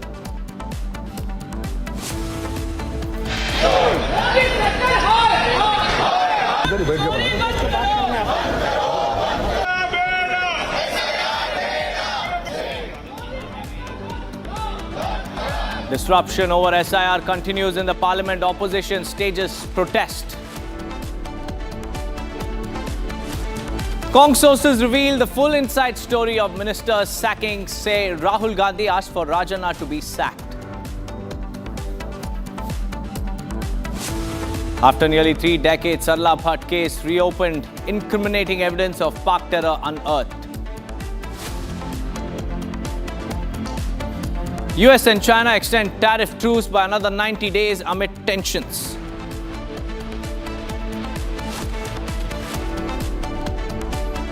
हमने अमन की बात की, भारत ने जंग की बात की, लेकिन अगर जंग छेड़ा गया है तो हम शाह अब्दुल लतीफ पिठाई की धरती से मोदी सरकार को बताना चाहेंगे कि हम पीछे नहीं हटते। Bilawal Bhutto reiterates empty war rhetoric, says if India builds dams, there will be war.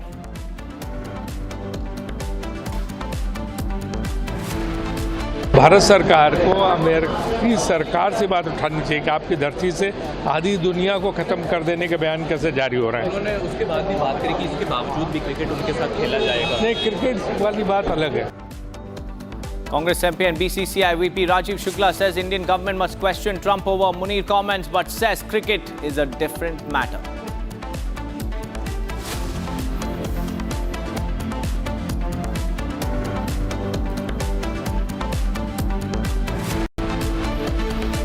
A very good morning, viewers. It's 11:30 and you're watching Republic TV. I'm Deepak Suresh Kumar. First up, we have some big breaking news coming in from Bengaluru. Actor Darshan, who's also a murder accused, along with his accomplice Pavitra Gowda and others who are accused in the Renuka Swamy murder case from Chitradurga, have appeared before the court today. Darshan and the accused, all the other accomplices, will stand in the dock before the judge for questioning at the city's 57th City Civil Court. It is possible that a date will be set for direct advocacy after today's appearance. This is the big breaking news that we are tracking at the moment. Darshan to attend court today, and as per the requirement to appear in the court every month, Darshan attended today as well. Darshan, who has obtained bail in the Renukaswamy murder case, has appeared before the court. And on another note, Darshan is also eagerly waiting the Supreme Court's verdict, and Darshan has arrived at the court. Darshan is set to appear at the 57th City Civil Court, and the hearing has been postponed to September 9th. That's the big breaking news that we're tracking. Actor Darshan, who was on a holiday trip chasing sunsets, is finally back in Bengaluru. He was asked to appear before court, and this is a routine that he will have to follow every single month. He will have to appear before the court. In fact, the Supreme Court had come down heavily on the Bengaluru court's order of giving him bail to shoot his movies. And in the Renukaswamy murder case, there is a growing fear that the bail of the remaining accused, including actor Darshan, who was released by the High Court, will be revoked. The Supreme Court, which heard the arguments in this case, reserved its order and gave 10 days to present written arguments not exceeding 3 pages. On August 6, viewers, the lawyers on behalf of the accused, Darshan and Pavitra Gowda, presented a strong written argument, and the lawyers who have requested that actor Darshan's bail not be cancelled have given sufficient reasons in support of the request and have argued in writing that there is no evidence against Darshan in the Renukaswamy murder case. On the other hand, the Supreme Court has also given a deadline of 6 months to dispose of the petition filed by the state police to cancel Darshan's bail. And recently, Darshan visited the Kamakhya temple, one of the Shakti Pitas, with his wife Vijay Lakshmi standing behind actor Darshan. His wife Vijay Lakshmi also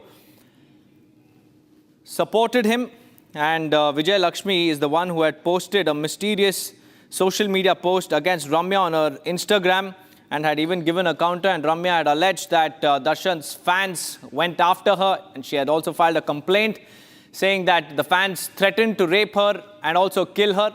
And this comes just after Darshan was granted bail by the Karnataka High Court, and the Supreme Court came down heavily on the Karnataka High Court, questioning the nature and circumstances of the bail, and it had also allocated 10 days' time for Darshan's lawyers to present a strong argument backing their bail.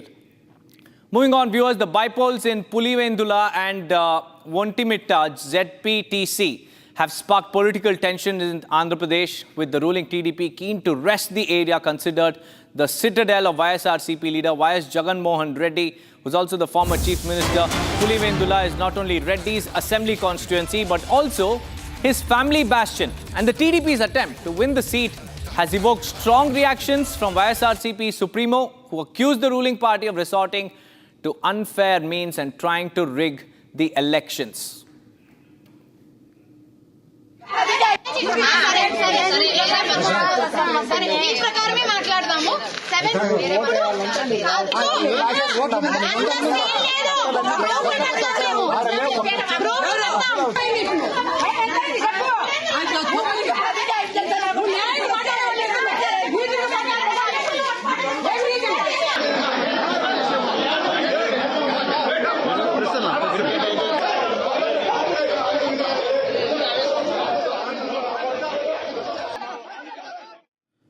We have Aishwarya joining us live on this broadcast. Aishwarya, a very good morning to you. Help us understand the situation in YSRCP's home bastion, because we saw that video where the YSRCP workers were clashing with the police. Help us understand the ground situation. Yes, Deepak. So the YSRCP Zilla Parishad elections, territorial by-election, is happening in Kadapa district today in Pulivendula constituency. The ground situation is that the YSRCP people, party workers, are blaming that the TDP is resenting to very unfair practices to win this election, which is in this constituency, which is considered as the main constituency of YSRCP. So they are blaming that this particular constituency is one of the strong constituency of YSRCP, and they are resenting to unfair practices like changing the polling stations names at the last moment, leaving voters clueless about where to vote. They have also filed a petition in the High Court, which was later dismissed, But they're saying that this created confusion among voters, leading to them not able to vote properly in the right voting station. This YSRCP constituency is fielding the candidate Hemant Reddy, and TDP is fielding the candidate Lata Reddy. It is between them. The fight is between them. Also, Aishwarya, tell us whether YSRCP is scared because they lost the assembly elections. Now they're scared of losing their home bastion as well. So they're coming up with all these allegations that there is poll rigging happening in their own constituency. They are saying that they have even filed a petition in the High Court, but the High Court dismissed the petition, stating that the voter slips provided to the voters will have the polling station name listed on them.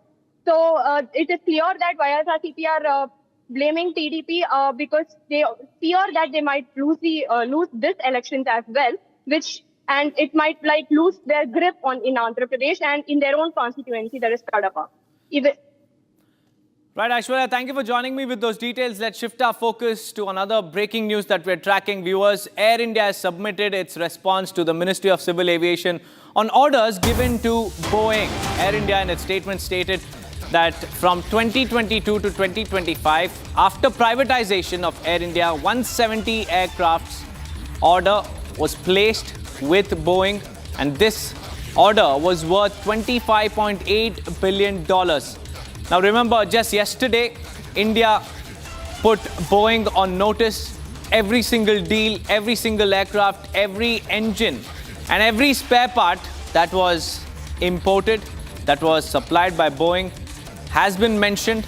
And what we understand is that the 220 flight order placed by Air India in the past, that is also under scrutiny. So the Ministry of Civil Aviation, they're seeking details on Air India's deal with Boeing, because of late there have been a lot of technical glitches on Air India flights, and amidst the trade and tariff war, India has put Boeing on notice. India has pulled up Boeing for its aircrafts, the technical snags and the deals it has signed with Air India. All of them are under deep scrutiny. Now Air India has submitted a response on the same as well, a day after the central government issued a notice. We have Harsha also joining us live. Harsha, help us understand the ongoing situation as far as India and Boeing is concerned, because yesterday India put Boeing on notice. The 220 flight order that was placed by Air India, that is also under deep scrutiny. Tell us more, Harsha.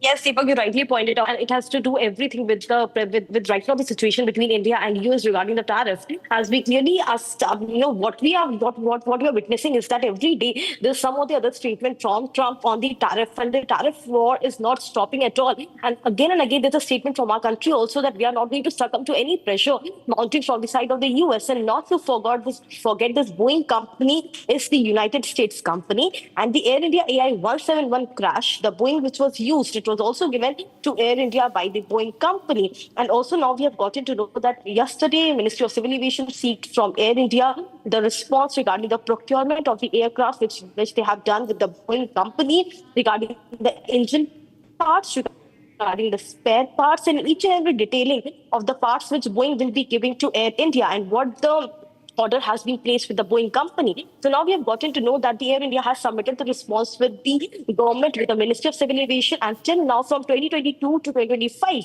after the privatization of Air India, as the privatization happened in the end of 2021. And from 2022 to 2025, almost 170 aircraft procurement order was given by Air India to the Boeing company, also including each and every part of the Boeing, which will be fixed by the Boeing company, and the aircraft will be delivered to the country after 3 years. And in the span of this 3 years, 2022 to 2025, 170 aircraft order has been placed worth $25.8 billion. Let me tell our viewers, this includes 787 fleet, 737 Boeing and 777 Boeing. So these three fleets of Boeing orders have been placed by Air India, and all the details of the order and procurement has now been submitted with the Ministry of Civil Aviation, because it's very important to understand that right now what our government is planning, what our ministry is planning, where there is any planning of reverse tariff on US. if as far as Boeing is concerned and the purchasing of the aircraft from US from Boeing company is concerned, this we yet not know. But yes, we know that for sure that it is amid the tariff war between India and US that Ministry of Civil Aviation now needs to know each and every order being placed with the US company by our country. Back to you. That's right, Harsha. Thank you for joining me with those details. Now, all of this, viewers, like Harsha pointed out, it's all amid the ongoing trade war that was waged by Donald Trump himself. And India has pulled the American airline maker Boeing in light of the recent glitches. The MOC has found Boeing planes riddled with problems every single day. And that's why every plane, every deal is now under deep scrutiny. Here's the report. India has put Boeing on notice. The Ministry of Civil Aviation has slapped an urgent order on all Indian airlines to hand over every detail of every Boeing deal, every aircraft, all engines, the spare parts, nothing left off the list. This isn't routine paperwork. This is India fighting back in a brewing trade war with Washington, a direct counter to Trump's tariff war against India. And Boeing's billion-dollar bonanza in India is right in the crosshairs. Air India alone had signed up for a jaw-dropping 220 aircraft in 2023, one of the biggest commercial orders in aviation history. Now, those mega deals are under severe scrutiny. Every dollar, every delivery, every detail. For Boeing, this is turbulence they didn't see coming. For the US, it's a loud message from New Delhi. We won't take Trump's tantrums lying down. Moving on to more breaking news coming in. Encounter between security forces and Maoist terrorists in Bijapur. Ongoing gunfight has been reported in the forests of Bodla, Pusnar. Intermittent exchange of fire between both sides have been reported. And there are also reports of 2 Jawans sustaining injuries in the ongoing encounter. The incident falls under Ganglur police station limits. The forces are now combing through these dense forest regions, and an encounter is currently underway in Bijapur. And this is the crackdown on red terrorists that's currently underway. The Union Home Minister Amit Shah said that India will put an end to red terror very, very soon. And working in that direction, our forces are eliminating every Maoist terrorist face in Bijapur. And this is an ongoing operation. The encounter is currently underway. 2 Jawans have sustained injuries in the gunfight. We have Bharat joining us live. Bharat, we understand that the encounter is currently underway in Bijapur. 2 Jawans have also sustained injuries. Help us understand what's happening. बिल्कुल, मैं आपको बता दूं कि बीजापुर जिले के अंतर्गत गंगालूर पड़ता है। गंगालूर थाना क्षेत्र के अंतर्गत बुडला और पुसनार, उन जंगलों में माओवादी जो हैं, नक्सली जो हैं, उस इलाके पे मौजूद थे। पुलिस के जो जवान है, डीआरजी की जो टुकड़ी है, जो नक्सलियों से लोहा लेने के लिए तैनात रहते हैं, वो एंटी नक्सल ऑपरेशन के लिए उस इलाके पे निकले थे।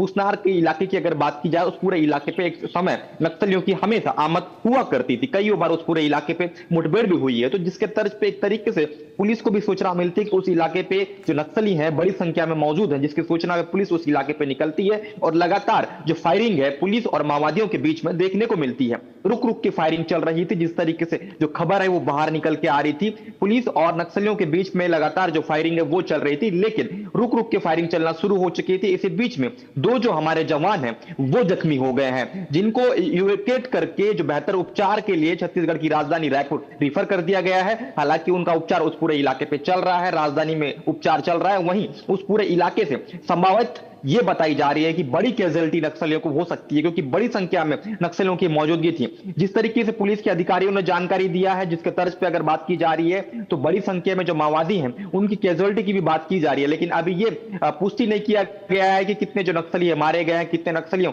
की जो शिनाख्त है वो होनी बाकी है, कितने नक्सलियों को चोट आई है, क्योंकि अभी तक ऑपरेशन उस पूरे इलाके पे जारी है। तो ये कहना उचित नहीं होगा, क्योंकि नक्सली जो उस इलाके पे अगर तैनात है तो कहीं ना कहीं जो ऑपरेशन समाप्त होता है उसके बाद ये कहना स्पष्ट हो जाएगा कि कितने नक्सलियों को पुलिस के जवानों ने ढेर किया। लेकिन अभी जो वर्तमान में जो अपडेट है, ये अपडेट है कि 2 जो जवान हैं वो जख्मी हैं, जिनका बेहतर उपचार राजधानी के रायपुर में चल रहा है और उस इलाके पे जहां ऑपरेशन चल रही थी, उस इलाके अभी भी जो ऑपरेशन है वो जारी है।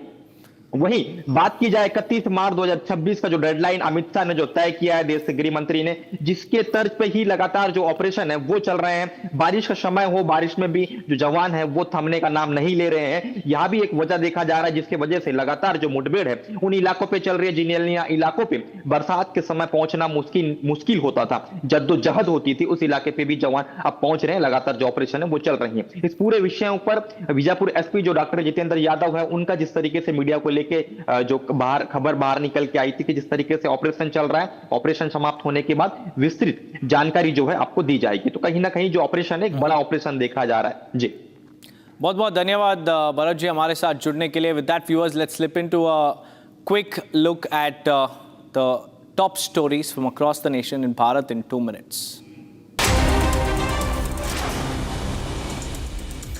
As India will celebrate its 79th Independence Day this year, the spirit of every citizen remains high. Tiranga rallies and marches have been organized by states across India. The BSF in Srinagar is hosting a Tiranga cycle rally from Bandipora to Srinagar. Delhi's Chief Minister Rekha Gupta and Ashish Sood flag off Tiranga cyclothon for girls from Vidhan Sabha to Rajghat.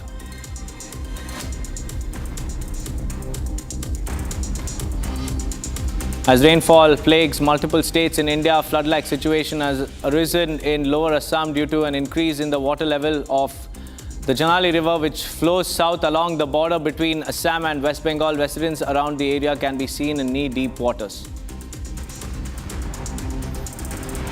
Goa Chief Minister Pramod Sawant and Assam Chief Minister Himanta Biswa Sarma attended the passing out parade of 700 recruits of Goa Police. The recruits will be passing out as the 1st, 2nd and 3rd India Reserve battalions at Lachit Barphukan Police Academy at Dergaon in Assam. Flash floods hit a government school in Poonch. The sports room, a 200 meters long shed, school records and sports kits have been completely washed away in the flash floods. No casualties were reported.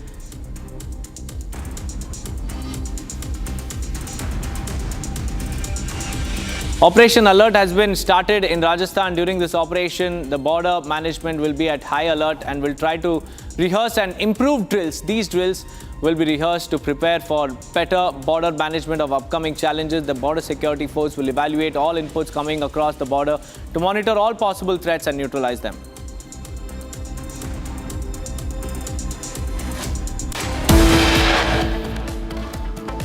It's time for a quick break, viewers. On the other side, we'll tell you about the disruption that continues over SIR in the parliament. Opposition stages protest. Along with that, focus will also be on the Sarla Bhatt case, which has been reopened. Incriminating evidence of Pak terror has been unearthed.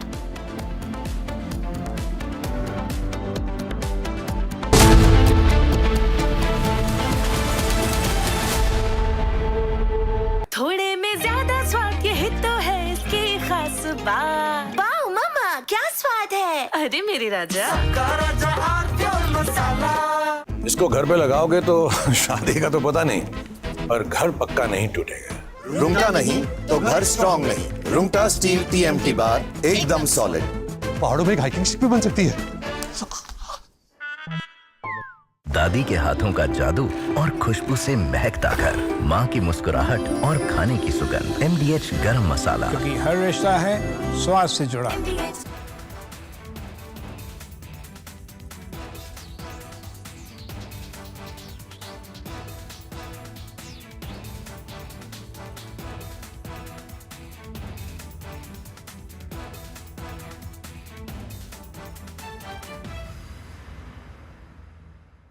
One of the only questions people asked us here in the media, and you would go outside of office, and when you meet people in public, at functions, at events, even at home sometimes, they would ask you that question, did we really lose jets? Who lost jets? How many jets did Pakistani Air Force lose? Now, there is a number to it, ladies and gentlemen. For the first time, it's official, and you can't contest these numbers. The Indian Air Force has gone on record saying 5 Pakistani fighter jets were shot down along with one plane which is meant for advanced warning and air surveillance. And AWACS system planes were shot down along with 5 jets. 5 jets were brought down by the S-400. That's a big statement. I have Major General Sudhakarji joining us on this edition of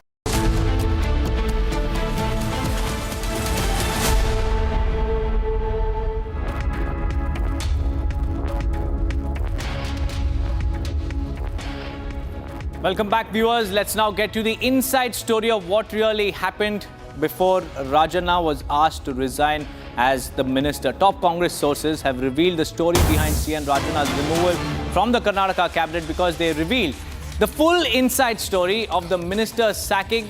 Sources have told us that Venugopal dialed Siddaramaiah, asked him to drop Rajanna, and Congress sources have said that Rahul asked for Rajanna to be sacked. This is the inside story. The high command that we are talking about is Rahul Gandhi. Rahul Gandhi ordered KN Rajanna's suspension as a minister. He called Siddaramaiah and said, drop Rajanna from the cabinet. And that is what prompted an entire turmoil in Karnataka Congress when Rajanna submitted his resignation to the governor and then expressed his displeasure over being pulled up for speaking the truth. Meanwhile, Ken Rajanna has said that it is a conspiracy against him. Let's listen in to Ken Rajanna's reaction a day after he resigned as the minister. ಕೂಡ ನಾನು ಹೇಳಲಿಕ್ಕೆ ಹೋಗೋದಿಲ್ಲ. ಈ ಒಂದು ರಾಜೀನಾಮೆ ಅಥವಾ ವಜಾ ಮಾಡಿರ್ತಕ್ಕಂಥದ್ದು ಅಥವಾ ಕೈ ಬಿಟ್ಟಿರ್ತಕ್ಕಂಥದ್ದು ಯಾವುದೇ ಪದ ನೀವು ಹೇಳಿದ್ರು ಕೂಡ, ಆದರೆ ಇದರ ಹಿಂದೆ ಒಂದು ದೊಡ್ಡ ಷಡ್ಯಂತ್ರ, ಪಿತೂರಿ ಎಲ್ಲ ಇದೆ. ಈ ಪಿತೂರಿ ಷಡ್ಯಂತ್ರ ಯಾರು ಮಾಡಿದ್ದಾರೆ, ಏನೇನು ನಡೆದಿದೆ, ಎಲ್ಲೆಲ್ಲಿ ಯಾವ ಮುಖಂಡಗಳ ಜೊತೆ ಏನೇನು ನಡೆದಿದ್ದಾವೆ ಅವೆಲ್ಲವನ್ನು ಕೂಡ ಕಾಲ ಬಂದಾಗ ನಾನು ತಿಳಿಸ್ತೇನೆ. ಕಾಲ ಬಂದಾಗ ತಿಳಿಸ್ತೇನೆ ಅಂತ ಹೇಳಿದ್ದೀನಿ. ಈಗ ನಾನು ರಾಹುಲ್ ಗಾಂಧಿ ಅವರಿಗೆ, ನಮ್ಮ ಅಧ್ಯಕ್ಷರಿಗೆ ಮತ್ತೆ ವೇಣುಗೋಪಾಲ್ ಅವರಿಗೆ ನಾನು ಏನೆಲ್ಲ ಅವರಲ್ಲಿ ಒಂದು ತಪ್ಪು ಗ್ರಹಿಕೆ ಆಗಿದೆ ಅಂತಕ್ಕಂಥ ನನಗೆ ಮಾಹಿತಿ ಇದೆ. And viewers, on the other hand, Deputy Chief Minister D.K. Shivkumar has said that sacking Rajanna was the party's decision. Meanwhile, in Madhugiri, Congress councillor Girija Manjunath has also resigned from the municipality. In a letter to the sub-divisional officer, she said that the decision was of her own will. Girija is known to be a very, very close supporter of Rajanna, and her resignation adds to the political aftershocks following his ouster from the state cabinet. Rajanna's supporter Girija has also submitted her resignation, stating that it is because of her own will that she has submitted her resignation.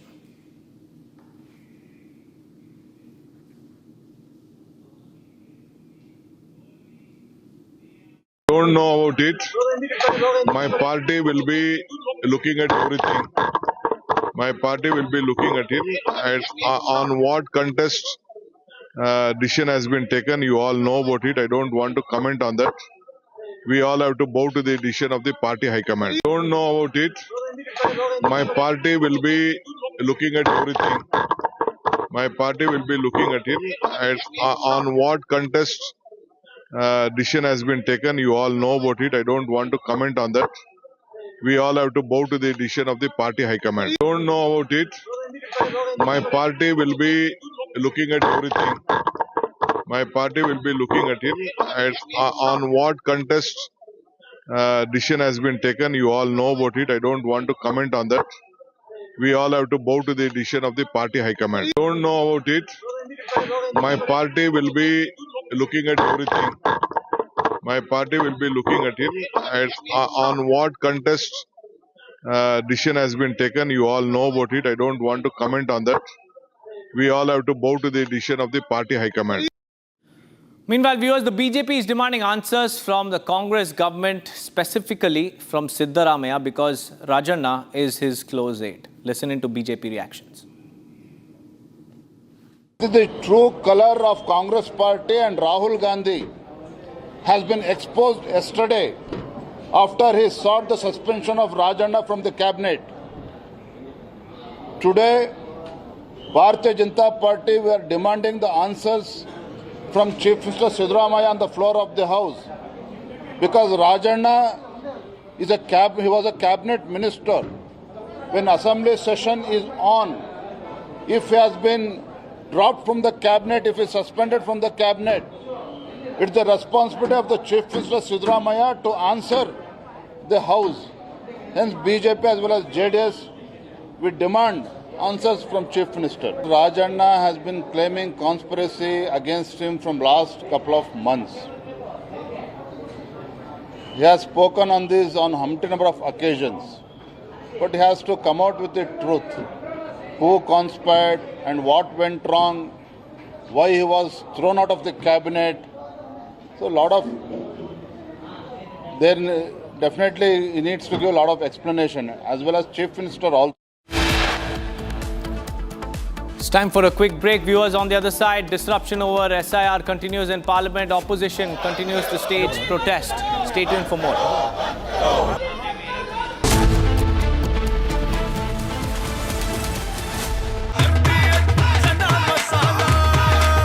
अब छोलिया हो या लोबिया, सफेद चने या काले चने, सब कुछ मजेदार बने। केसरिया से मन जोगी हुआ रे, दिल झूमे देखो मतवारा हुआ रे। केसरिया से मन जोगी हर पल मनाओ केसरी त्योहार।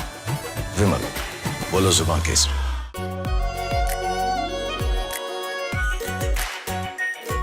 Pure Shahi Paneer Masala. Delicious, healthy, every day. India has successfully completed trials of its indigenously developed Zorawar light tank, a platform purpose-built for high-altitude warfare where traditional heavy armor struggles. Developed jointly by DRDO and Larsen & Toubro, the 25-ton tank is powered by a high-output Cummins diesel engine, delivering close to 40 horsepower per ton, critical for operating in oxygen-thin mountain air. Its primary armament is a 105mm Cockerel rifled gun integrated into a modern turret, capable of firing both kinetic rounds and anti-tank guided missiles. Supporting this is a remote-controlled 7.62mm machine gun, twin 80GM launcher, advanced thermal sights, active protection systems, and modular composite armor. Amphibious capability and AI-driven situational awareness further enhance its versatility. The tank has already passed live fire and mobility trials in desert conditions, followed by high-altitude trials at over 4,200 meters in Ladakh, where it demonstrated accurate firing, stable mobility, and reliability under extreme environmental stress. The first phase of testing confirmed its ability to maneuver on narrow mountain tracks, climb steep gradients, and maintain effective combat performance in cold, low-oxygen conditions. A second prototype with upgrades is expected to roll out in late 2025 for user trials. Strategically, Zorawar is designed to address a gap exposed during the 2020 standoff with China.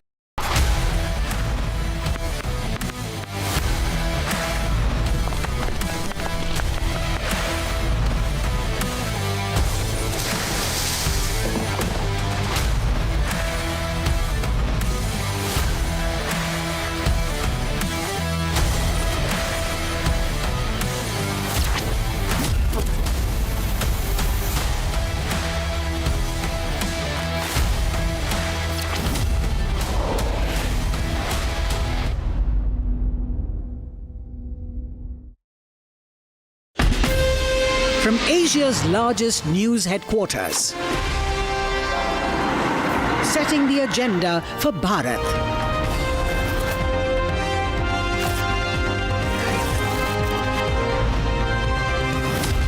You're watching Republic.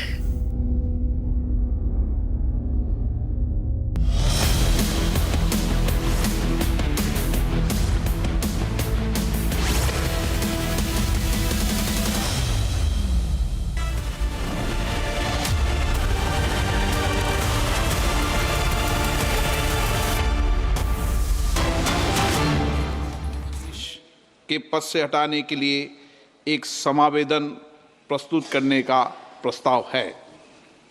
ये सदन संकल्प करता है कि इलाहाबाद उच्च न्यायालय के न्यायमूर्ति यशवंत वर्मा को उनके निम्नलिखित कदाचार के लिए पद से हटाने के लिए महामहिम राष्ट्रपति जी को एक समावेदन प्रस्तुत किया जाए।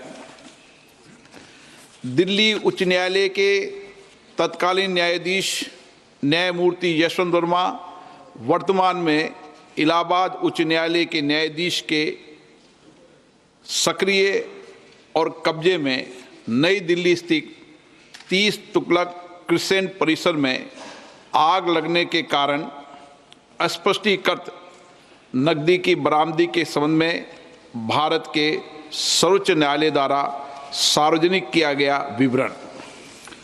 हमें 15 मार्च 2025 की सुबह 30 तुगलक क्रिसेंट नई दिल्ली से जली हुई नकदी, धन, मलबे को हटाने के संबंध में साक्ष्य की भी जानकारी है।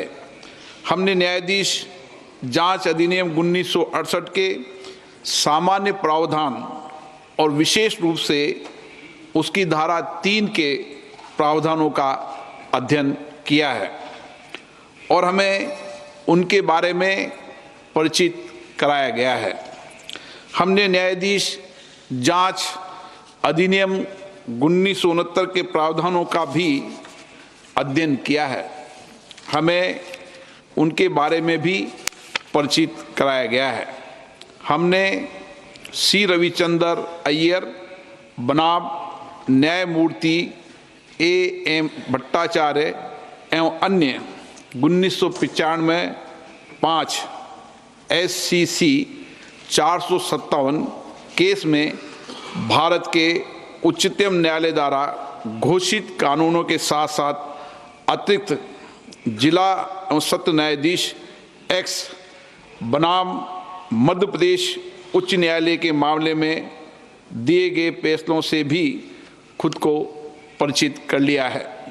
2015 4 SCC 91 और ये कि अतिरिक्त जिला एवं सत्र न्यायाधीश एक्स सुप्रभा के मामले में उक्त निर्णय को सामान्यता और विशेष रूप से पैरा 33 को पढ़ने पर ये स्पष्ट है कि दिल्ली उच्च न्यायालय के मुख्य न्यायाधीश ने न्यायमूर्ति यशवंत वर्मा के विरुद्ध शिकायत को गंभीर प्रकृति का पाया और उक्त निर्णय के पैरा 33 के तहत परिकल्पित इन हाउस प्रक्रिया का पालन किया। यह भी स्पष्ट है कि भारत के तत्कालीन मुख्य न्यायाधीश ने इस गंभीर एवं चौंकाने वाले घटना और तथ्यों पर विचार करने के बाद और न्यायमूर्ति यशवंत वर्मा की प्रतिक्रिया तथा दिल्ली उच्च न्यायालय के मुख्य न्यायाधीश की टिप्पणियों को ध्यान में रखते हुए ये राय बनाई कि इस विषय पर गहन जांच आवश्यक है। इसलिए भारत के तत्कालीन मुख्य न्यायाधीश ने अतिरिक्त जिला एवं सत्र न्यायाधीश एस सुप्रा के मामले में निर्णय के पैरा 33(3) में परिकल्पना के अनुसार एक 3 सदस्यीय समिति का गठन किया गया। हमें यह भी याद है कि भारत के माननीय तत्कालीन मुख्य न्यायाधीश ने समिति की रिपोर्ट भारत के महामहिम राष्ट्रपति और भारत के माननीय प्रधानमंत्री को भेजी है।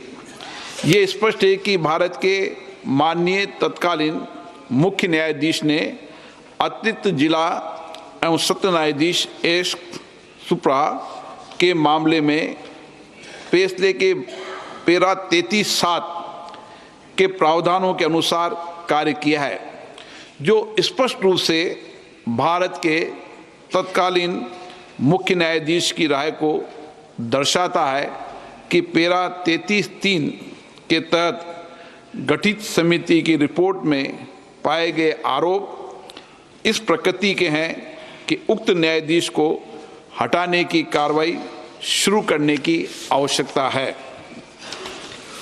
उपयुक्त तथ्यों के अवलोकन और सार्वजनिक रूप से उपलब्ध तथ्यों, न्यायमूर्ति यशवंत वर्मा के कब्जे वाले और उनके नियंत्रण में स्थित आधिकारिक परिसर से जली हुई नकदी की बरामदी और उसे हटाने से संबंधित परिस्थितियों की स्वतंत्र रूप से जांच करने के बाद हम स्वतंत्र रूप से ये भी पाते हैं कि भारत के संविधान के अनुच्छेद 124 के साथ पठित अनुच्छेद 217 और अनुच्छेद 218 के तहत हटाने की प्रक्रिया न्यायाधीश अधिनियम 1968 और उसके तहत बनाए गए नियमों के अनुसार शुरू की जानी चाहिए।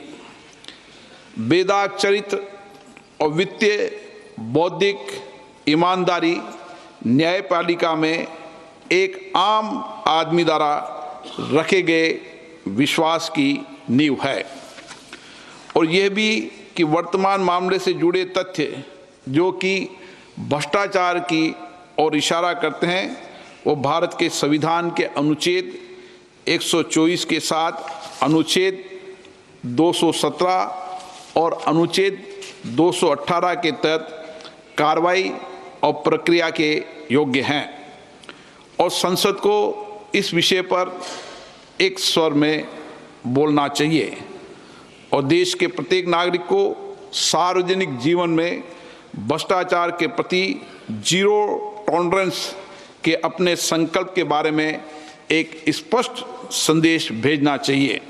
अतः हम भारतीय संविधान के अनुच्छेद 124 के साथ पठित अनुच्छेद 217 और अनुच्छेद 218 के अंतर्गत इलाहाबाद उच्च न्यायालय के न्यायाधीश न्यायमूर्ति यशवंत वर्मा को पद से हटाने के लिए ये प्रस्ताव प्रस्तुत करते हैं। कृपया इस प्रस्ताव पर आगे की कार्रवाई की जाए। इस प्रस्ताव को नियमानुसार उचित पाते हुए मैंने इसकी स्वीकृति प्रदान की है।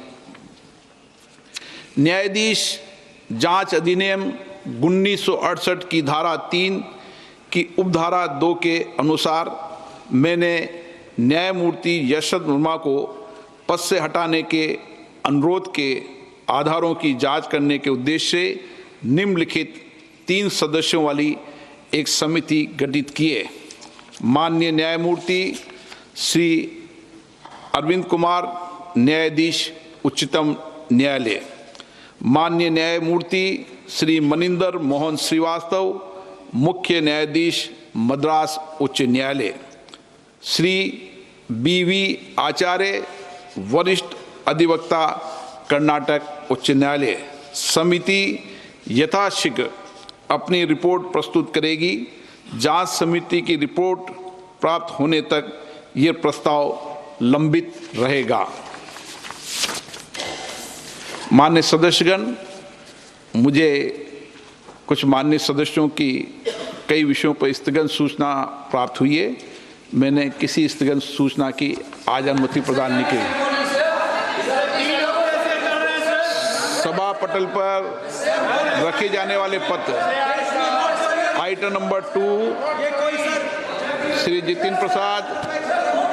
अध्यक्ष महोदय, मैं आपकी अनुमति से आज की संशोधित कार्यसूची में क्रम संख्या 2 पर मेरे नाम के समक्ष उल्लेखित पत्रों को सदन के पटल पर रखता हूं। Item number 3 Shri Arjun Meghwal.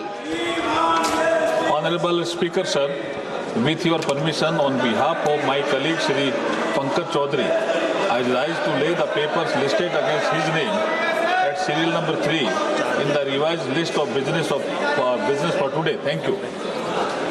Item number 4, Shri Ramdas Atawale. Respected Speaker, Ramdas Atawale. I lay on the table of the House papers listed against my name at serial number 4 in today's revised list of business. और हंगामा बंद करो, हंगामा बंद करो। Item number 5, Shri Ramnath Thakur. माननीय अध्यक्ष जी, मैं आपकी अनुमति से आज के लोकसभा की संशोधित कार्यसूची के क्रम संख्या 5 पर अपने नाम के सम्मुख अंकित प्रपत्र क्रमशः हिंदी और अंग्रेजी में सभा पटल पर रखता हूं। Item number 6 Shri Bhagirath Chaudhary. माननीय माननीय अध्यक्ष महोदय जी, मैं आपकी अनुमति से आज की लोकसभा की संशोधित कार्यसूची में क्रम संख्या 6 पर मेरे नाम के सम्मुख दर्शाए गए पत्र सदन के सभा पटल पर रखता हूँ। आइटम नंबर 7, माननीय मंत्री Shri George Kurian ji. Speaker, sir, with your kind permission, I rise to bear the papers listed against my name at serial number 7 in today's revised list of business of lunch. Item number 8, महासचिव जी। All right, the government has set the ball rolling on Justice Verma's impeachment. Lok Sabha Speaker Om Birla has now accepted the motion in Lok Sabha in the lower house of the parliament. He has said that a 3-member committee will be formed, a 3-panel member will be formed to probe into the allegations against the biggest judicial scandal, and this was against Justice Yashwant Verma. The Lok Sabha speakers also said that the government feels the need for a thorough probe in the case. In fact, the Lok Sabha speaker also called for the unity of the member of parliament in the case to fight cases of corruption, especially in the judiciary. Now, Lok Sabha speaker has said that there were 140 member of parliament that have signed the motion, and the panel will be to probe into the allegations. A Supreme Court judge, a High Court judge and a lawyer will be a part of the panel on Justice Verma's impeachment. This is a big breaking news that's coming in. Remember, the government has set the ball rolling in motion as far as the biggest judicial scandal is concerned. Soon after, the Lok Sabha Speaker announced the 3-member panel to probe into allegations against Justice Yashwant Verma. The ruckus continued in the lower house of the parliament with opposition members raising slogans. The government has made it clear that Justice Verma will be impeached. Rhythm is joining us on the phone line on that note. Rhythm, a 3-member panel has been announced. It's going to be a High Court judge, a Supreme Court judge and a lawyer. Take us through what is the way forward from now on after the Lok Sabha Speaker has passed the motion against Justice Verma's impeachment. I think this is a big move coming to the parliament right now. All this time we were hearing and seeing this case in the lower courts of the country. Now finally this has come to the top court of to the highest political, democratic place that it can, which is the parliament. For Justice Verma's case, there will be first and another probe that will be done, and I think it's wonderful because all this time in the Justice Verma impeachment trial, Justice Verma has been asking for some help. In fact, now the Lok Sabha Speaker Om Birla forms a 3-member panel to first probe Justice Verma allegations. In the Supreme Court, when this matter came, this is exactly what Justice Verma kept asking. In the Supreme Court, he said, I need to be given another hearing. Now the Lok Sabha Speaker Om Birla announces a probe panel to look into those allegations. You mentioned that there's going to be a Supreme Court and a High Court judge and a lawyer. It's very, very clear now that he will get another chance to explain himself. And we remember in the last 2 weeks it's come in the Supreme Court, and the Supreme Court has declined to hear this plea that has been given by Justice Verma for the unaccounted cash that was found in his house. The indictment also came from an in-house committee that looked into details and said that there has been no explanation from Justice Verma's side on how the unaccounted cash was there, except for saying it's a conspiracy. They have to explain it. The visuals were clear when we saw the firemen and the policemen find the unaccounted cash that was found at his house. Now the Lok Sabha Speaker has said, even as the plot thickened, that whether Justice Verma's case was deliberate and whether it was deliberated quickly has to be seen. The impeachment of a judge had possibly happened. We're also Anil Tiwari is joining us on the phone line. Mr. Tiwari, it is now in the Supreme Court. The Supreme Court has now clearly I beg your pardon. It is now in the Parliament, in the Lok Sabha. The Lok Sabha Speaker has said they have accepted the impeachment motion moved by MPs. Yes. It's now the wheels of the justice moving in the Lok Sabha. They've now got a probe. For a probe, the government feels there should be a more investigation, and now a High Court judge, a Supreme Court judge and a legal expert will be part of the panel to probe into the allegations. This is a quick movement that is happening for the first time, Mr. Tiwari, in this case. Yes, actually, see, Judges Inquiry Act में impeachment की proceeding से पहले एक inquiry Lok Sabha parliament खुद conduct कराती है. It is a provision in the act itself. So that inquiry is pursuant to that provision. This is the right direction where parliament is going on, and this shows that parliament is going to pass this impeachment motion, and this would be the first occasion, first time this is going to happen in India. It's a step. We are welcoming this step. We are really thankful to our legislature, our parliament, that this man is being dealt with in the right manner. I completely agree that that's the way we have to look at it. And also we have to see, Mr. Tiwari, that, when you raised this the first time, you were all alone. At that time, nobody had believed that in a few months this is what's going to happen. Yes, but the unaccounted cash, yes. I feel very happy that I have discharged duty which was on my shoulder as a president of the High Court Bar Association, which is a parent court of Justice Verma. This was the right duty of the association which I performed. And I was alone, but later on, within 24 hours, the entire High Courts of all India Bar Associations came with me, particularly 7 High Courts initially, Gujarat, Kerala, Karnataka, so many MPs, Chhattisgarh, Bihar, Punjab. So far, lawyers have joined me. We have held a conference also in Allahabad. It was joined by 30 High Court Bar Associations. So later it has become a national movement. First time this happened in India, that a national movement was going on against the Supreme Court administration. First time in India this happened. And I'm very happy that public is getting justice. Because it was not fight for the lawyers. This fight was for the public at large, a common man who is living in rural areas and coming to the High Court for getting relief.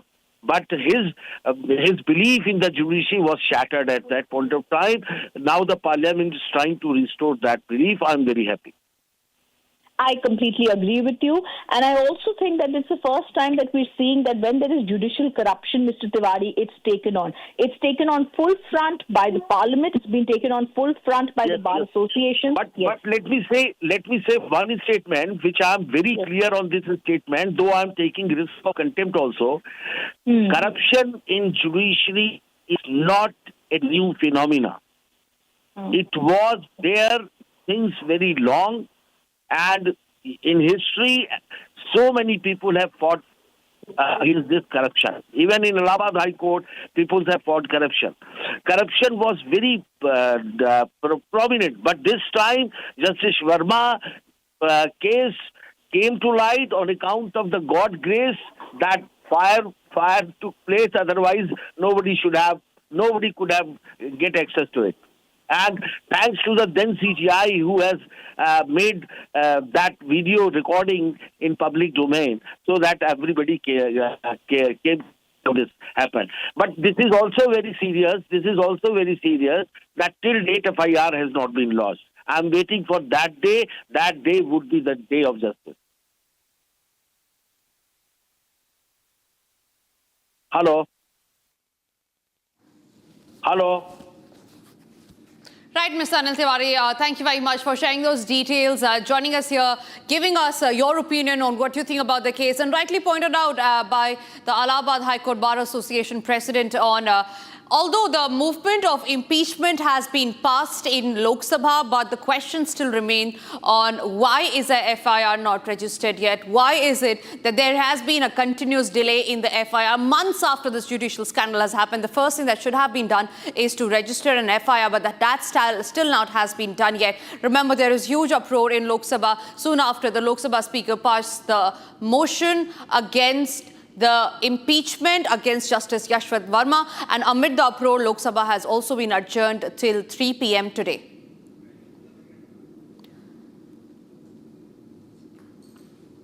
To get our viewers who've just tuned into Republic, the latest details on what's happening inside the parliament, ladies and gentlemen, in big breaking news that's coming in, motion against impeachment of Justice Yashwant Verma has been passed by the Lok Sabha Speaker Om Birla. He said that there have been 140 member of parliaments that have signed the impeachment motion, that have signed support of the impeachment motion, and that is why the motion has been passed today. And that he said that the government feels there is a need for a thorough probe in the case. Justice Yashwant Verma's impeachment is next, that is for sure, but the question still remains, ladies and gentlemen, on why is an FIR not being registered yet. And with that, it's time for us to slip into a very short break right now, but getting you details after the break on what next for Justice Yashwant Verma after the impeachment motion has been passed in Lok Sabha.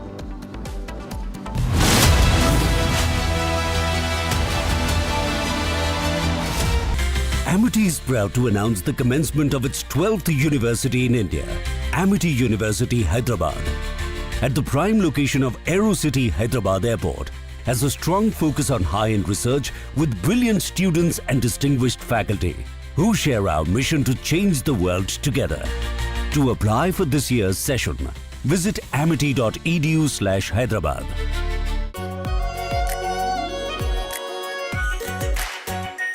Our pure Shahi Paneer Masala. Delicious, healthy, every day.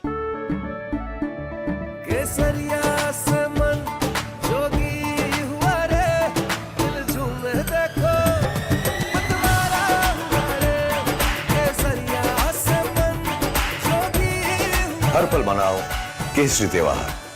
विमल, बोलो जुबान Kesari. MDH की हल्दी मिर्ची धनिया करे कमाल, ये रंग दे, ये खुशबू दे, ये तीखा, ये कम पड़े, क्या निराला MDH masala.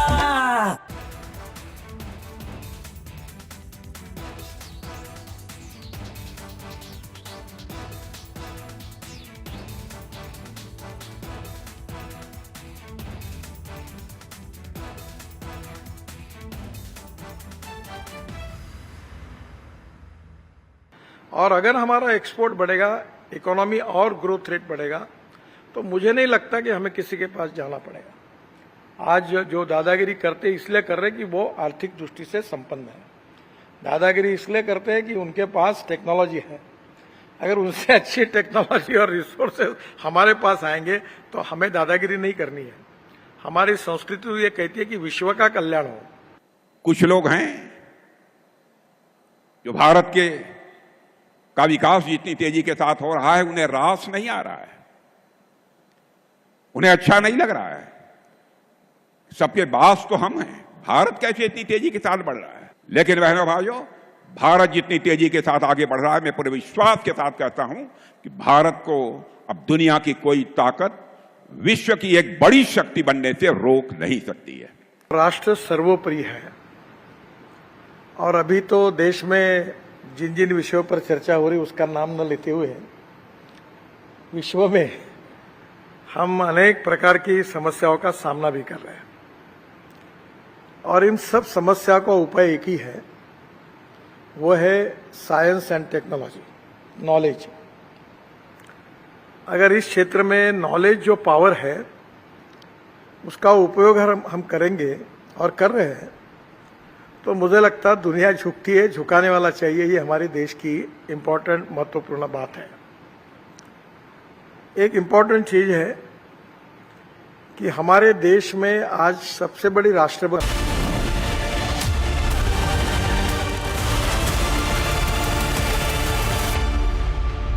All right, thank you for staying with Republic. We stay with that top focus story that's coming in, the latest breaking news where impeachment against Justice Yashwant Verma has been passed in Lok Sabha. The way forward now will be that Justice Yashwant Verma will be impeached. Remember, Justice Verma had earlier approached the Supreme Court regarding the committee that was formed, regarding the inquiry panel that was formed against him, which had confirmed that there was burnt cash that was found at his residence. However, Justice Verma had said that the findings were completely false and that there was nothing to substantiate those claims. However, the Supreme Court had then dismissed his plea, and today, in a big move, the Lok Sabha has passed a motion to impeach Justice Yashwant Verma. A 3-member panel has been formed.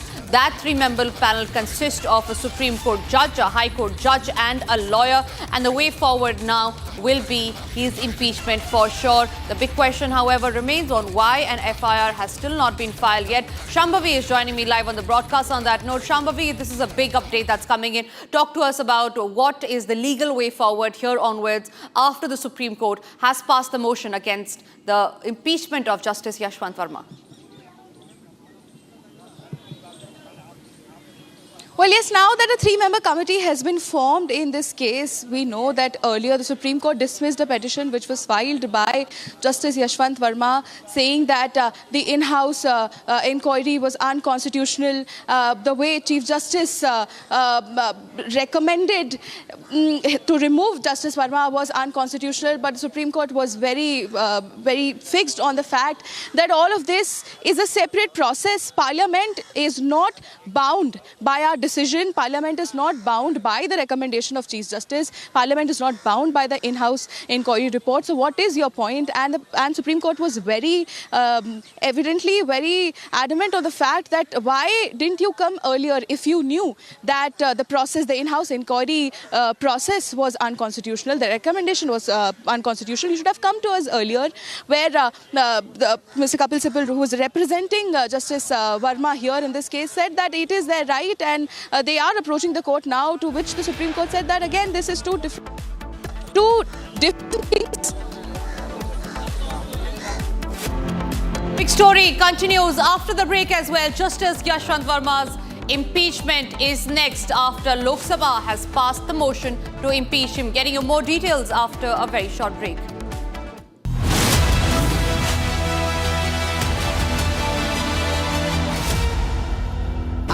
Pure सूजी pasta उबालो मिलाओ और खाओ 8 minute में तैयार क्या taste है सबका राजा आर प्योर मसाला इसको घर पे लगाओगे तो शादी का तो पता नहीं, पर घर पक्का नहीं टूटेगा।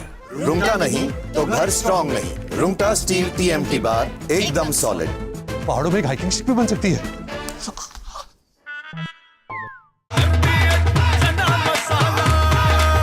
अब छोलिया हो या लोबिया, सफेद चने या काले चने, सब कुछ मजेदार बने। थोड़े में ज्यादा स्वाद ये तो है इसकी खास बात। वाओ मामा क्या स्वाद है? अरे मेरे राजा। India has successfully completed trials of its indigenously developed Zorawar light tank, a platform purpose-built for high-altitude warfare where traditional heavy armor struggles. Developed jointly by DRDO and Larsen & Toubro, the 25-ton tank is powered by a high-output Cummins diesel engine, delivering close to 40 horsepower per ton, critical for operating in oxygen-thin mountain air.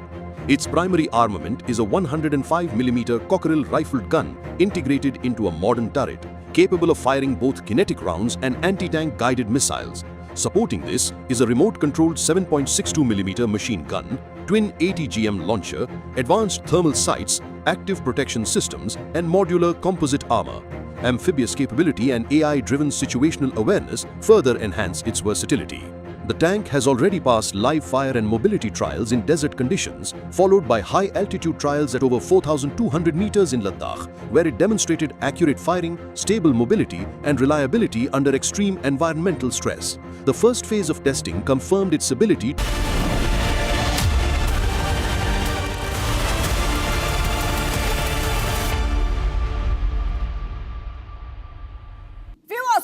I'm Shivangi Shukla. Big news is coming. Justice Verma impeachment motion accepted in the Lok Sabha. Huge Judge Cash scam row. That is right. Lok Sabha Speaker has announced formation of a 3-member committee to examine the proposal seeking the impeachment of Justice Yashwant Verma, from whose huge amount of and a large amount of cash was recovered. This is huge coming in. Because it's a 3-member panel which will be formed to examine the impeachment proposal consisting of Supreme Court Justice Arvind Kumar, Madras High Court Chief Justice Manindra Mohan Srivastava, and senior lawyer B.V. Acharya, viewers.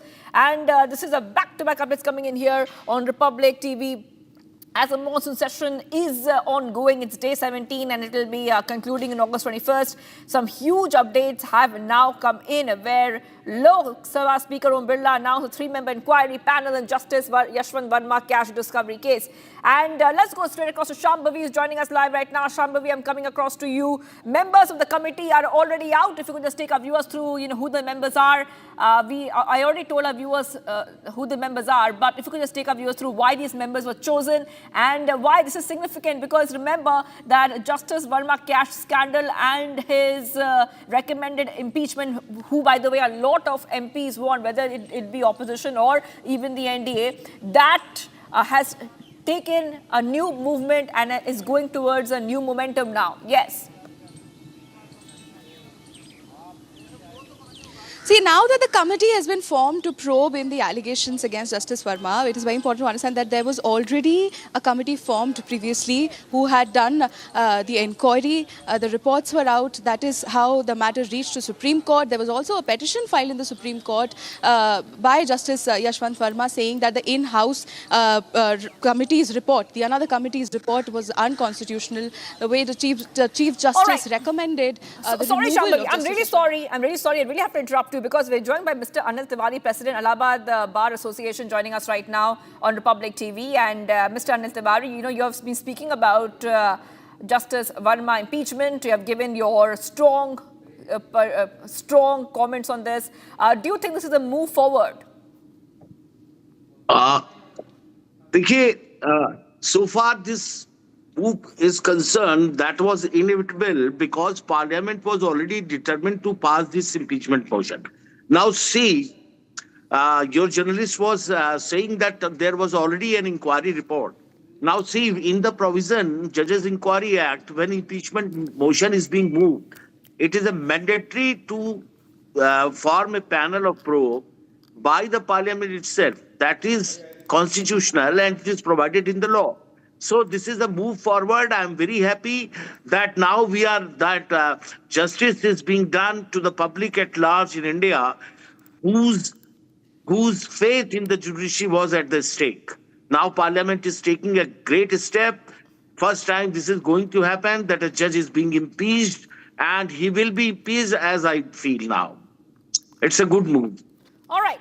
You know, if you could just help our viewers also understand what the next steps are in this procedure, because the panel is going to go ahead, it will investigate, and what will happen if the panel finds merit in this impeachment case? Firstly, the first step is the panel. Then thereafter, the inquiry report, the panel will submit its report. That will be placed in the same session in Lok Sabha and Parliament. And the impeachment motion will be passed by the majority required. So the basic step, the basic and the final step is to institute the panel. Panel has been instituted, which is a step which I am welcoming. We all, on behalf of public, on behalf of people of India, I am welcoming this step of the Parliament. It is very happy. Today, I am very happy. Right.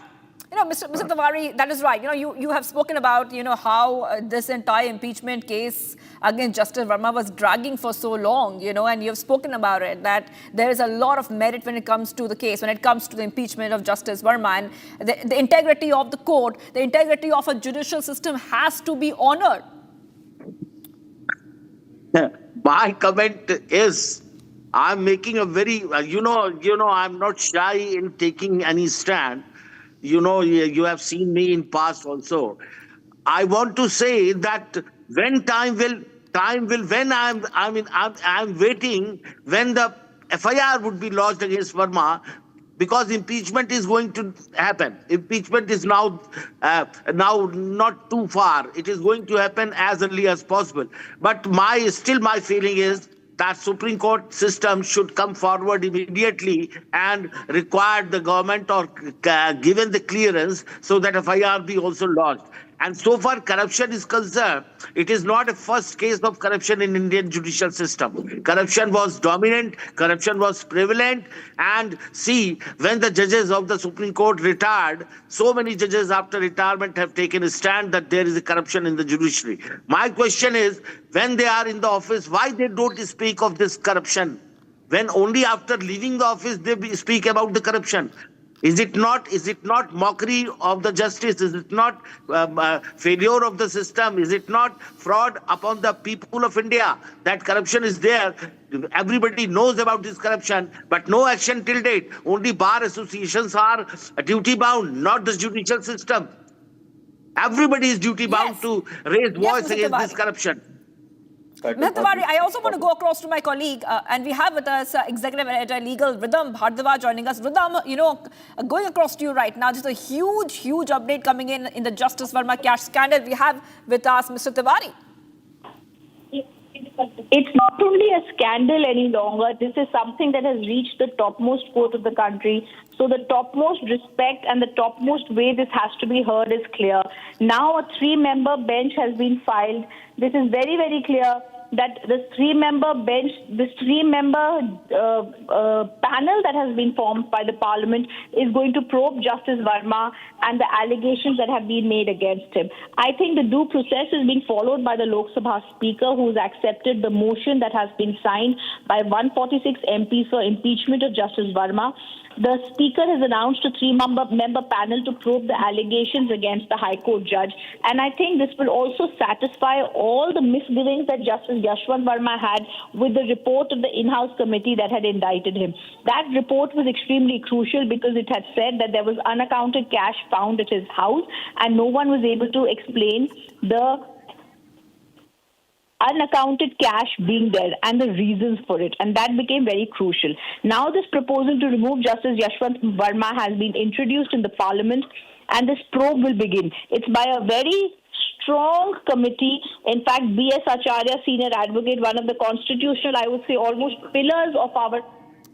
All right, thank you. Thank you so much for joining us there. Rhythm, Justice Verma cash scandal case, impeachment panel has been formed. इसमें सरकार का और कोई सरकारी तंत्र का किसी प्रकार से इन्वॉल्वमेंट नहीं है। हम इस बात का पूरी तरीके से खंडन करते हैं। मानव अरे सुनिए ना,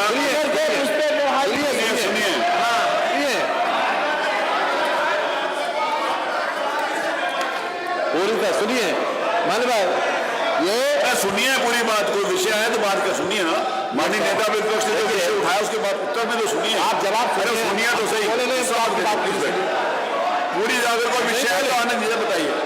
ये क्राइम नंबर 300। सुनिए ना पूरी बात। आपने विषय उठाया तो उत्तर में तो सुनिए, सरकार का पक्ष में तो सुनिए। क्राइम नंबर 319, अरे बैठिए। थाना कोतवाली, फतेहपुर, 11/8/2021 को शाम को 6:21 पर इस पर रिपोर्ट लिखी गई। रिपोर्ट लिखी गई और ये 11 लोगों के नामजद रिपोर्ट है, और नहीं 10 लोगों के नामजद है और 11वां 150 लोग अज्ञात। इसमें 11 नामजद रिपोर्ट है। हम नाम पढ़े दे रहे हैं। मानवा ये क्राइम नंबर बता दिया और धारा बता दें। भारतीय न्याय संहिता 190, 191(2), भारतीय न्याय संहिता BNS 191(3), भारतीय न्याय संहिता BNS 301, 196, आपराधिक कानून संशोधन 7, क्रिमिनल लॉ अमेंडमेंट एक्ट 7, सार्वजनिक संपत्ति नुकसान निवारण अधिनियम 2 और सार्वजनिक संपत्ति नुकसान निवारण अधिनियम 3। ये अपने आप में कल की जो घटना थी, बाकायदा इस पर रिपोर्ट पंजीकृत हुई और पूरी तरीके से कानून अपना काम करेगा। जो भी कानून को अपने हाथ में लेने की कोशिश करेगा, जो भी कानून को अपने हाथ में लेने की कोशिश करेगा, उसको न्यायिक प्रक्रिया के तहत दंड जरूर मिलेगा। मानव जरूर मिलेगा। मैं कहना चाहता हूँ आपके पार्टी के अध्यक्ष ने घोषणा की और वहाँ सफाई दर्ज हो गई, मुकदमे में उनका नाम नहीं है। अरे अब है कि नहीं? पार्टी के जिला अध्यक्ष ने घोषणा की। आपका मन नहीं है क्या चलाने का? पूरा जवाब आ गया सरकार में। आपके विद्या से उत्तर प्रदेश विद्युत नियामक आयोग निबंधन और शर्तें नियमावली 2024 2025 को विद्युत अधिनियम 2023 की धारा 182 के अधीन सदन के पटल पर रखता हूँ। उत्तर प्रदेश विद्युत नियामक आयोग रूफटॉप सोलर PV ग्रिड पारस्परिक प्रणालियां सकल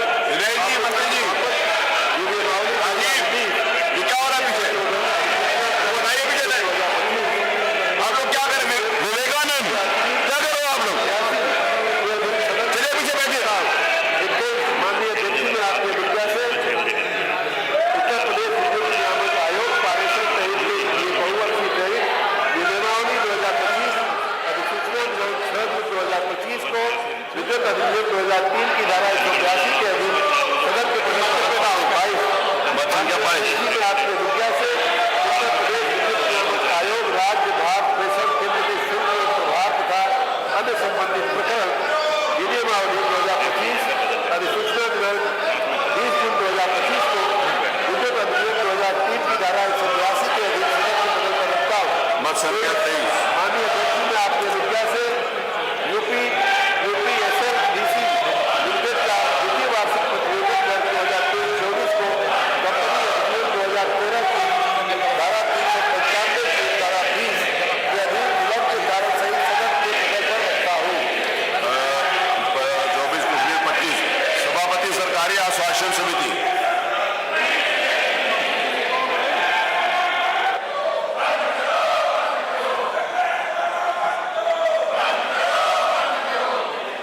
लोक निर्माण, चिकित्सा, स्वास्थ्य, नगर विकास, ग्रामीण अभियंत्रण, राजस्व, ग्राम विकास, खेलकूद एवं कल्याण कांग्रेस के हाईकमांड को देना पड़ेगा। Thank you.